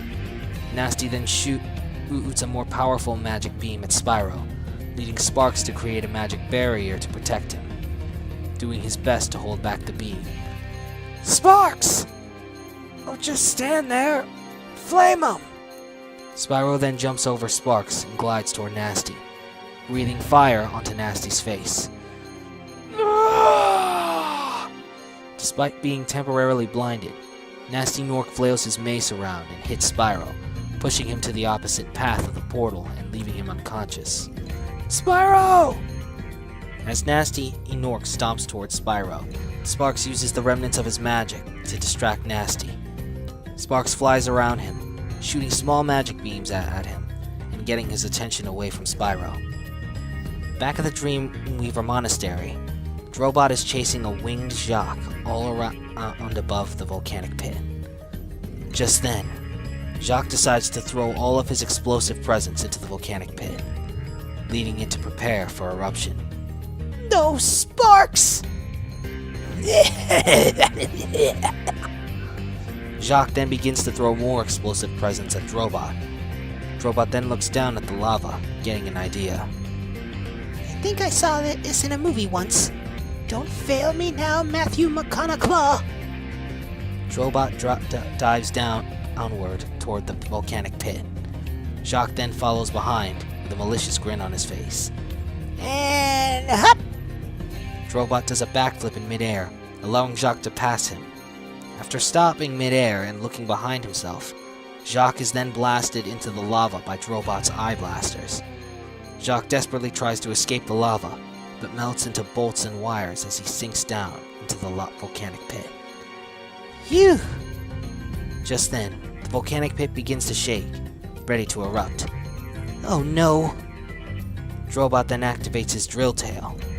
Tail, don't fail me now! Drobot uses his drill tail to cut into the edges of the volcanic pit, breaking the rocks apart and having them fall into the volcanic pit, eventually stopping the eruption. Phew! I had to get out of the tunnel once in a while. Back at the Dry Canyon stronghold, Flame continues to shoot fireballs at Shemp while he shoots dark magic blasts at Flame. As Flame closes it in, he breathes fire at Shemp, but it has no effect due to Shemp's armored plate at his front. Uh-oh. Shemp looks down at Flame with a malicious smile. Shemp then blasts Flame, pushing him back. Whoa! Flame then gets up from falling on the ground, slightly disoriented. Flame then shakes his head and snaps out of it. Shemp then approaches Flame at a distance. As long as I got this orichalcum armor plating at my front, your flames are useless. Doesn't matter. Because my flames are gonna burn bright. Flash fire! Flame unleashes his blinding light at Shemp, only to notice something he was too distracted to notice. Sunglasses, bunk! Annoyed, Flame charges at Dr. Shemp, ready to take him on. It's time for a little daydream. Flame jumps at Shemp, charging straight for his face. However, Shemp then poofs into a puff of purple smoke, landing on the ground surrounded by purple mist. What's going on? Where are you? Flame. My son. Flame then turns around to see the image of his father, Pyrus, and the silhouette of his mother. Dad? Mom? Flame then approaches his parents, confused at his mother's silhouetted appearance. But how? And why can't I see Mom? This world only shows those whom you know how you know them. You've only seen me in etchings, so you can see me much clearer. But you've never seen your mother, nor any image of her, and so cannot comprehend her true form. But that matters little. We can find her together. If you stay, we can be a family. But your friends will be fine. Your flame has burned its brightest.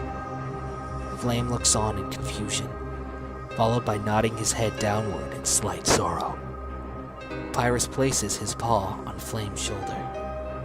I know our actions were unforgivable, but know that it's all behind us now. We can be a complete family. But that's just it. We can't. What? Because I already know this isn't real. I just never thought I'd be able to face you after everything. I've been so alone for so long. Now I realize I'm not anymore. I've got Lindar and my friends. They're my new family. And they've allowed my flame to burn bright. But it's not bright enough yet. It won't be as long as I'm stuck in the past. Stuck at the very moment of my hatching. Flame begins to radiate an aura of flames throughout his body, much to Pyrus' shock. Sorry, Dad. But my flame's not yours anymore. No. It's mine! No! Flame then unleashes a wave of flames from his body, destroying the illusionary dream and returning from the realm of dreams, much to Dr. Shemp's surprise. But how? Flame then opens his eyes, as if he just woke up from a meditation. Because I'm not just burning my flames. I'm burning my friends' flames too. Enraged, Dr. Shemp charges at Flame, swinging his staff at him, only for Flame to jump over him and land behind him. Flame then breathes flames onto Shemp's butt as a result. Ouch! As Dr. Shemp hops around in pain with a flaming butt, Flame takes a charging stance, absorbing as much heat as he possibly can. My friends by my side, I'll burn the brightest I ever have! Flame then charges toward Dr. Shemp, unleashing a comet dash directly into his orichalcum plate. No! As Flame pushes on, he unleashes all of the flames he can. You're about to get flamed! Epically, Flame breaks through Shemp's orichalcum plating, launching him far off into the distance. This ain't the last you've seen of me! Flame looks on, a smile adorning his face. I'm coming, guys. Back at the Beastmaker's stronghold, Ember exits the stronghold only to arrive at an arena at the center of it, Metalhead ready and surrounded by more power pylons. An arena? The ancient Gnorc arena, defiled by the Beastmakers. Here, Gnorcs of many have tested their mettle, and it is here your line will end, and the dragons shall suffer for what they've taken from us. Metalhead then unleashes a lightning blast from his arm laser, leading Ember to dodge as much as she can. Ember then unleashes as much fire breath as against Metalhead, only for his orichalcum body to not be phased. Ember then decides to breathe fire on the ground, creating a smoke wave that blocks her from view of Metalhead. When the smoke clears, Ember is nowhere to be found, leading Metalhead to wander the arena. So the coward's path is the one you choose. Either way, there's nowhere to run. Meanwhile, Ember is hiding behind one of the nearby power pylons in the arena. I can't face him head on. There are pylons outside the arena. I can go for one, but he'll spot me. Even so, these pylons are my only cover in the arena. There's gotta be something I can do. What's wrong? Your mother had more bravery than this. Perhaps I did the realms a favor by ridding it of her. Enraged, Ember uses the pylon to gain momentum and charge at Metalhead, unleashing a barrage of fireballs at him. Ember swiftly circles Metalhead, hurling fireballs left and right. In response, Metalhead unleashes as many lightning blasts as he can, ultimately destroying all the power pylons in the arena, leaving Ember exposed. Metalhead begins to weaken, Ember noticing the connection between him and the pylons.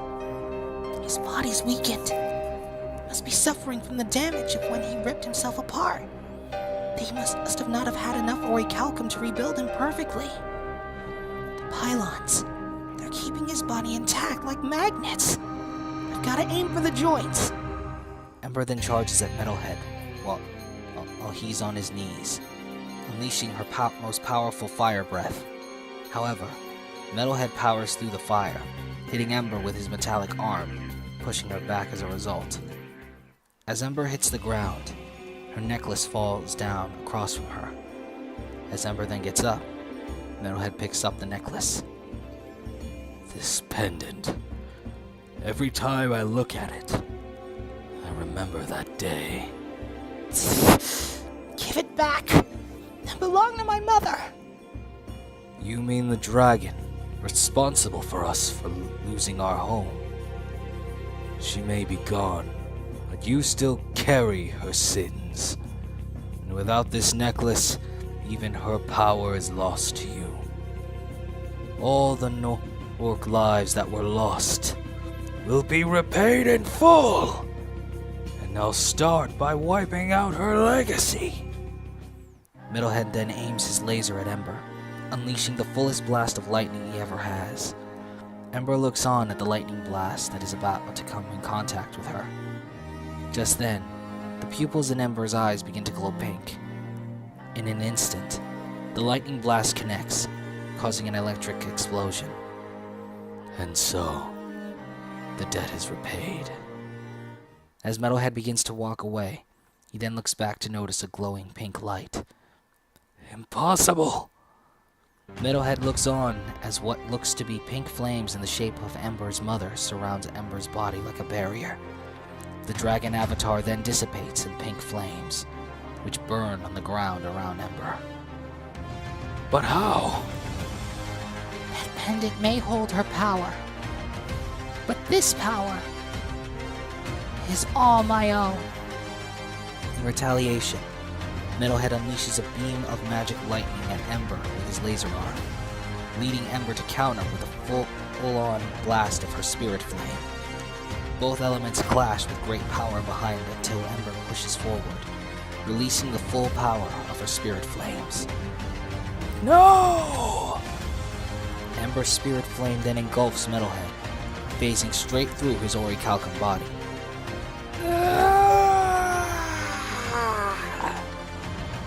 After the flames dissipate, Metalhead drops to his knees, looking unharmed, but acting as if he'd just been damaged heavily.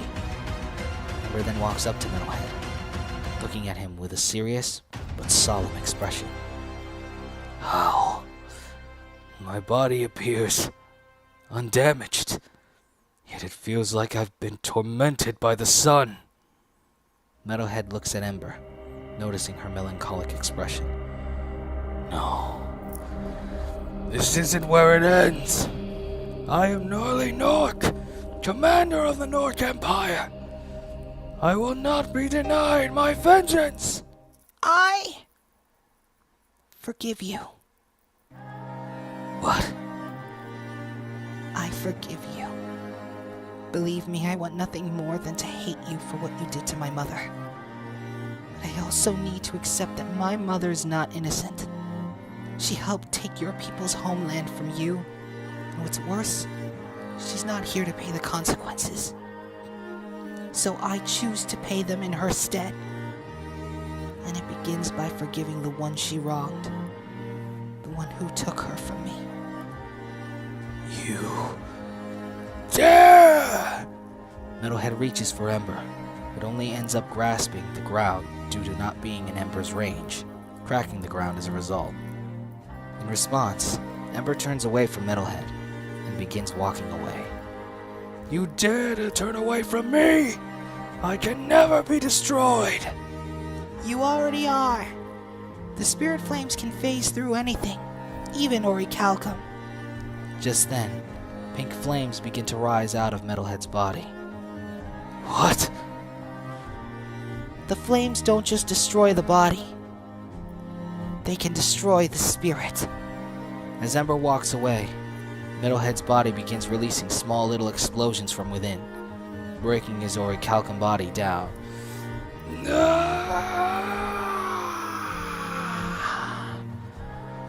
As Ember continues to walk away, Metalhead explodes in a pink flaming fury.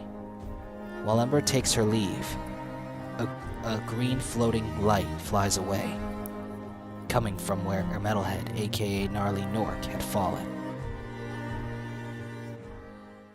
Back at Gnasty's stronghold, Spyro comes to, witnessing Sparks distracting Gnasty Gnorc as best as he can. Sparks! Sparks then notices Spyro. Spyro! Suddenly, Sparks gets hit by Gnasty's mace due to being distracted. Sparks! No! Sparks ends up hitting the wall, followed by falling to the ground. Huh! I finally got that swarmy bug. Score 1 for Gnorc. Enraged, Spyro charges at Gnasty, jumping onto his arm and biting it with all of his strength. After a lengthy struggle, Gnasty throws Spyro off his arm, knocking him down to the ground. Suddenly, Zoe returns, appearing next to Sparks, attempting to hold him up. Oh no! Sparks! I'm good. Zoe then notices Gnasty about to shoot Spyro with a magic beam, leading her to teleport Spyro away quickly, but unable to leave the area for some reason. What gives? My magic's too weakened. I can't teleport any farther. Gnasty then notices Spyro and friends to his right. Nowhere to run now. As Gnasty attempts to smash them with his mace, Zoe teleports Sparks and Spyro to the pathway across from the portal, unable to go any farther. I'm out of juice. I can't keep teleporting. Spyro then begins to come to. Don't worry. Spyro struggles to stand up as Gnasty Gnorc looks down at them. How much longer are you gonna keep this going? I've got a world to rule and dragons to smash. Spyro looks up at Gnasty with eyes of determination and anger. Spyro then looks at weakened Sparks being held by Zoe, followed by facing Gnasty again. It's been fun, little dragon. And don't worry. Gnasty then points his spirit gem at Spyro, followed by unleashing a green magic beam at him.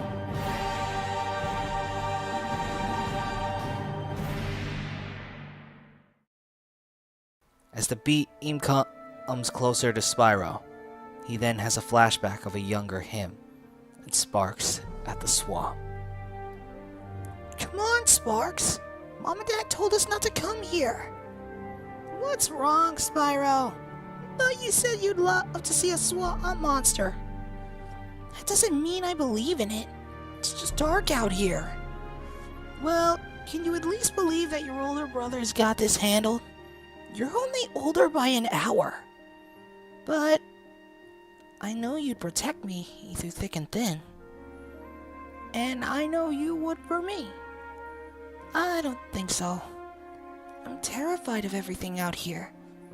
What makes you think I'd be brave enough? Sometimes, Spyro... Back in the present, Spyro still has his eyes closed as the blast closes in on him. You just gotta believe. The beam makes contact. A small explosion is caused as a result. Finally! I beat the purple dragon! Eat that, Dad! I am a somebody after all! From the smoke emerges an unharmed Spyro, who opens his eyes to see Sparks holding up a barrier with the remaining magic he has left. But even more surprising, Spyro looks to his right to awkwardly see Zoe kissing his right cheek. What the? Oh, you, homewrecker. What'd you say? Nothing. Zoe then disconnects her kiss from Spyro's cheek. My family's gonna kill me for that, but at least it worked. What are you talking about? Suddenly, Spyro's horns, spines, and tail, and wings begin to glow in a pinkish red. It's causing slight pain to his body. What's happening? It's freaking me out! As power surges through Spyro's body, his horns begin to transform into that similar to a ram, and his tail becomes spikier than usual. In the end, Spyro is transformed into something new, gaining a power he's never felt before. What happened? Got a massive makeover, bro! A fairy's kiss is said to hold great power, which is why it's usually forbidden. But it's limited, so hurry! It's all the magic I can spare. Oh, man. Sparks then is able to materialize a floating mirror with his right hand, allowing Spyro to see himself. Whoa! I've got Mega Ram power! Oh, whatever. Like it'll help. Gnasty Gnorc then launches another green magic beam at Spyro, only for Spyro to jump over Sparks' barrier and take the beam head-on. Spyro! Like it was nothing, the beam hits Spyro, but dissipates throughout his body, making it ineffective against him. Whoa! Well. Looks like your magic's useless, Gnasty. No way! It's not fair! What makes you think you can beat me? Simple. Spyro then charges straight for Gnasty Gnorc, his horns unleashing an aura of flames. Gnasty then points out his mace to fire another magic beam at Spyro's sprint charge, about to reach for his mace. You gotta believe! As the two clash, an explosion takes place, causing Gnasty's mace to shatter along with the Spirit Gem. In midair, as the Spirit Gem is shattered, its energy then places itself within Spyro's body as he's being pushed back in midair.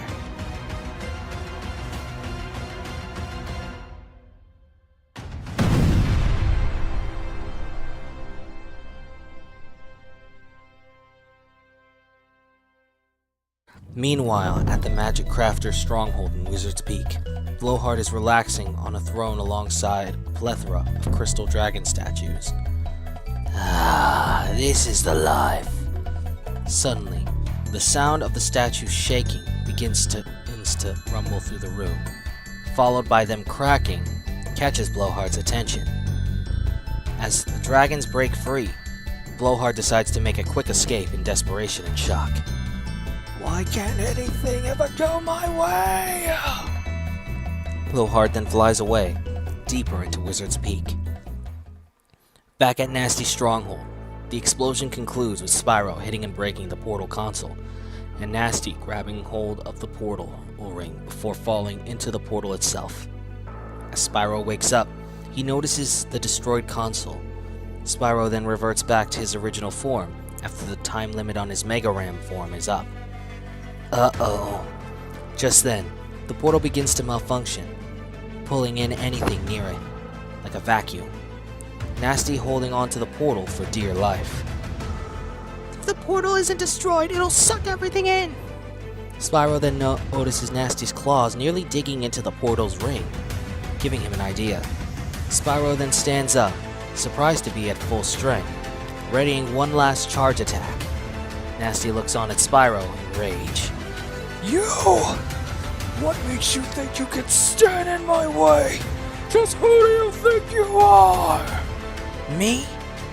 Spyro then charges straight at Gnasty, not noticing he's radiating a green electric aura.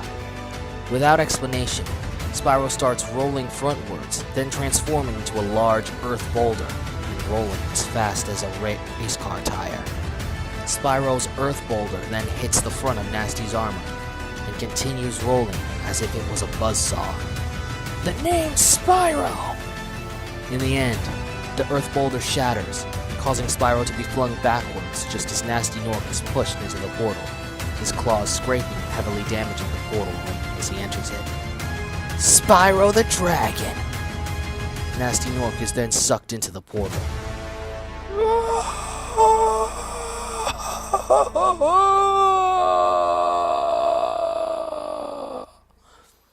After landing, Spyro looks on as the portal is beginning to suck in the piece of the portal ring, not knowing if it was going to blow. Spyro and friends then prepare themselves for what comes next, taking cover as best as they can. By the end of it, the portal ultimately implodes, leaving Gnasty's destination unknown to them, due to no one being able to channel the magic to a specific location. Slowly, Spyro, Sparks, and Zoe come out of cover, realizing that it's finally over. The trio then falls down on their backs, relieved that they've won. It's finally over. We need a vacation. I've heard Dragon Shores is nice this time of year. We'll talk later. But now we're kind of stuck here, aren't we? Not necessarily. Spyro and friends look up to see Drobot, looking down at them with a smile. There's then an awkward silence between Spyro and Drobot, as Spyro looks up in confusion and slight annoyance. Hi? Greetings. Sorry I'm late. I thought you said there was no other way back. Well, despite being the smartest one here, along with the portal you guys came through, I've been hiding underground for so long that I've almost forgot about the alternate route. Alternate? Moments later, Drobot leads Spyro and friends to an arena with 3 bronze-looking dragon heads, similar to the dragon head portal in the Artisan Kingdom. The one at the right's the treasure hoard. I highly advise to open it. The Gnorcs or thieves may have plundered more treasure from the Artisan Kingdom. Spyro and company then open the treasure hoard, only to find the fairies trapped within. The fairies! Oh yeah, the Thieves Guild didn't want them, just the eggs. But why? Don't know. Have to ask them next time you see them. Any chance we can save questions for later and just get out of here? Spyro and Zoe then laugh at Sparks' frustration. Spyro then frees the captive fairies, who've now recharged their magic.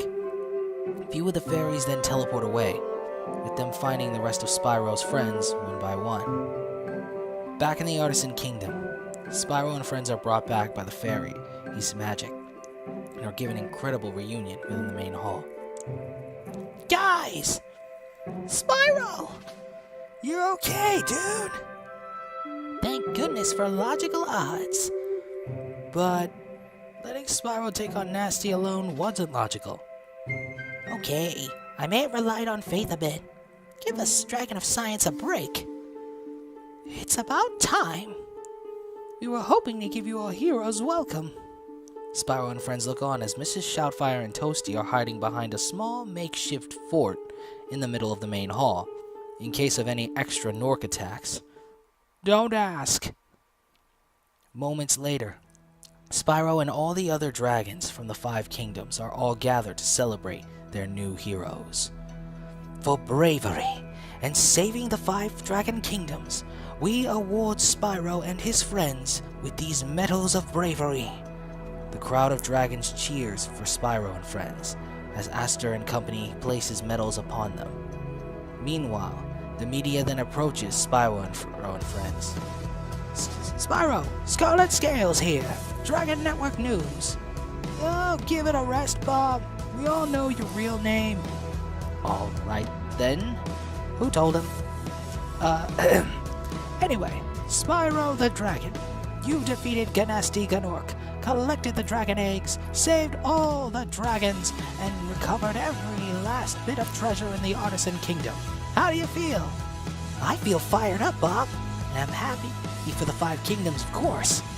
I certainly wouldn't want to spend the rest of my dragon days butting heads with Gnasty Gnorc and his weird minions. What's minion? Never mind. Anyway, you know what they say? For every good battle, you need a good adversary. And I felt that Gnasty, in spite of his misguided nature, was a worthy opponent. Yes, speaking of which, any comment on the whereabouts of Gnasty? Ember and Flame then walk up. All we know is that he's out there somewhere. But we'll be ready, because together, we're unstoppable. We had heard tell that you met another dragon in the dragon junkyard. Where is he now? Back in the dragon junkyard, Drobot enters what used to be Gnasty's war room. Drobot's gonna do his best to rebuild the junkyard into a factory the machinists can be proud of. Drobot then looks to the center of the war room, noticing the pool of vision that Gnasty had is gone. I know he's gonna do great things for the 5 kingdoms. Meanwhile, in Wizard's Peak, near the Magic Crafter's Kingdom, Blowhart is walking up the mountains, the bag being held up on a stick, in search of his next evil achievement. And is there any word to the whereabouts of Blowhart after he seemingly escaped to the highest of Wizard's Peak? Back in Artisan Kingdom, Sparks approaches the media. Nothing yet, but we'll be sure to bring down that Blowhart. See what I did there? I see. Finally, as the heroes of the 5 kingdoms, what will you do next? Spyro and the gang look at each other, knowing what to say next. I'd say the sky's the limit. No one would have guessed a bunch of kids like us would be saving the day. But we did, and now we're here to protect you with everything we've got. Despite the mistakes of our past, we hope to forge a brighter future. And what makes you think such a future will come to pass? Spyro then looks at his friends with a smile on his face. Well, you know what they say. Spyro and friends then fly up high in happiness. You gotta believe!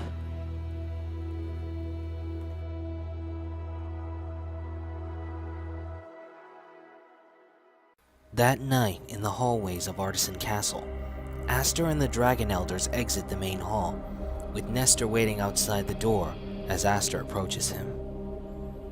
Well? Mine is Titan. We voted to keep Spyro's identity a secret from him, especially after all the trouble he's been through. Trouble we should have been able to stop. You know as well as I do, it's only a matter of time before he learns the truth himself. For once we agree on something. He may have saved us all, but I for one believe this only proves that the Purple Dragon is just as dangerous as his predecessor, and can become just as powerful. That debate between us at this point is pointless, Titan. The real question lies beyond our sight. And what question would that be, Aster?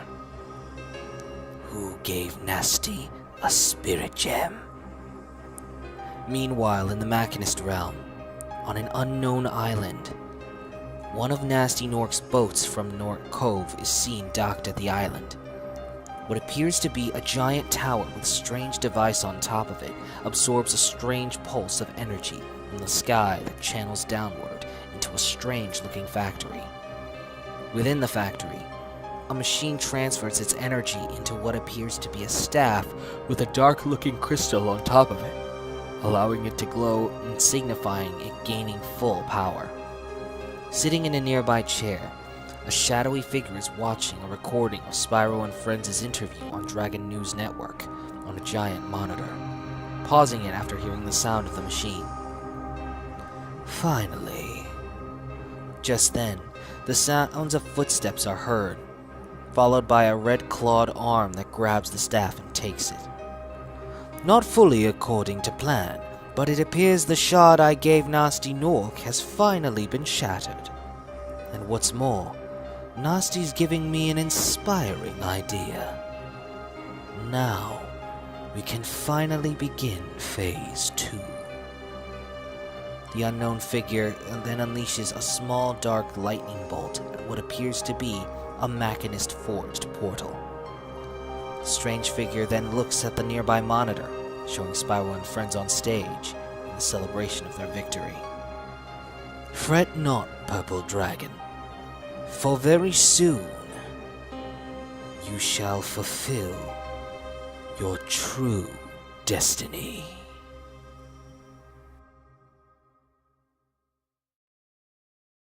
I hope you guys enjoyed this video. If you did, be sure to check out our merch store, Buy Me a Coffee page, and Amazon affiliate link linked in the description and pinned comment below, so you can help us expand the channel and give you guys higher quality content.